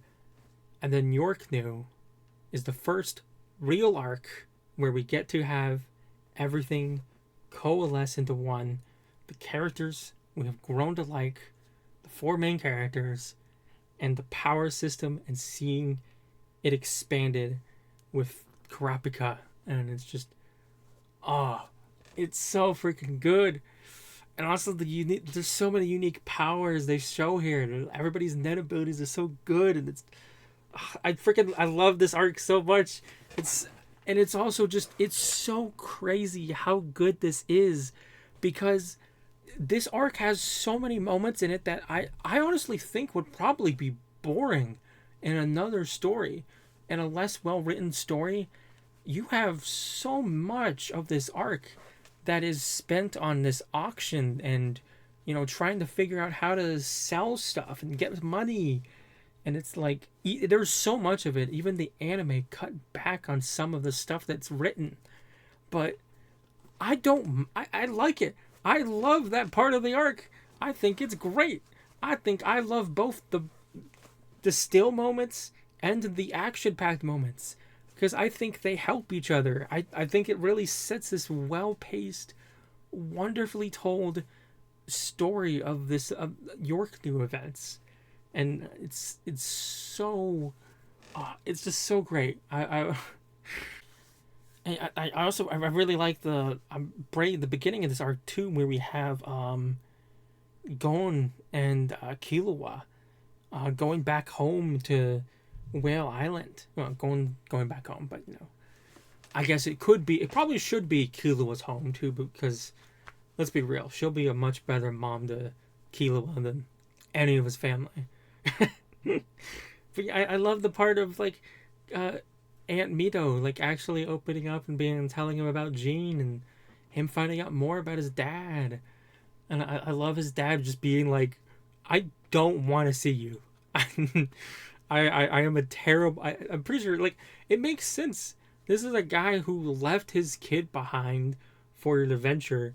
He probably feels real shitty about that, but he did it because he loves what he does. He's a hunter. He loves being a hunter. I love Jean. He's such a complicated and interesting character, and it's so great that we get like an introduction here. And I love the little bit we see of him where he's just on an island on a monster who's on a monster. It's just, what is this world? I love it so much. And I love how the Nen system like can like work. Like you can like have a system in place where the Nen can activate later. The tape is recorded probably 10 years. I think Gon is 10, 11. So this is recorded maybe 11 years ago, 10 or 11 years ago. They recorded this tape, and the Nen still works for when he stops the tape, goes back, which that's probably my least favorite thing about this arc, is the fact that Gon doesn't listen to the information about his mother, and it just gets deleted. Maybe Jing will talk about it at some point, if hopefully Togashi lives long enough to tell what he wants to tell about this world and the characters. But oh my gosh, I just want to know more. Why, God, why? I get it. Aunt Mito is his mom. Like, yeah. And I really love that she, like, stumbles on them while they're talking and at night. And she hears them talking about how Killua wishes that, you know, she was his mom, too, because how awesome she is. It's just so sweet. And then we get to York now, and they get introduced to Leorio. Yeah, they run into Leorio again, who helps them haggle for a phone and find the good phone. And it's just, I like seeing him again. I find it funny that he did learn Nen, but he didn't like. He probably learned it from a book or something, and so he didn't have an actual teacher to teach him all the fundamentals. And so, you know, he still has more to learn when it comes to Nen. But it's so great that we get to see them reunited. And Kurapika is off doing a job, unfortunately, so it's gonna be a while until Kurapika comes back. But I love the job that Kurapika does, like working as a bodyguard for Neon, so he can get the Scarlet Eyes back. It's a good plan to find Scarlet Eyes. You know, go with a flesh collector. Disturbing. There's so many disturbing things in this arc. It's great. And I love all the powers of these people. It's every single Nen power in this entire series is just so creative and unique. Maybe not all of them, but a lot of them are like, it's so great. And it's so funny, just like there's two people that are working here. Like one guy is just his power is to just use his Nen to make cloaks pop up and move around and do what he wants, I guess. He can control his Nen to be like act like puppets. And the other guy can manipulate dogs and get them to do what he wants. I'm still sad that he died. Shakuna? I'm so bad with names. These names are I don't know why these names are somehow easier for me to memorize than some Japanese names. I don't know. Squala. That's his name, Squala. I like Squala, and it was sad to see him go. And he went out such a terrible way, too, getting his head cut off. But yeah, we also have Melody, and oh my gosh, the art changed so much with Melody, even just in this first arc. Like, if you look at her first introduction versus her final page that she has, why did he draw her like the bride of why did he draw her like the freaking Hunchback of Notre Dame? She's so on her more modern design in the anime, because you know she's still kind of cute in her own weird kind of way. We have the guy who does poems. That's really cool. I don't remember. Did he die in the attack? I don't remember. I mean, he must have, because we don't see him again. No, I think he did. No, wait, no, he did survive. Him and Melody were bodyguarding Neon, and you know, so he's alive. That's good. But unfortunately, I think the other girl who kisses people and controls them that way, she unfortunately died. All very unique power sets. I love Kurapika's. I guess I could talk about it now. The anime moves the scene. The anime does an interesting thing where it moves because during the fight with Uvugen, they have a whole flashback to tell the tale of how Kurapika met this well, we don't see him meeting the master. That's an anime exclusive. But him talking to his teacher and getting information about the Nen stuff we got last arc, and him getting knowledge about the limits and becoming a specialist. But the anime decided to cut that in half and have the first half be in the beginning of the arc, and then the second half be where the manga had it, which is an interesting decision. I don't think there's really anything bad the anime adds. I think everything that the anime adds kind of helps. I like the little introduction that they add with Melody running into Kurapika outside the what is it called? What would you call it? The little recruitment base where you get the job offer house, whatever. I don't fucking know. There's nothing really too bad the anime adds. I think the problems come from what the anime removes, and there is a few things I'm not really a huge fan of, like almost the entire chapter where the mafia learns about who they are, and the fact that they're from Meteor City is almost completely cut. The only thing that remains is the Phantom Troop talking to each other at the end of the chapter, because there's like a whole thing about like Meteor City and what they've gone through, and I wonder if I stop on the page when I was reading it, but there's a page that shows them, and I think you can see a like a tape, and it's really cool because the tape thing is like something that's not going to be paid off until like 20 years later with the current arc in the manga, where we finally find out like what's on that tape, and it's just, I seen that again, I'm like, holy shit, did he plan this the whole time? Did he know? This author's insane. I fucking love it. But yeah, learning more about the troop is kind of sad we don't have that. They also cut out a scene of, oh gosh, what's her name? One of the Zoldyaks coming to the hideout to distract them so Hizuka can go away and Kilo's brother can slip in. They cut out that little bit. And it would have been nice to see her twice, since she does come back and is important in the Chimera Ant arc. Does she come back in the final arc of the anime? I don't remember. I think she does, because the final arc does deal with the Zoldyaks. Yeah, you only see her once when she shows up for the assassination mission. It's so hard to try to go from beat to beat, because this is just like Bleach. There's so much that happens in this. But it's like, it's so brilliantly weaved together, and I don't know how else to explain it, but it's so good. If you somehow have not watched this, you should. Hunter x Hunter is amazing.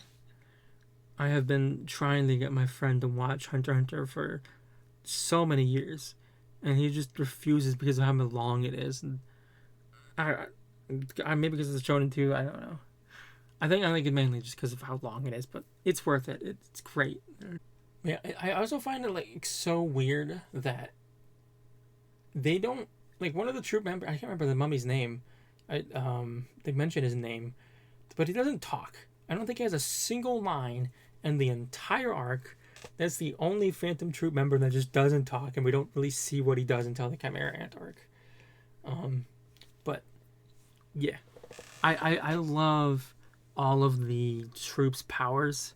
We get to learn about them later, because some of them we don't get to see anything really from them. We know Magi and her string powers. We get to see Uvogin, of course, in his enhancement powers, which I find Uvogin really fascinating, because it's like they say that he is stronger when he has someone to protect. So he wasn't at his full strength when he was fighting against Kurapika, which is really interesting. We have Franklin. I really like Franklin. His power to just basically have these bullets that shoot out of his fingers. And I think there's one of the covers say that like his powers don't require that his ears be cut. He just did it anyway, and because he was so dedicated to like doing that, it increased his Nen power or something like that. Which is, I really love that cool little detail. We see I think there's more to Shizuka's power. But right now we just see that he shows like a vacuum that can suck up things, and yeah, It can't suck up living matters, but it can suck up blood. Yeah, we have Pakunoto, who's really fascinating and so depressing. Yeah, the power to basically read memories, and she can shoot the memories into other people, which is really fascinating and cool. It's so depressing. She really does care. Like, I think almost all of these crew members really do care about each other, and it's so interesting that this troop that is so willing to just murder an entire clan just for their eyes is still has such heart for each other. And I mean, once you see the flashback that's in the current arc, you understand why. It's like, yeah, these kids, these people have been with each other since, well, not all of them, but the core of the spiders have been with each other since they were children. And they have seen a lot of shit. So it makes sense that they're so loyal to each other. And it's so sad Pakunoto dying for the sake of the others. And Crollo leaving at the end. Shalnark is interesting. Him being able to use his phone to basically manipulate people by putting like a little device inside of them, their head. And he's fun to watch. We don't see Phaeton's power. We don't see the mummy, like I said. Do we see Murasaki? Is his name, right? Do we see Murasaki fight? I don't think we do, really. He pulls out his sword and talks about his powers, but we don't see him fight in this arc. I think that's all the spiders. Let me just double check. Nobunaga. Why did I say Murasaki? Oh, I completely forgot about Kortopi. Okay. Yeah, Kortopi is interesting. How he just, his power is just basically just copying things, but it only lasts for a day. But it's fascinating, and it works with what they need for the stealing from the auction. And then of course there's Crollo, and Crollo's powers are so fascinating. We don't really see too much of his powers in this arc, but I love his powers of borrowing others and using them for his own, and that's great. I think he steals it and he only borrows it if it's consensual. I don't remember. I really don't want to go beat for beat for this arc, because I feel like if I do, I could be talking about this arc for 2 hours. there is so much to talk about, and it's so good. Oh, I love it. I love. Oh yeah, we have the whole, the auction house getting attacked and then killing them all. And we get to see the mafia send out the 10 goons. So let's just fucking call them that. Like, it sends the 10 goons to go get them. The 10 strongest guys that they got on their bankroll. And there's unique, interesting decisions here. I don't know about that. There's a weird looking mole man. There's a guy who can make himself a pin porcupine thing that can change his hair density. There's a guy who can barf leeches. And there's the vampire who bites you and poisons you. And there's also the guy who has a cloak and can basically store anything in the cloak. And yeah, I like that they're able to actually do something to Uvugen. And if they were more dedicated to killing him, they probably could have killed Uvugen fast and quickly, being united as they are. But they decided to torture him, which was not a smart idea, because it gave him the opportunity to fight back, which is probably going to be the most disturbing thing we see in any of these mangas, is Uvugen biting off one of the heads of the guys, and you just see his brain split in half, and Uvogin spits the bone of his skull at the other guys to kill one of them, and the other guy, he yells at him extremely loudly to burst his ears, and it's like, holy shit. I think the anime does censor it a little bit, but it's fucking crazy. And then Kurapika takes them, and I love the gag with when when they all sense that they're being attacked, but because Nobunaga is in the middle of the back seat, he can't get out of the car in time to avoid being put into the bag. Everybody else got out in time, which is funny. But yeah, they kidnap him and they torture him. I think this is also where we get the. Is that no? I think it's after the fight with Kurapika and Uvogin, which is fantastic, and I love the fact that Kurapika has like so many unique abilities, and I love this condition of like only having to use his chain jail on the spiders, and he can only activate his other powers when he's using his scarlet eyes, so that way he becomes a specialist who can use all abilities. It's so fascinating. But yeah, after he defeats and kills Uvogin, I think that's when we get more auction stuff with Gon and Killua, and they run into Zeppile, who I really like Zeppile, but I don't remember him showing up again after this arc. I kind of think he just fades into the background again, just like us other characters. There's a lot of characters that are one arc characters that just goodbye. But yeah, I really love them like detailing all of the little intricacies of faking stuff. I love how they go into detail of like how to like scam people and all this like stuff, because it's also really interesting how it later benefits Gon and Killua to remember these things that Zeppile has taught them. And it's really cool. And then like Zeppile helps them be able to get more money to be able to buy the game.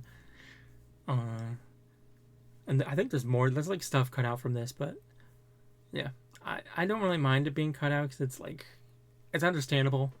You don't want to spend too long sitting here talking about this stuff. People might get bored if you have an entire episode just about this auction stuff. But yeah, I still love it. It's great. Yeah, we get to the I really love, oh my gosh, the anime edition of when they are raiding the place. They're going to attack the place again and get revenge for Uvogin, and they play the freaking riot song. The song for Uvo is so beautiful, and it's such a great scene. And also we get another just horrifying moment that I think the anime also censored a little bit, of these like fishes that consume on your flesh but don't allow you to die while they're activated. So you're just this guy's just nailed to this wall as just pieces of him, and he's still alive until it gets caught, until he opens the window and the fishes go away, and then he's allowed to die. Oh, and it's just and it leads to like one of the best shots in this entire series, one of the best episodes hands down. Oh my gosh. But then I also really love the part we have here where the Zodiacs get called in to basically kill the spiders, and it's such a great scene seeing them fight Crollo. It's such an amazing fight, and it's so great that while the Dons have hired them to kill Crollo also hired the Zodiacs to kill the Dons, and so it's basically a race to see which Zodiacs can kill their target the fastest. And Killua's brother, his sister, and his grandpa kill the Dons before them. But then they manipulate the Dons in order to be like, hey, everything's good. The spiders are dead. And, they proceed with the auction and they scam everybody by selling them copies, which is probably what they should have done in the first place, but they didn't even know where the items were. Were they going to do that first? Did they go to the vaults first and then go out to kill everybody?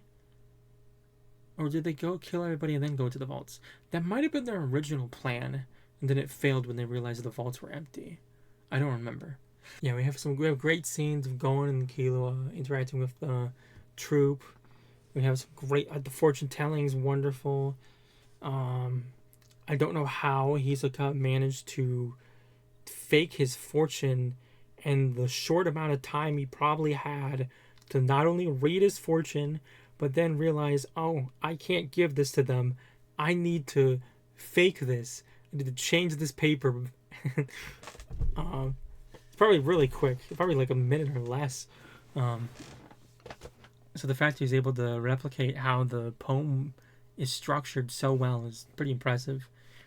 That's another thing I really love about this arc is there's so many characters that feel so intelligent. Like the spiders and Kurapika and everyone is just so smart, and it's like everybody's playing 5D chess trying to outmaneuver everybody, and it's so great. And the spiders would have just got away and left if it wasn't for Hisoka wanting to fight Chrollo so badly. And it's so funny at the end when he finally gets a chance to be one-on-one with him, and he's just like, yeah, buddy, I don't have any nen. and Hisoka's face is great. Oh, I'm trying to think of like what to talk about. There's so much to talk about. There's so many good things in this arc. I know I keep repeating myself, but it's number one. I put it above all of Attack on Titan, all of Fullmetal. Of course I'm talking about it so much. I love this arc. It's so great. I put it above everything. Everything we've ever watched so far.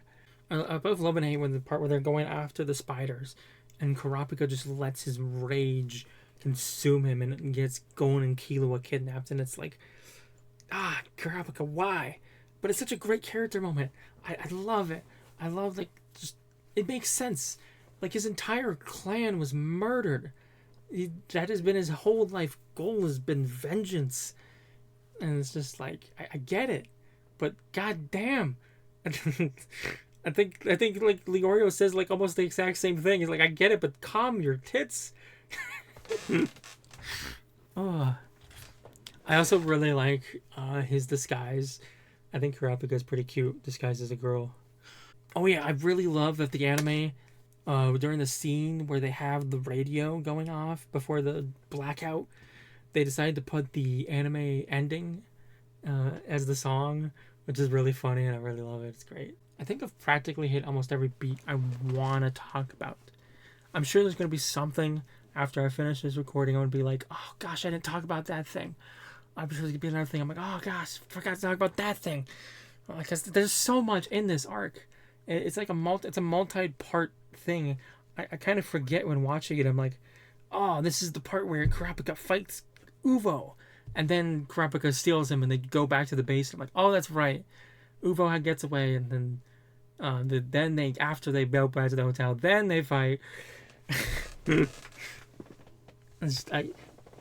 There's so many. I don't mind it. I love how many parts, how intricate this is, how many days this goes through, and there's so much I just haven't talked about, like how so many little things there are throughout. Because there's so much I could talk about with Gon and Killua and Leorio's journey throughout York New, but so much of it is just like,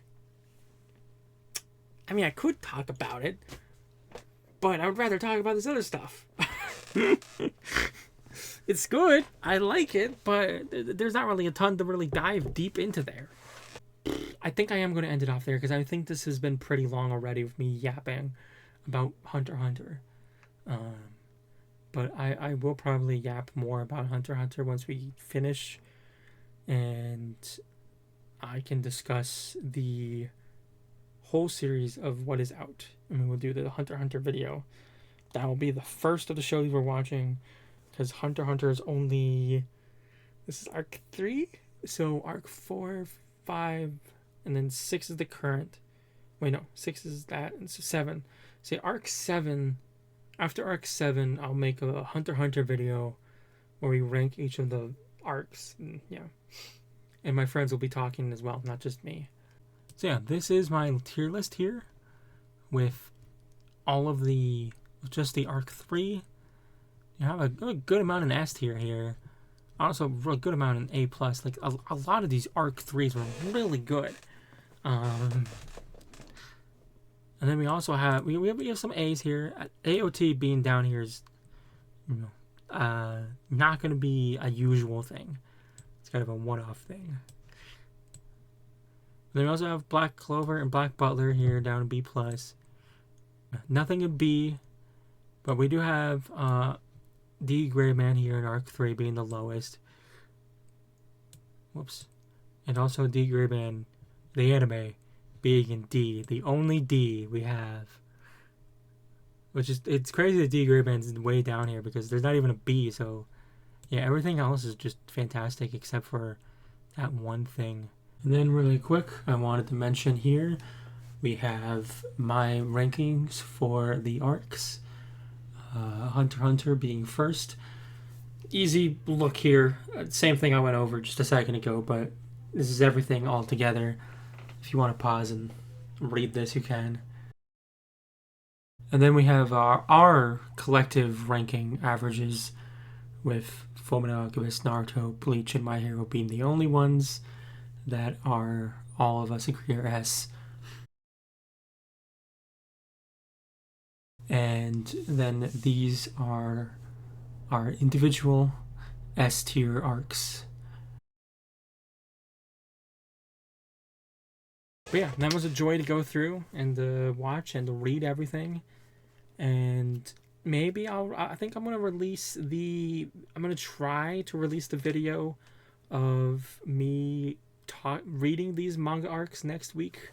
Because I have a whole ton of footage of me reading through these mangas, so that way I could be refreshed on what happens and be able to talk about these arcs more clearly and not forget things. But of course, I still forget things sometimes. So maybe if people are interested, maybe I'll definitely continue to just release a video of me reading every single arc. Also, the video of me watching every single filler, reading it. Also, the video, I'm going to be doing another tier list thing of the filler arcs that'll be coming out. As of recording this voice line, I will update if it changes. But as of recording, we are still in the Bleach filler. And yeah, with how long it took for this video to come out, we are finished with the filler arcs and we have moved on to arc 4. So next week might actually be the filler arc video, because there's a lot of work that still needs to be done on the manga thing, and that's going to take a bit. Shouldn't take too long. Should be January when it comes out. But I think that is everything. So yeah, that is arc 3. I hope you all enjoyed this really long video. Oh my gosh, this is 5 hours. If you did watch it and you liked it, let me know, because this was a lot more work than the previous 2. But yeah, I hope you have a good day or a good night wherever you are. And if you're watching this when it came out, Merry Christmas. Goodbye.